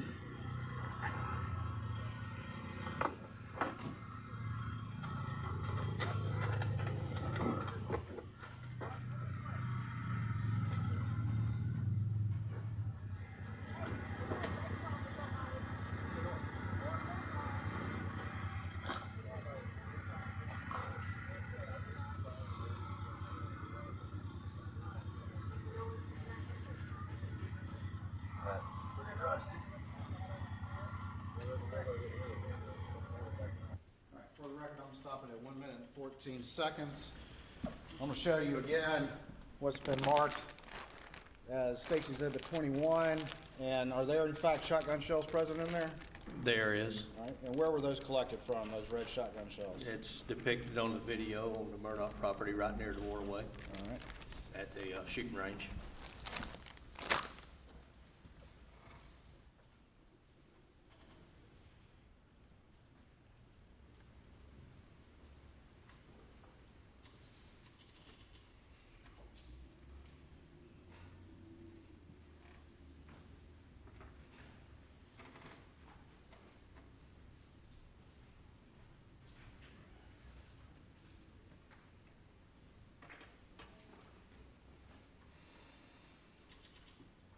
of the things that you did in this case, and you've told this jury that a primary focus that you had here, because of your general knowledge of firearms, was to gather that type of evidence. Is that correct? That is correct, yes, sir. But you also participated in interviews in this case as well, didn't you? Yes, sir, I did. You talked about interviewing Rogan Gibson. You talked about interviewing John Bedingfield, right? That is correct, yes, sir. Did you interview the defendant or participate in an interview with the defendant? Yes, sir, I did. You remember what day that was that you participated in an interview with the defendant? I don't remember the actual date. Let me show you Exhibit 243 and see if you recognize this exhibit. Okay.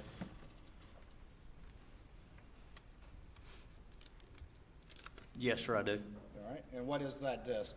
This is a recorded interview which was conducted with Alex Murdaugh on 6/10 of 2021. Are your initials on this disc? They are. Jim. Your Honor, this time we would offer an evidence, State's Exhibits 243, I believe, without objection. Submit it. All right, let's play the video.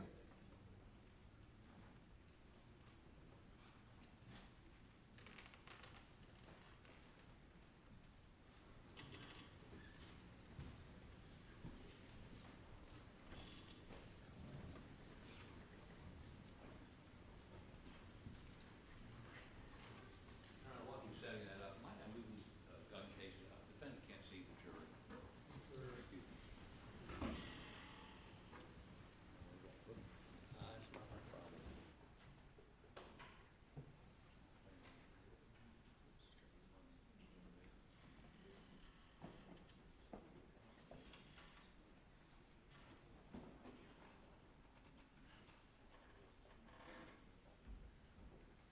Stand right quick while they're.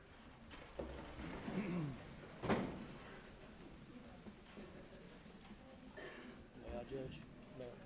Sure.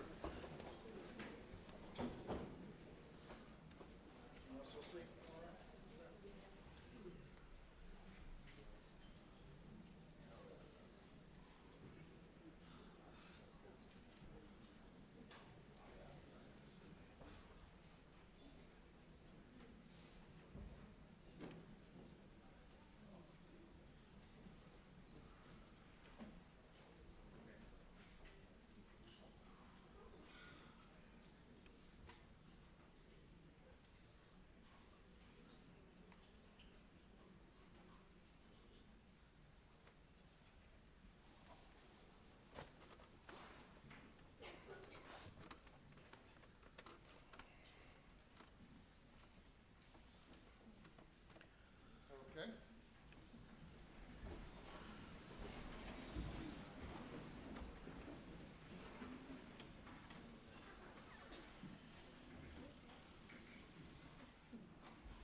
Just do a quick bit of housekeeping. You had talked earlier about your inquiries to John Bedingfield about the 300 blackouts, is that correct? That is correct, yes, sir. And I want to show you what's been marked for ID only 245 at this time and see if you recognize that document. You pull it out of the sleeve.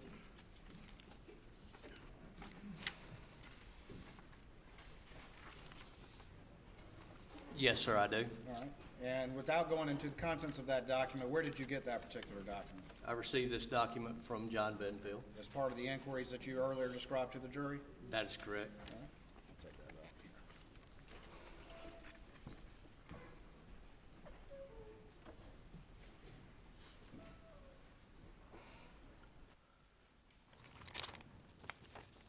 The interview of the defendant on June 10th, 2021, where did that take place?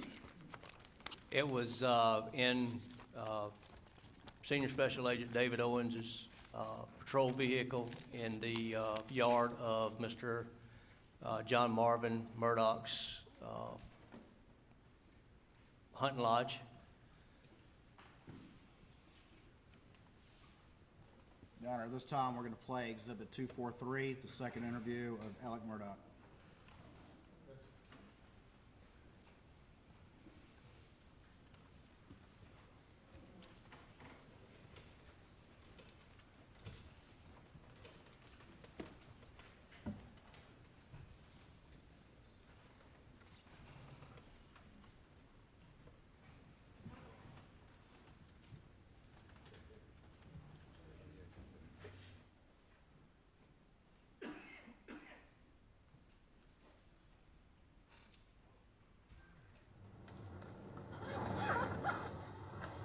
Can I take this call really Yes, sir. quick? Go right This is ahead. my sister-in-law. Yes, go ahead. And she's trying to.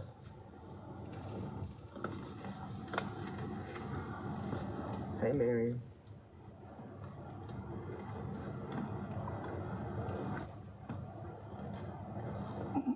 Okay, Lynn, Marion, when I'm meeting with law enforcement, so I'll call you in just a minute. Thanks. I don't have a card. That's fine. Did Chelsea call you? Okay. Okay. Can you let Chelsea know and then make her run Lynn down? Okay, well, tell her to go get Christy to find Lynn. Get any one of the secretaries to find her. All right. Thank you. Sorry to put that on you. Bye. Sorry about that. That's all right. One thing I want to do before we start is I'd like to get a cell phone exam so we can just corroborate everything. Let me get a consent, and I got a guy here that's going to do it. Are you gonna download it now? Yes, sir. Okay, great. So I'll get to keep my phone? Yes, sir. Good. Yeah. Who was the guy that was there to download Alex's phone? Do you remember? Dylan Hightower with 14th Circuit Solicitor's Office. He works with the 14th Circuit Solicitor's Office. That is correct. At that point in time, that was the prosecutor's office in charge of the case. That is correct. It was not until August that the case got sent to the Attorney General's office. That is correct. How much attorney-client privilege stuff is on there? A lot. Okay. We do have a taint attorney that's going to examine it before we ever do. What is a tank attorney? A taint attorney, they look at somebody who's not affiliated with the case that makes sure that there's, Jim, do you know? Can you explain it better? Sure, and I mean, it's a privileged attorney that doesn't, if there is attorney-client privilege information, it's redacted or extracted by the taint attorney. How do they know who's the client? I know. It doesn't matter. Yeah, Whatever yeah, it is. yeah. You know what? But If y'all get some but attorney-client whoever stuff. that is, would go through me and then So, we'd work through it. signature. Just write your name here. So Alec, I've had situations where they It's not a say, big deal. give me a list of all his clients or something like that, but I'll fill out the rest. I think the big thing, Joe, is, when you download that phone, I don't know if emails come with it or not, because that's probably where all this attorney-client privilege stuff. And we can actually isolate the emails. Yeah, that's probably the thing. So you don't text clients, but No, I do. I text a lot of clients. okay. I'm not a big emailer. Is that at 11 or 12, or do you know? I do not know. I can tell you that the case for you if you want me to. You look at the back, you should have a number.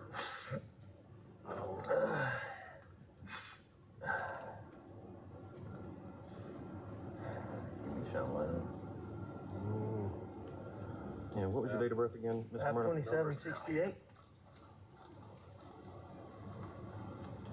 10.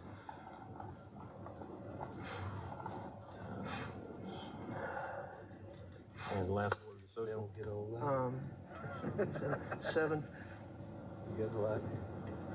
7483. I'm sorry. That's all right. Doesn't say anything on it. Most of the new ones don't. Probably have to open it up. Oh, well, it's got. Jim, you want to witness that for me, please?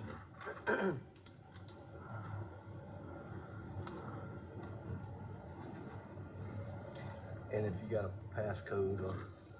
My passcode is. Write it on there. Start at the bottom 9, go up 9669.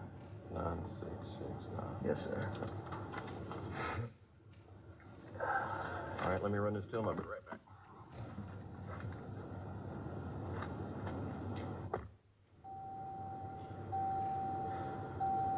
Where are you from, sir? I'm actually from Barnwell. Oh, yeah? Yes, sir. I got some cousins in Barnwell. Got people in Barnwell too. Mixon. Mixing oil? Yeah. Okay. Yeah, that was my. You kin to Dickie Mixon? I don't know. That Mixon Oil was my Uncle Ray Mixon and his son Teddy and Bobby and a bunch of them. Then Freddie Mixon. He was. I knew Freddie Mixon very well. And his wife Etta and Jill. Mr. Freddie goes to Elko Church. Yeah. Not anymore. He did. He went. He did. Yeah. Well, yeah, I was at his funeral. He had a tiger paw casket at the funeral. He's a big Clemson guy. You know Big John Bedingfield, don't you? I know John. That's my cousin. Okay. Right there. John Bedingfield, the DNR officer who is also the one that built the AR-style rifles, 300 blackout for him. And Sweet Caroline. John's son and my son are the same age. They were in school together. So, did you grow up in Barn? Yes, sir. All right, sir. So he's got it and he's taking care of that. But I get it back. Yes, sir. Yes, sir. All right, sir. So when we spoke the other night, I got kind of a basic overview. Yes, sir. And it was pretty traumatic. That's okay. Yeah, I know so, you need to ask me. You ask me what you need to. So I want you to, let's start Monday morning and take me through your day. Monday morning, you know, did I do Monday morning? My wife and my older son had gone to the baseball games that weekend.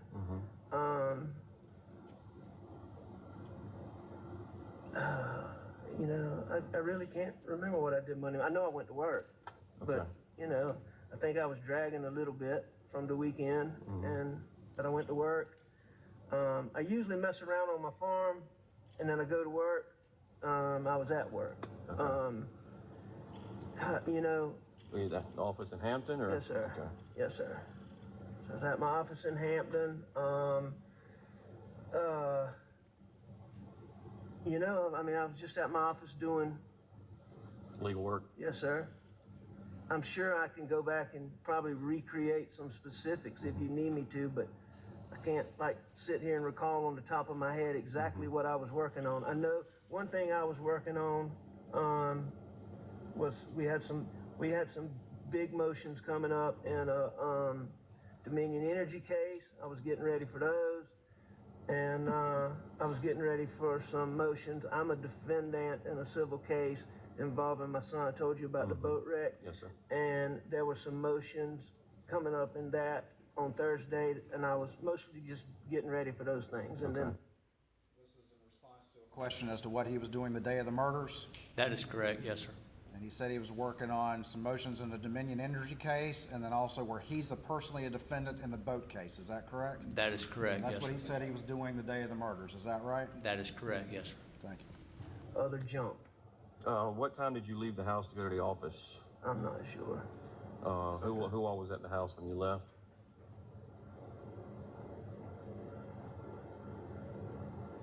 To go to my office Yes, that sir. morning, Or when you got up, who was at the house?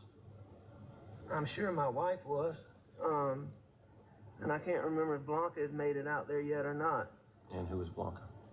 Blanca is our housekeeper. Okay, okay. And she comes different. She doesn't have set hours, but she comes most days. She'll be able to tell you if I was there when she left or not. Okay. I can't remember. And so you went to the office, you did, some motions. What time did you leave the office? Real quick, what was the name of the housekeeper? Blanca, Yeah, when she left or not. Okay. I can't remember. And so you went to the office, you did, some motions. What time did you leave the office? I left a little bit earlier than normal because my son Paul was coming home. Okay. Because he had not been with us during the weekend, and he was coming home. We were going to replant some sunflowers the next day, Okay. and so he was calibrating, doing, and getting everything ready. So he got home a little early. I left a little early, so he and I could knock around, and we knocked around for, just doing things we like to do out there. Okay. We're riding around looking at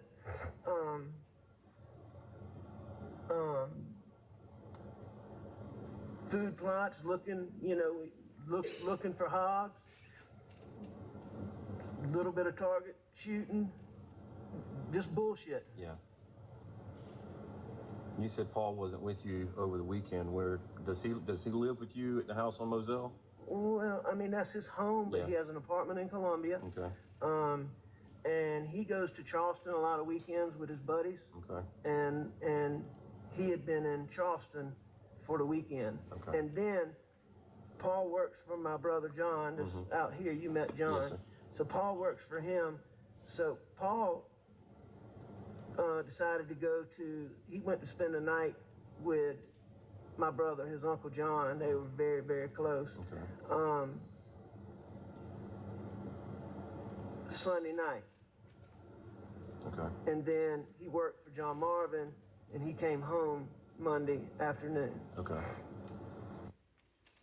Just real quick, Alec Murdaugh told you that he left work a little earlier than normal, is that correct? Yes, sir, that's what he said. And one of the things he told you is they were riding around looking for hogs, is that right? Looking for hogs, yes, sir. Do people often use 300 blackout to shoot hogs? They do. About roughly what time in the afternoon? You know, I would think it'd be somewhere in the 5 o'clock range, a little bit. It was broad daylight when we were, it wasn't dusk, dark, or late. Okay. You know, and we rode, you know, we just rode around. We rode around our dove field looking at how the corn was doing. He and I had planted corn in the dove field, and he planted the corn in the duck pond, and he was, you know, showing me how much better his corn was doing than mine was. And we rode around the duck pond. I mean, we just, you know, we rode the property. Yes, sir. You know, we rode the property. Then, you know, I mean, we rode around so much. We just rode. Okay. Probably.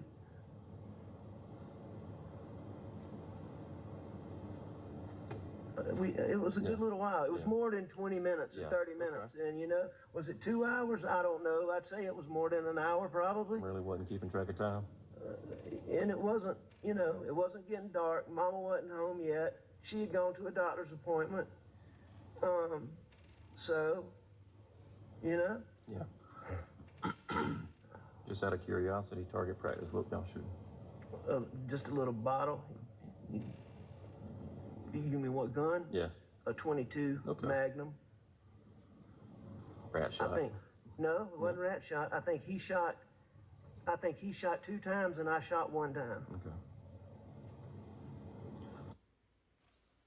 He told you that they shot just a couple of times, the target shooting at a bottle 22 Magnum, is that correct? That is correct. And is 22 Magnum, is that a very small round, or is that a much larger rifle round like 300 Blackout? That is a small round. 22 is about as small as it comes. They make them smaller, but it is small. Okay. So after y'all got finished riding around, try to take me through the rest of the evening. All right. You know, at some point we were all back at the house together. Maggie had gotten home, and, you know, we sat down, we ate supper, which we usually eat supper together.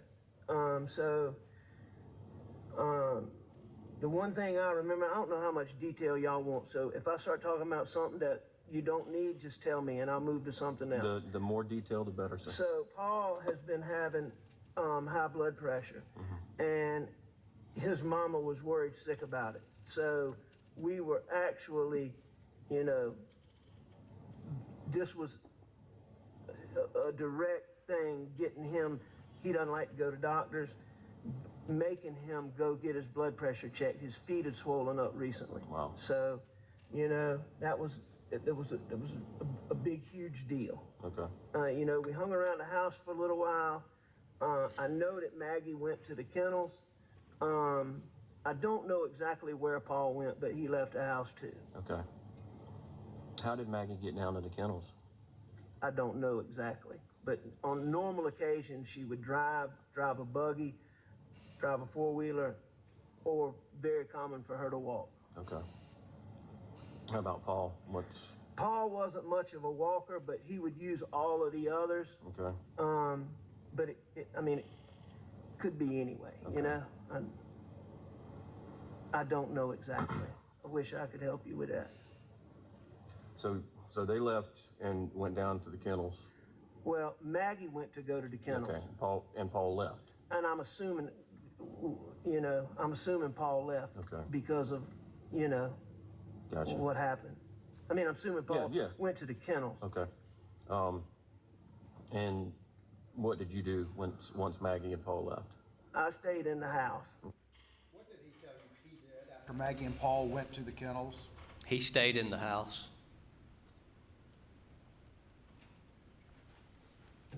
I mean, I'm assuming Paul Yeah. went to the kennels. Okay. And what did you do once Maggie and Paul left? I stayed in the house. Okay. And I was watching TV, looking at my phone, and I actually fell asleep on the couch. Okay. And what time did you? You know, I What don't time know did you wake up? exactly what time I woke up, but when y'all get my phone, you know, I think one of the first things I did when I got up was call Maggie because I was going to my mom's.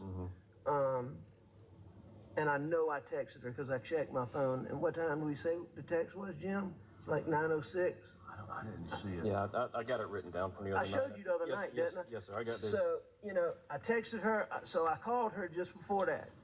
And, I mean, she didn't answer at that point. And I left to go to my mom's. Okay. Y'all will just have to look. I'm not sure if I called Paul Well, or not. and that's why we're getting the phone so we can nail down the times and Right. and everything. So I left, I drove. Well, you know, I'm gonna tell y'all this, even though I think it's kind of crazy. You know, I was certain that I heard them pull up. I mean, I was positive that I heard, and people don't just come out there. You know, we don't get like passed through. I was certain that I heard them pull up, but they didn't.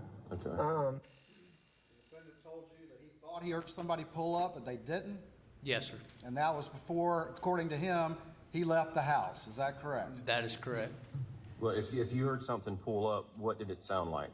You know, I can't tell you what it sounded like. I just know that I thought that my wife had pulled up, or that Paul had pulled up. Would it have been the buggy that she normally drives, or would it be a car? No, I had the impression that a car pulled up. Okay. You know, And had you woken up by that time, but hadn't left for your mom's? Yep. Okay. But it wasn't much time in between there because I left pretty damn close. It wasn't much time between me waking up and me leaving the house. Okay. And when I went outside, you know,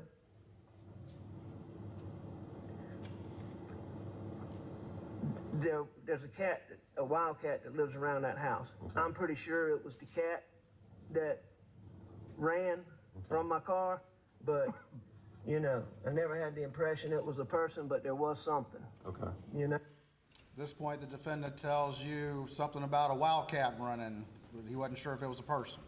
Yes, sir. That's what he says. But I really don't think, you know, I'm just throwing that out there I got because it was in my mind. Yeah, no, that's fine. All right. That's totally fine. I left. I drove to my mom's. I checked on And my she mom. lives right out here, correct? She lives at Alameda. Okay. Checked on my mom. Talked with Shelly for a few minutes. You know, Shelly is? the caregiver. Okay. And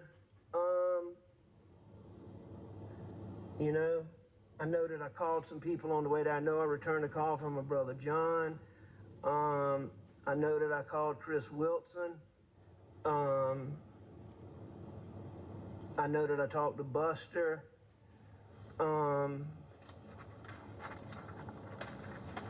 So I made a few phone calls. Okay. And Where was Buster? Buster was in Rock Hill. Okay. Is that where he lives, or?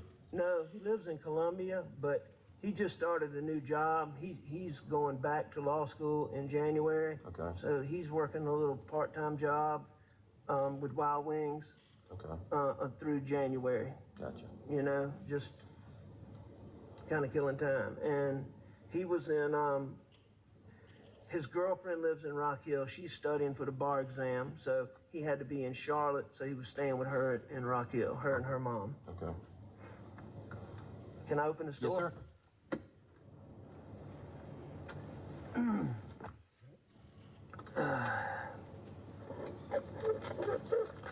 So All right, so where are we? All right, so then I you left your my mom's and making phone calls. I left my mom's and I went back home. I got to the house. I went inside. Nobody was there. I got in the car. I went back to the kennels and, you know. And when you went back to the kennels, besides Maggie and Paul, did you see anybody, any cars? I didn't see Take anything your right time. then, no, sir. Take your time. You know, I saw Maggie and I saw Paul laying down. I knew, you know, I didn't know, you know, I knew it was bad. I went over there and, you know, I saw it. Yeah. And, you know, I called 911. Okay.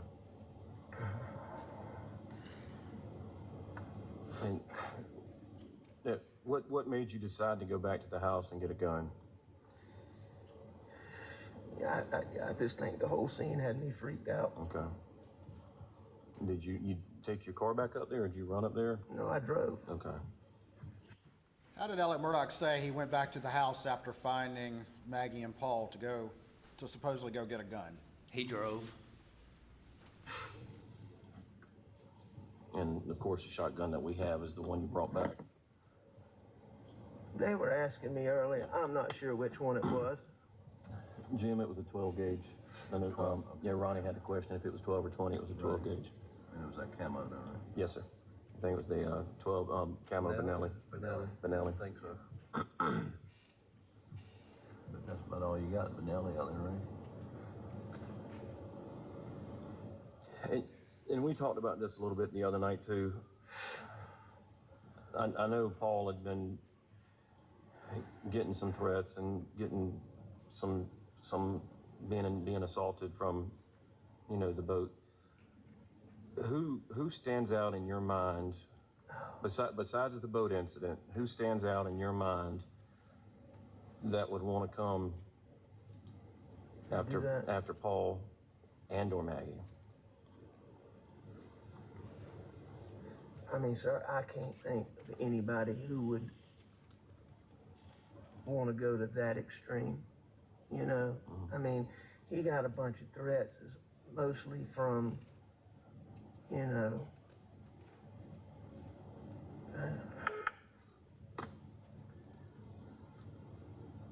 I mean, I have no idea. How would he receive most of those threats? What do you mean? I mean, would people call and hang up on him, or send him text, it or wasn't social so much media? that. No, it was mostly like in-person confrontations, are the ones that I learned about. Now, I suspect his friends can probably tell you about more, because I doubt Paul told me about all of them. Okay. But I knew about a lot of them. You know, there were a lot of times where people would come up to him and he'd be like, they'd say something about, you know, you gonna tell me who was driving that boat, or you little piece of shit, were you driving that boat? You know, stuff like that. Okay. Who did he go to Charleston with on the boat that weekend? I don't know exactly. I know that, I mean, I know who his buddies are, but specifically who was on the boat with him, I'm not sure. Okay.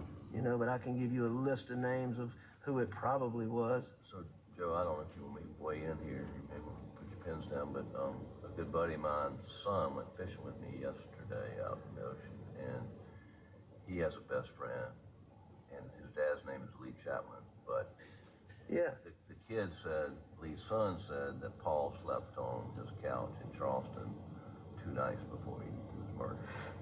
So it's Lee Chapman's son. I can get his name. You probably know Lee's son. I don't, but he goes to Citadel. But that's where Paul was. Okay. And I learned that yesterday out on the fishing trip, which is I have to stand. Cool. I mean, yes, sir. If you could get me Lee Chapman's son's contact information. There was a bunch of Chapman cousins that Paul was very close with. The closest one being Wills Chapman and Frank Chapman. Wills Chapman's his name, but I'll get your number for you. Frank is John Chapman's son, and Wills is Lee Chapman's son. Yeah. Okay. That's where you was. And those boys are, you know, they're just really good boys and friends of Paul's. And one of them is Wills with an S, right? That's right. And Wills Wells goes to the Citadel, that you understand? No, he's graduated from He the Citadel. graduated from them. And Frank was in the Citadel, but I think he had some kind of, academic troubles. But I'm telling you now, I can promise you that, those boys love Paul. Well, it's absolutely. Well, and I None just of want them. to talk to him about their weekend and. Sure. Yeah. I can tell you this, in riding around with Paul, he was his normal, bright, he was a really great kid. So, being a dad myself, what was the biggest issue you had with Paul? When you had to call him down and scold him or correct him, what was the biggest issue you had with Paul? Irresponsibility. He was ADHD. He was bad about jumping from, and he had so many wonderful qualities now, but he was bad about jumping from, he'd start this, maybe not quite finish it, do something else. And, you'll find out from his friends, he had clothes strung out all over the state. He did that with clothes, he did that with guns, he did that with my boats. So. He lost what? He would misplace stuff or Okay. leave stuff behind, right? Yes, everywhere. He would go off for the weekend. Sometimes he wouldn't pack clothes because he's got clothes in somebody's house. Paul was one, he wouldn't understand how you go out, you and a girl go out on a date. He liked the crowd. And who was his girlfriend? He didn't have a girlfriend right now. Okay.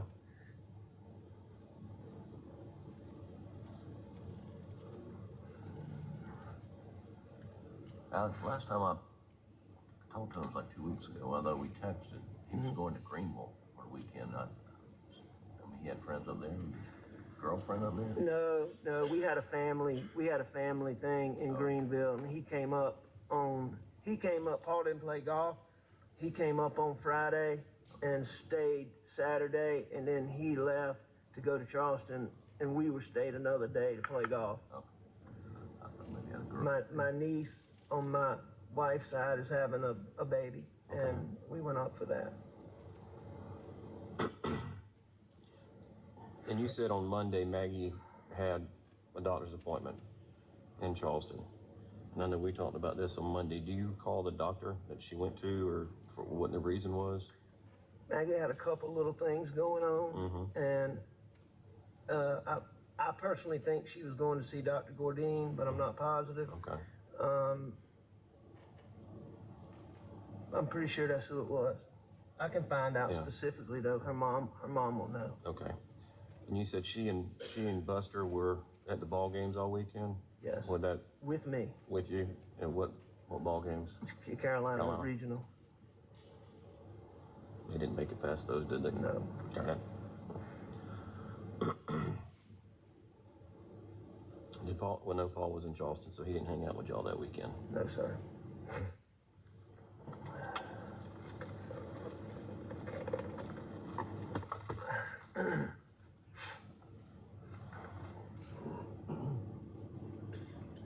And what time did Maggie get back home Monday night? It was after Paul and I had gone. She was not there when Paul and I left to go mess around. Okay. So, it was sometime after that. So there was a point when, she got back, we got back. When y'all got back from riding around and messing around on the farm, was she home or? Yes. Okay. The defendant told you that Maggie was home when they got back from riding around the property. Is that correct? That is correct, yes, sir. So, and I don't believe she'd been home too long when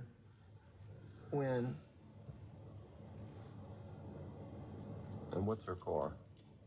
That Mercedes that's out there? Yes, sir. Okay.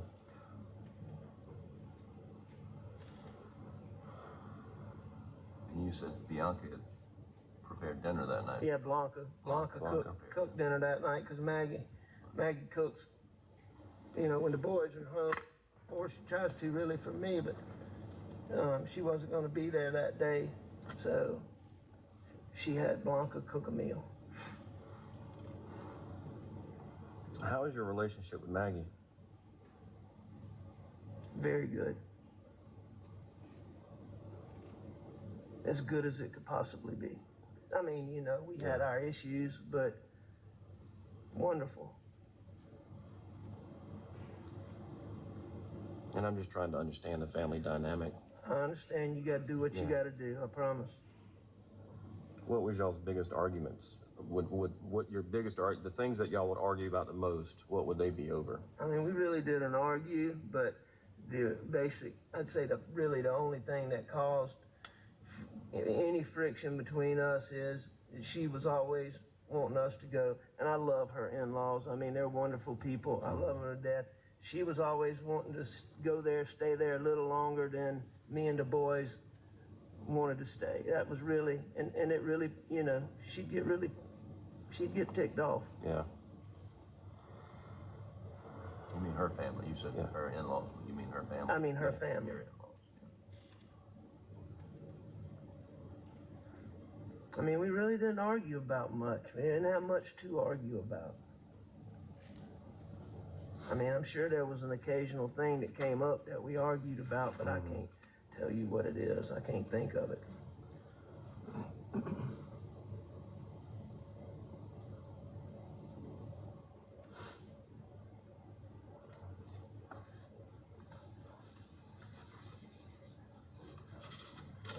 Yeah.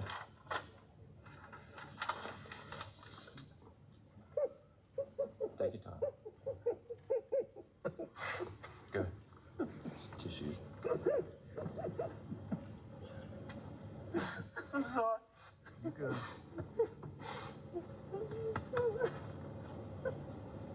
I mean, she was a wonderful girl and a wonderful wife.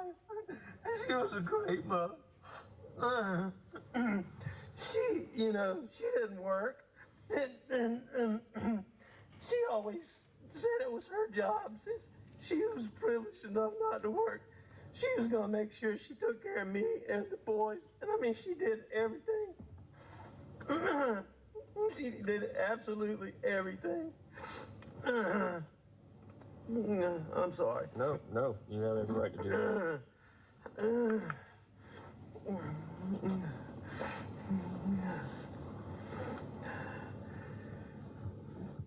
I'm good. You go ahead. That afternoon, or during the time you and Paul were riding.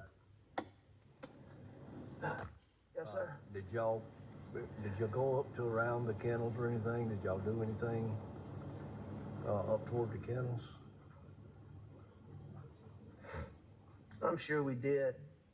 You know, that's our main shop is, you know, right there. But, you know, I mean, we're normally in there for long times tinkering, and I will say that particular day, we did not tinker around there a bunch, you know?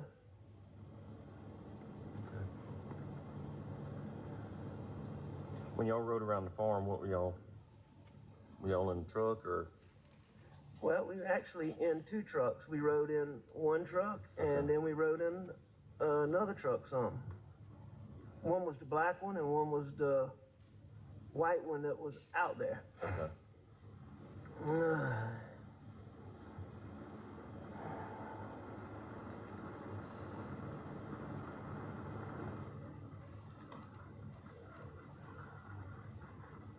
Mr. Alec? Yes, sir. You know, the other day when we were there, we came in and we were talking with John a little bit. Sure. And you obviously got a lot of, I say a lot, you said 20 or 25 weapons. Yes, sir. And do you know kind of what you got as far as any kind of, what kind of weapons you may have? I'm pretty much, yes, sir. I know you might not remember them all, but can you kind of run down what you, for us, kind of what you had, what you got, you know, right there? That I own or that's in there now? That you own. All right. That I Or own. it's in there, you know, or wherever they're at. And, you know, I mean, Paul has guns scattered all over the place. So, you know, some of our guns aren't there. But so you want to know all of them, or you want to know what I think is in my house, or what was in my house on Monday? Yeah, what was in your house? Let's start with what was in your house on Monday. Okay, whatever was in my house on Monday is exactly what was there, minus one shotgun that y'all got. Okay. No guns have been moved for, you know, there hadn't been any guns moved in and out of there other than when Paul was home. You know, when Paul came home, he would ride around and shoot hogs a lot.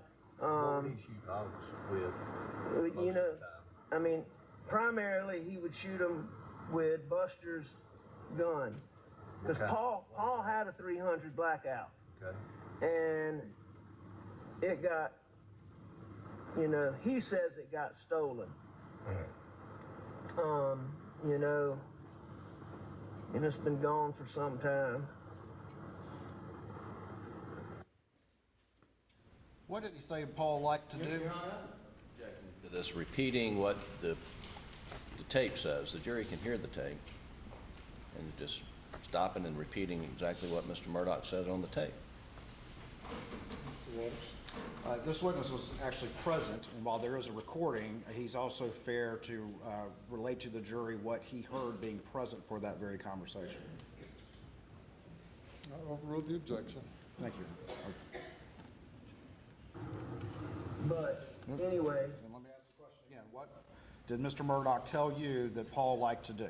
Ride around and shoot hogs. And what did Mr. Murdaugh tell you that the weapon was he used to do that? He used his brother's 300 blackout. So he would use his brother's blackout a lot of times. So Buster also had a 300? I gave them both one. Okay. When was that? About years ago. Okay. More than a year ago, More than a year ago. Okay. All right, so, but he would do anything. Paul had this, you know, like a little light that I used that night. Paul would take that thing up to, you know, by 308, and I mean, he was always rigging something. You know, so. Sometimes shotguns, when he would go try to kill the hogs, because, you know, the piglets would be grouped up, but normally he would have a rifle when he went to shoot the pigs. So, all right, so going back to the guns, y'all want me to tell y'all what was in there? Or don't y'all, I mean, have an inventory? I videoed the thing. I didn't write down everything that you had. I just took a random, just like a recording of what was on the gun rack or on the gun wall in the gun room that day. And there are some more guns that aren't in that gun room, you know. I don't know how many, but, you know, like I do know there's a shotgun in my bedroom. And I think Miss Agent Katie, walked with John and saw that one. Okay. And I imagine there's probably some in some other rooms. I know that, I think it was we have two gun cases, one small one and one big one, and I moved some guns from the little case to the big case just because, you know, her mom and dad were in there, and I just took all the guns to the back room. But that's after the fact. At this time, could I request a brief break? All right, ladies and gentlemen, we'll take a break for about 10 minutes.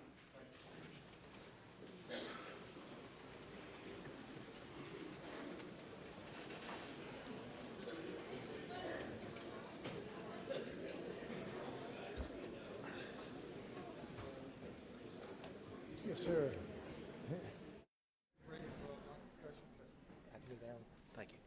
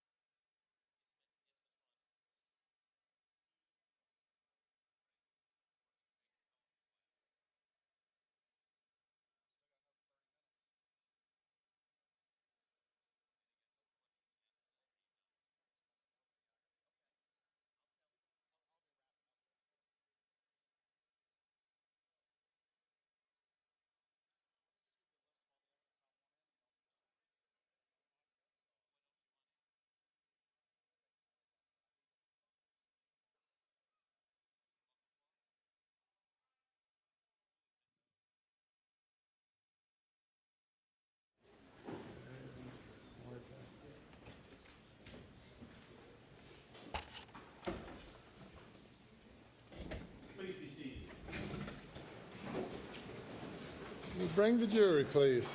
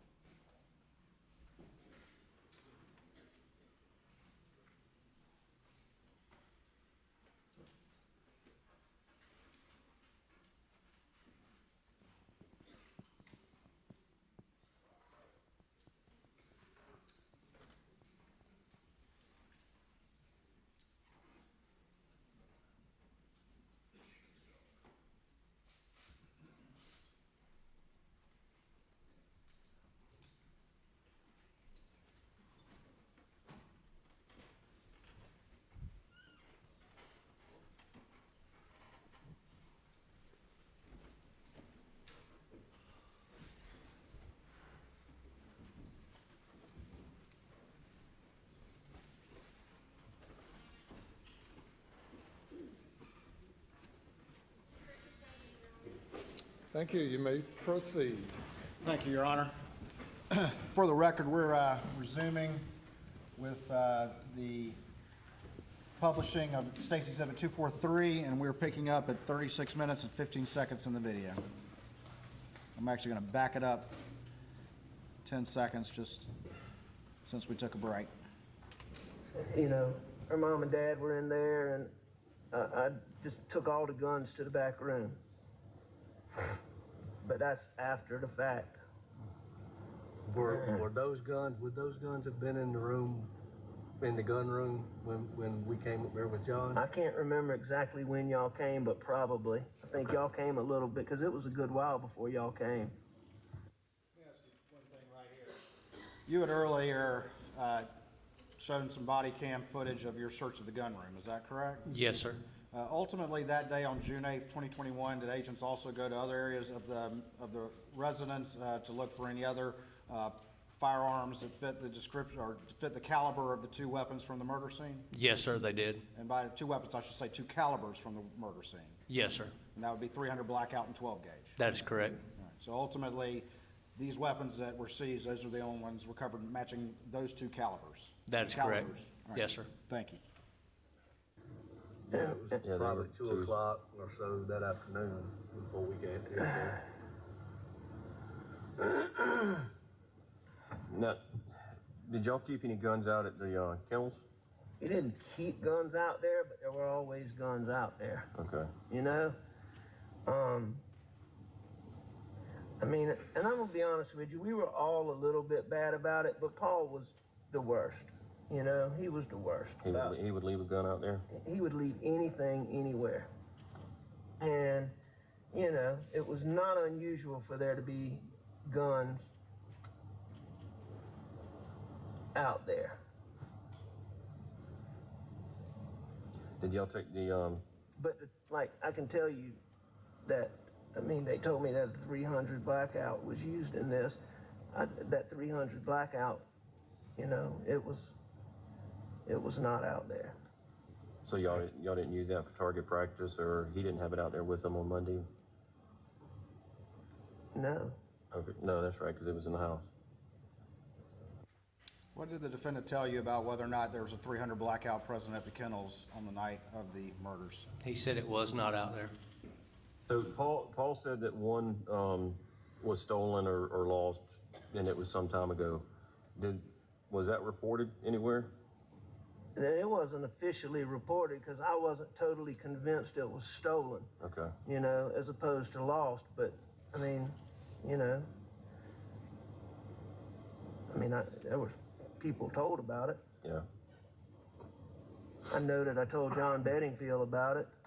I know that I told some other local officers about it, you know, just in case it turned up in a drug thing. Okay. But I didn't do an official report. Okay.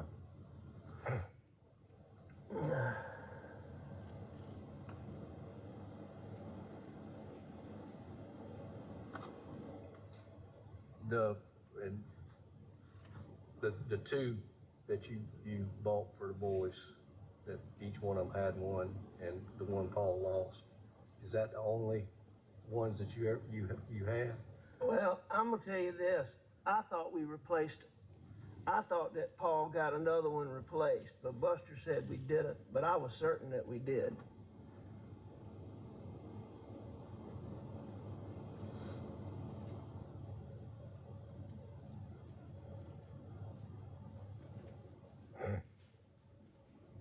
But, I mean, my memory is it's been gone for a substantial while too.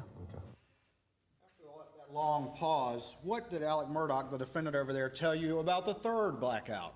To his memory, it had been gone for a substantial amount of time, too. Do you remember anything about them as far as were they the same colors? They were identical except for colors. Okay. Which one was Buster's? Buster's the one we still have. Paul's the one that lost his. Okay. What were the two colors? Black and tan. Buster's is black, Paul's was tan. Okay.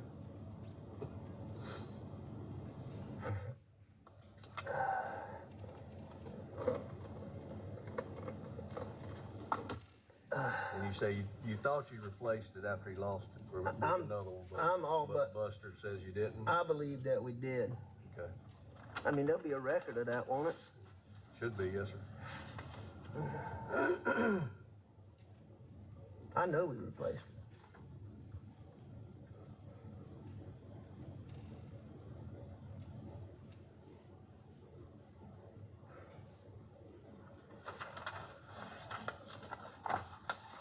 But, you know, I know we replaced it because I wouldn't replace it again.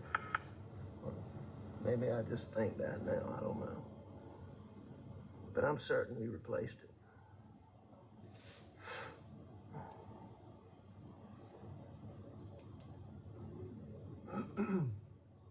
Have you talked to CB Rowe since Monday or Tuesday? Yes, sir. Because I know we talked about what he had done on the farm. Is he still employed? He's still employed because I got to have somebody keeping it clean, but I can't keep him. Mm. I mean, he's an idiot. Yeah.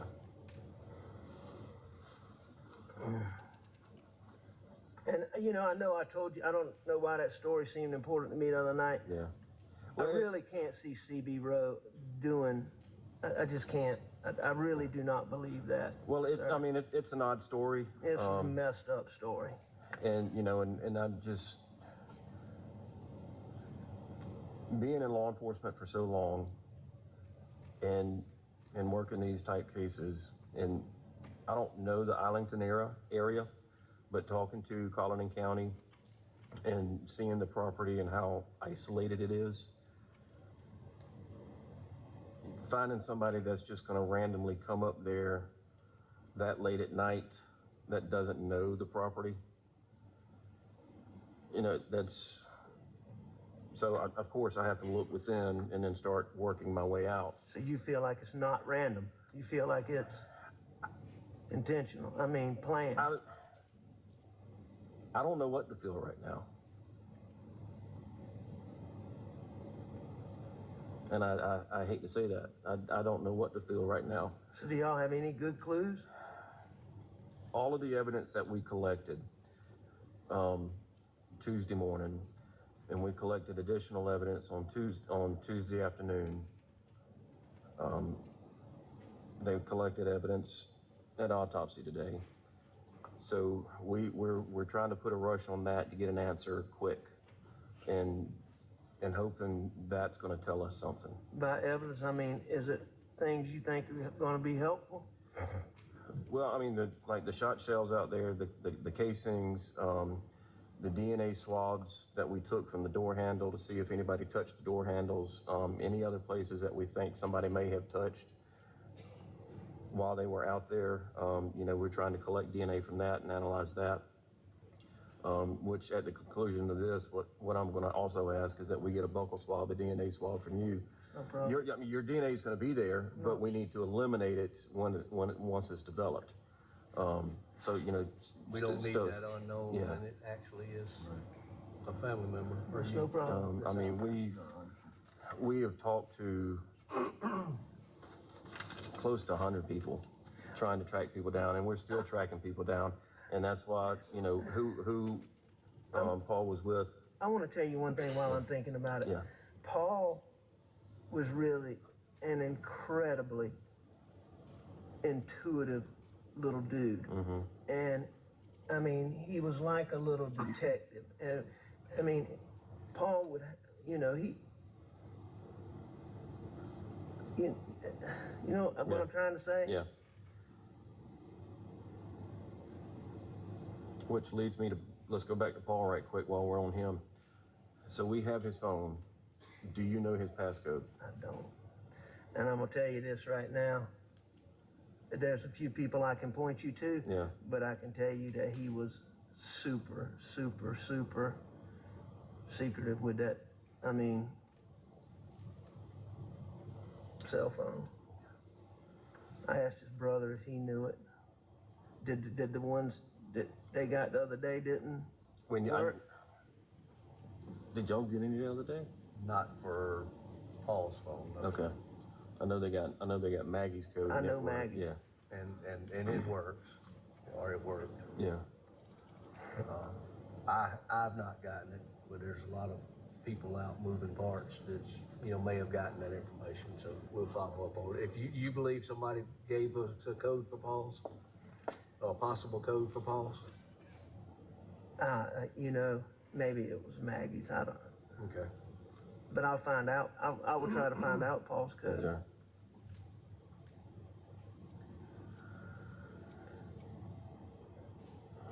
But it will surprise me greatly if somebody knows it. I mean, certainly, you know, talking about the investigation, certainly we're looking at every angle, trying to figure out what fits. And we're talking to, you know, people that were involved in the boat case. We're trying to track down people that Paul knew and were friends with. That's why I asked who he was in Charleston with, so we can go try and see if they might know something or try to figure something out. We're trying to get into his phone to see if there's any information, see if he got like a direct threat from somebody there. I mean, the people that are here are not the only ones working on this. We've got people out doing things right now. Thank you. I mean, we're trying to pull everything in. Just the area, Arlington, unfortunately, there's not a lot of people moving around. I mean, I've got somebody looking at videos right now back at the office, combing through hours of videos that we've gone out and collected. Well, thank y'all. Yeah. Very much. So. Mr. Alec. You don't have to call me Miss. You just call me Alec. Thank you for that courtesy. When you and Paul got back to the house, Miss Maggie's there, and y'all eat supper, which has been prepared, and you said you laid down and took a little nap, and when you got up, Maggie and Paul was gone, or did they leave when you laid down? Or before you laid down? I believe that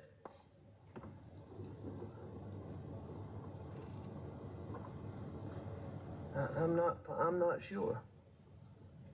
But they weren't there when you woke up around the 9 o'clock mark or so when you made the call to Maggie to let her know you was going to your No, nobody was in that house when I left.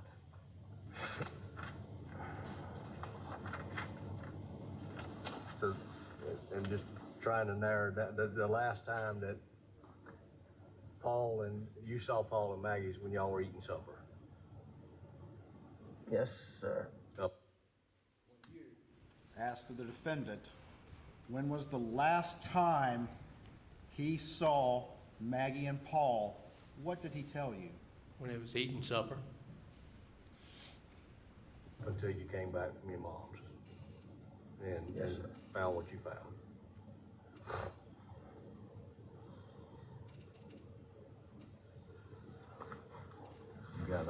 Yes, Alex probably told you all this.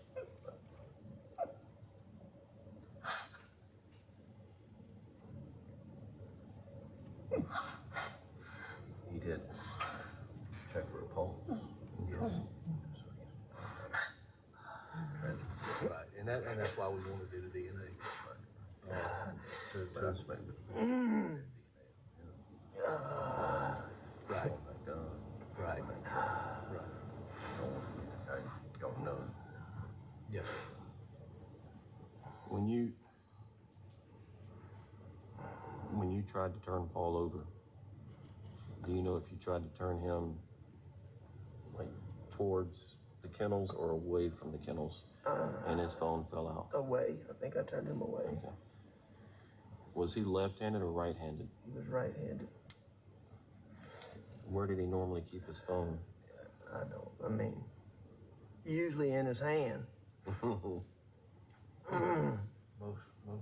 But The defendant was asked during this interview where Paul normally kept his phone. What did he say? Usually in his hand. I mean, it was, it was always on him. Pocket, hand, truck.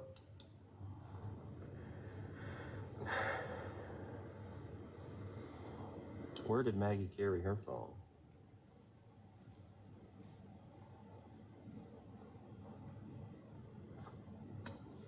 Anywhere she could? Yes, sir.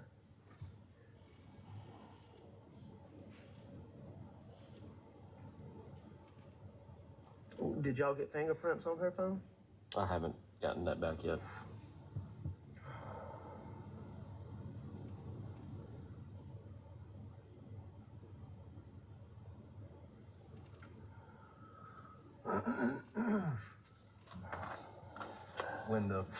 When Paul's phone came out, did you just pick it up and put it on, place it back down on him, or?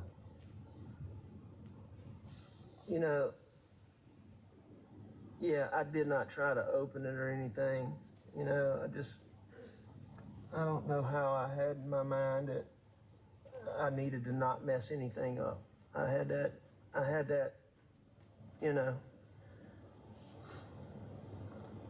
somehow I had that presence of mind that I needed to not mess anything up. And so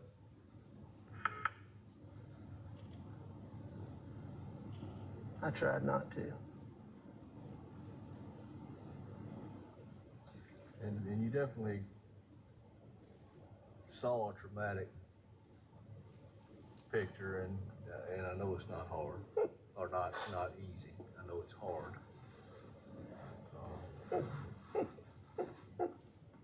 And sitting here talking today is tough. It's just so bad. They did it so bad. When you asked the defendant about the traumatic picture that he saw of Paul and Maggie, what did he say? It's just so bad. I did him so bad. I did him so bad. Yes, sir.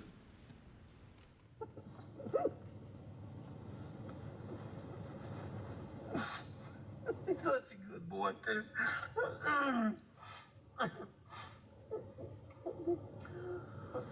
I'm sorry, go ahead. But the little things that we've got. I understand. Is necessary so that we can get a little better picture as to what may have happened. Well, I just thank y'all for everything,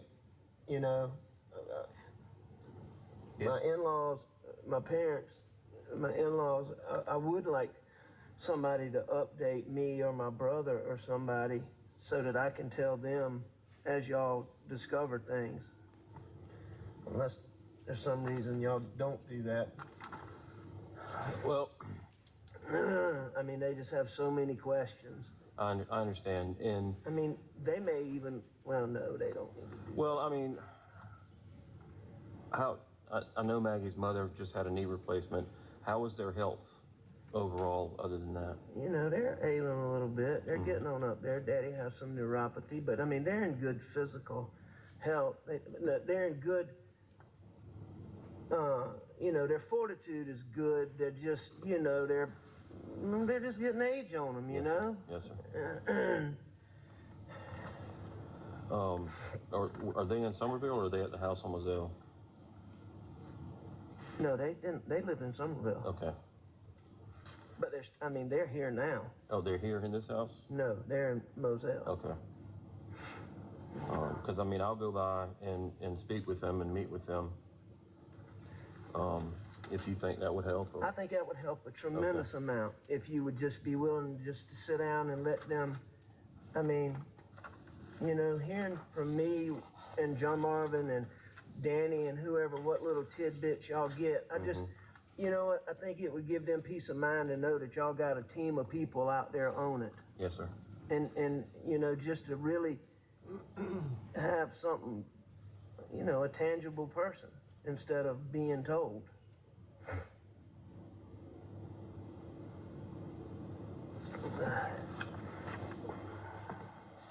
You got a contact number for them? Yeah, I'm getting ready to get that. Okay.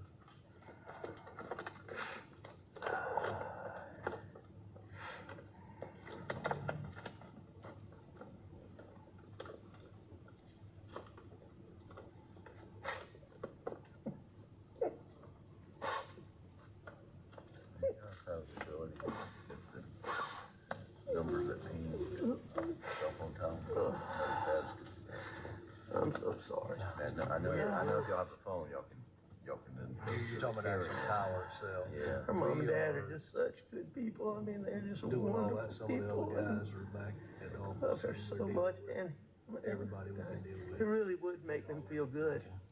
What are their names? A lot of technical. My father-in-law's name is Terry. But yes, we can My mother-in-law's name is Kennedy, also get and they're Brandstetters. And my sister-in-law, who in her Spell Brandstetter for me. Branstetter, and then my sister-in-law, who was closest to Maggie in the whole world, is Marion Proctor. And her husband is Bart Proctor. And they live in Charleston. Do you have a contact number for any? I know their numbers. Okay. 843. Your Honor, at this time, I'm going to need the video with consent of the defense just so that that number is not broadcast. Yes, Your Honor, we agree.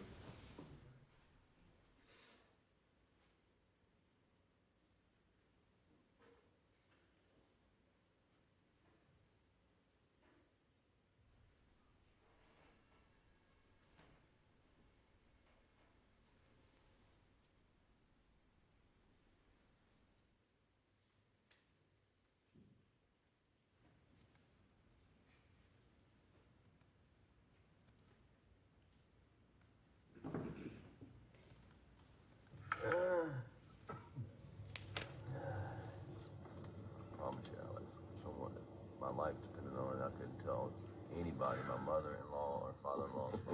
I'm telling you, man, I've been the luckiest person in the world with in-laws. I mean, they are wonderful. Yeah, I tell people all the time, it's my in-laws that I like, it's my wife's in-laws I don't. There you go. Let me grab a piece of paper, I'll be right back.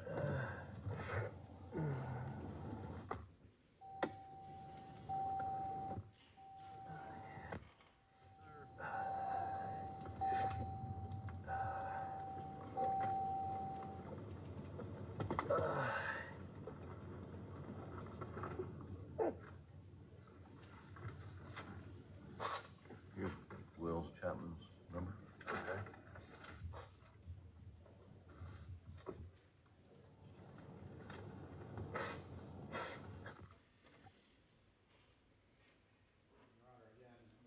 Mute it because another contact number is given, I believe, with consent of the defense. Yes, Your Honor.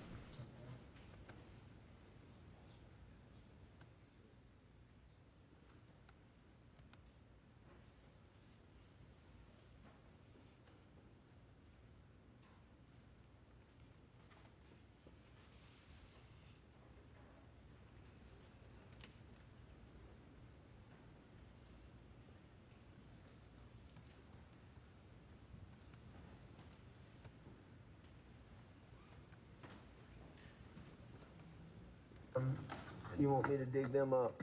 And David, I'm gonna forward you this contact. Maybe you don't want me to do it like that, but someone sent me Will Chapman's Hold on to number. that, please. I just gave it.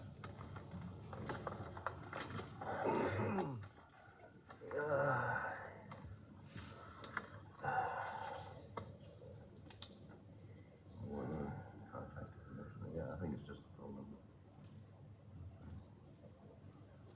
Yeah, all I got was the phone number.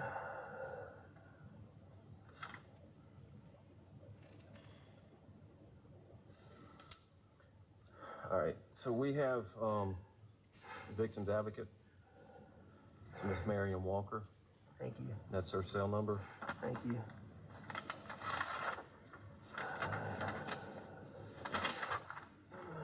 There's some information for you on the back. In the Victims Advocate Program, they help with different things. I think more specifically, what would be more beneficial, especially for you and Buster, is some counseling down the road, grief counseling. You know, I do some assistant solicitor's work. Yeah. So, you know. Yeah, you're familiar with it. Familiar with the thing, but thank you so Yes, sir. much. Discussion about victims advocate. What did Mr. Murdaugh tell you about his career? That he did some assistant solicitors work, and he was familiar with the program. And again, what is an assistant solicitor? He's a prosecutor which prosecutes criminal offenses. Okay. Criminal prosecutor? Yes, sir.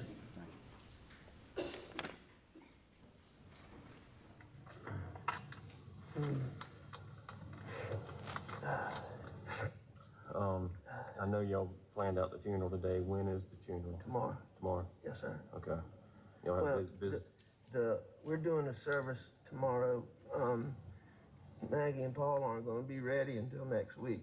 So we're doing a service tomorrow, and then we're going to have a private family thing one day next week. Okay.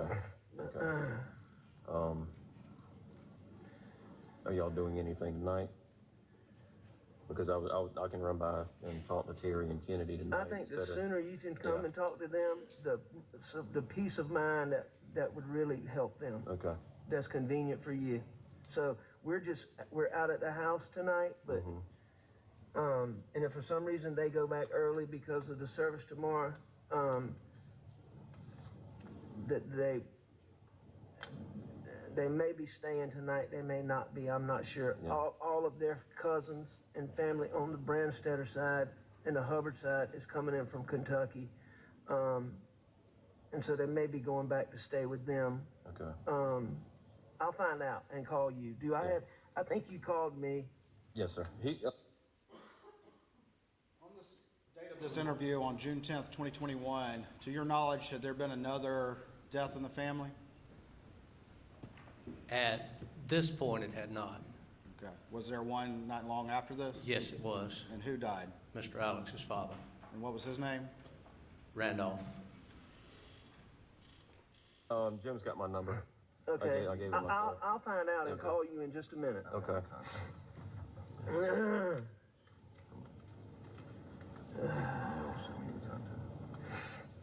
You good? All right. Do you have any other questions that I might be able to answer right now that we hadn't gone over? No, sir. As soon as I get something, and if it's okay with you, John Marvin asked me to go through him. That's fine. So I'm not bothering you in case you're doing something. What time is the service tomorrow? 12 o'clock, Okay. Where is that going to be? Hampton, What, at a church or? it's Graveside. Okay. So if I get something around that time, I won't bother you. I'll wait 1:30 and. If you get anything important, you can call me anytime. Okay. Anytime. Okay. Are y'all going to publicize the service, or is it just going to be for family and friends? No, sir. It's going to be, it's going to be open, but I got TC and those making sure I don't want any press anywhere near. Yeah. So, No, they don't deserve to be near. they're going to make sure, in the town of Hampton that, there's no press. Okay.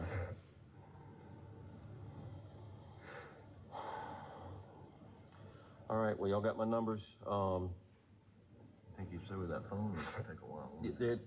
I'm gonna go check on it. Y'all go back in the house. When it's done, I'll bring it to you. Let me do this. Oh, the buckle, yes.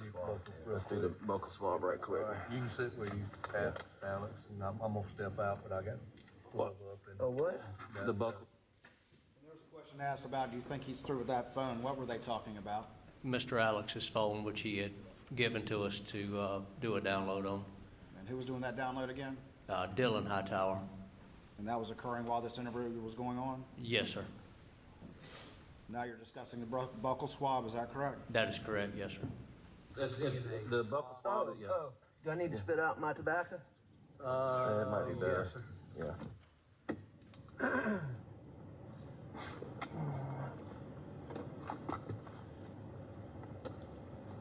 And I'll get everything together. I'm doing the consent now. That's fine, I'm gonna go ahead and, where's your gloves at? You didn't grab gloves? I did not, but I know one of these vehicles has got gloves. I'm not in mine.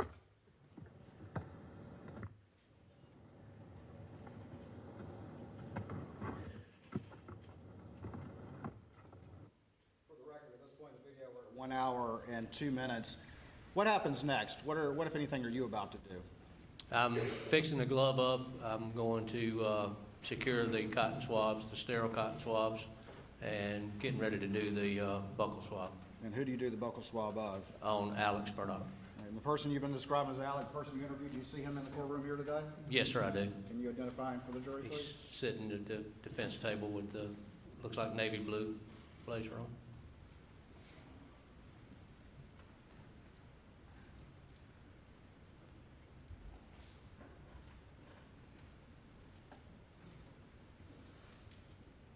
All right, can the record reflect he's identified the defendant? Thank you.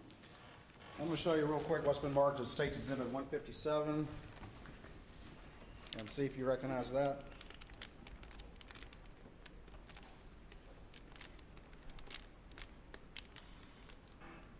Yes, sir, I do. All right, and can you tell the jury what that is?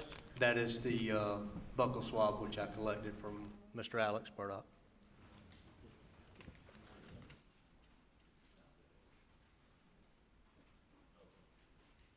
Your Honor, this time I would offer State's 157 into evidence, I believe, without objection.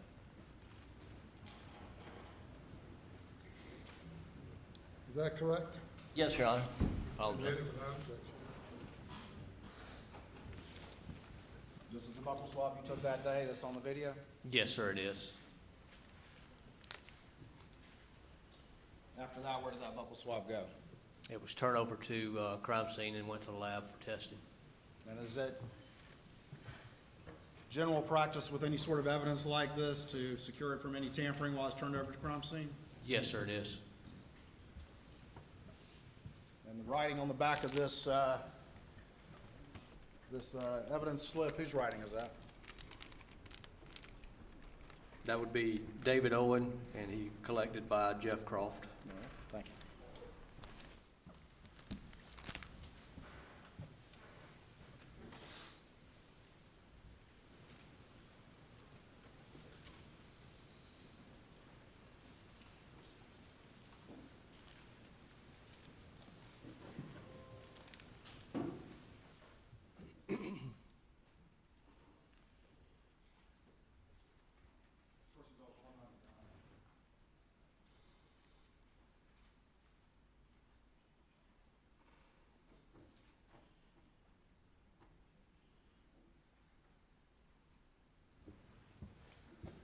I'm going to show you what's been marked as States 218, States 219, States 220, and just generally see if you recognize those particular documents.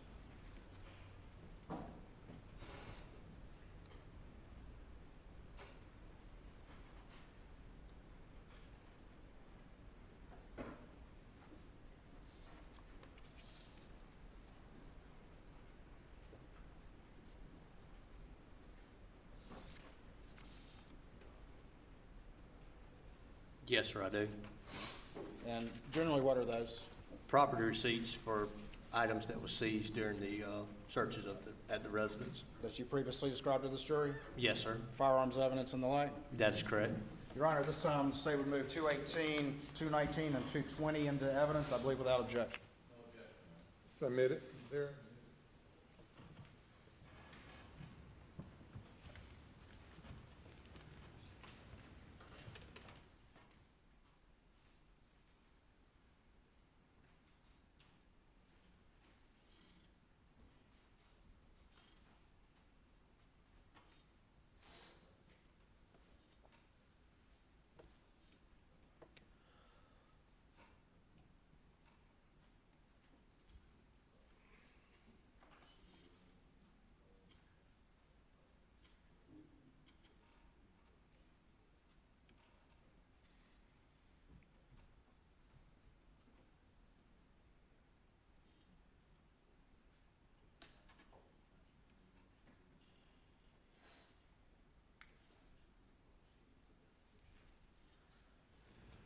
All right, I'm going to show you what's been marked as State's Exhibit 156, and I'm going to get you to pull out your, in fact, though, if the clerk, y'all have a pair of scissors I could borrow real quick?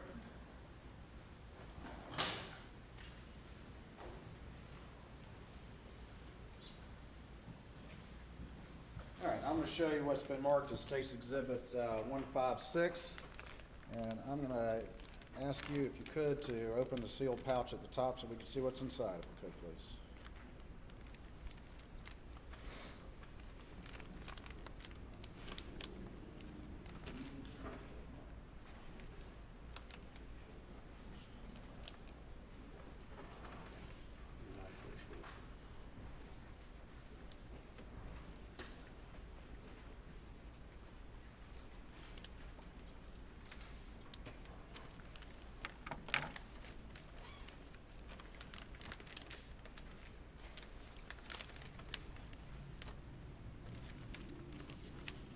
See this real quick.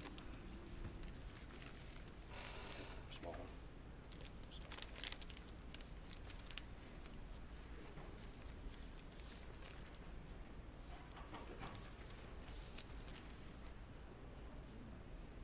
All right, now I'm going to ask you to hold on to that one.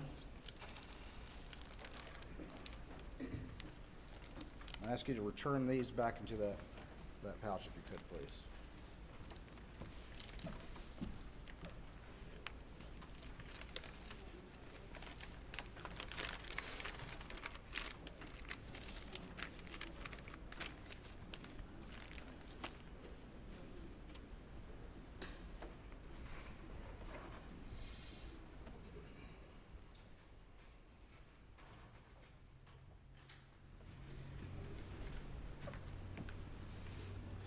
All right, I'm going to put 156 on this particular exhibit, and can you tell the jury, if you recognize that, what that is, please?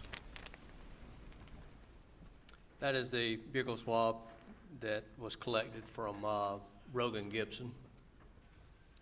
Who collected that buccal swab? I did. Did Rogan consent to that buccal swab? He did. And did you secure it from any tampering and turn it over to the crime scene? Yes, sir. Your Honor, at this time I would move States 156 into evidence, I believe without objection. No objection. You're admitted, or it's admitted without objection.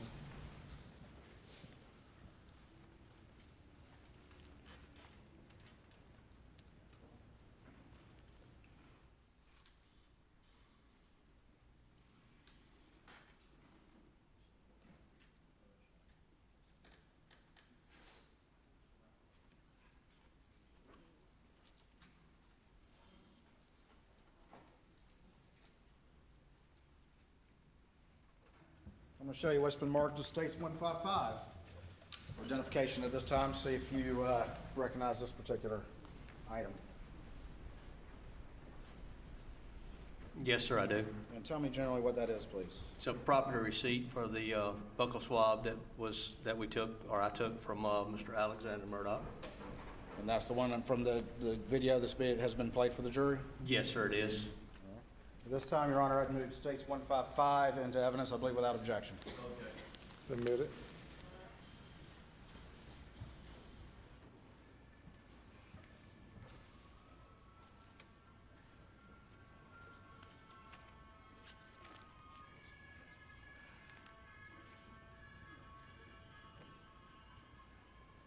Court's indulgence, one moment.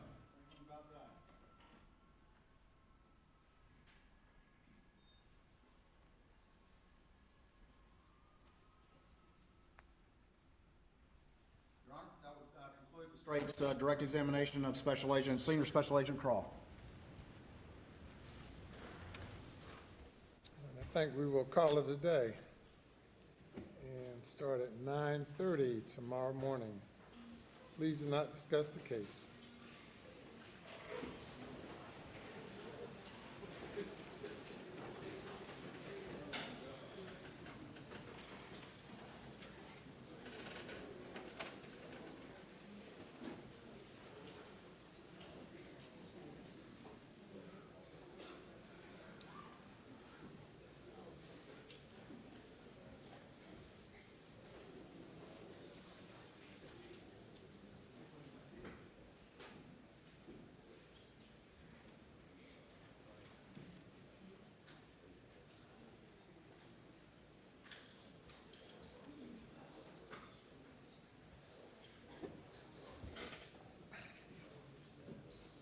there any matters we need to address before the recess? Nothing from the defense, Your Honor. All right, we'll be in recess till 9:30.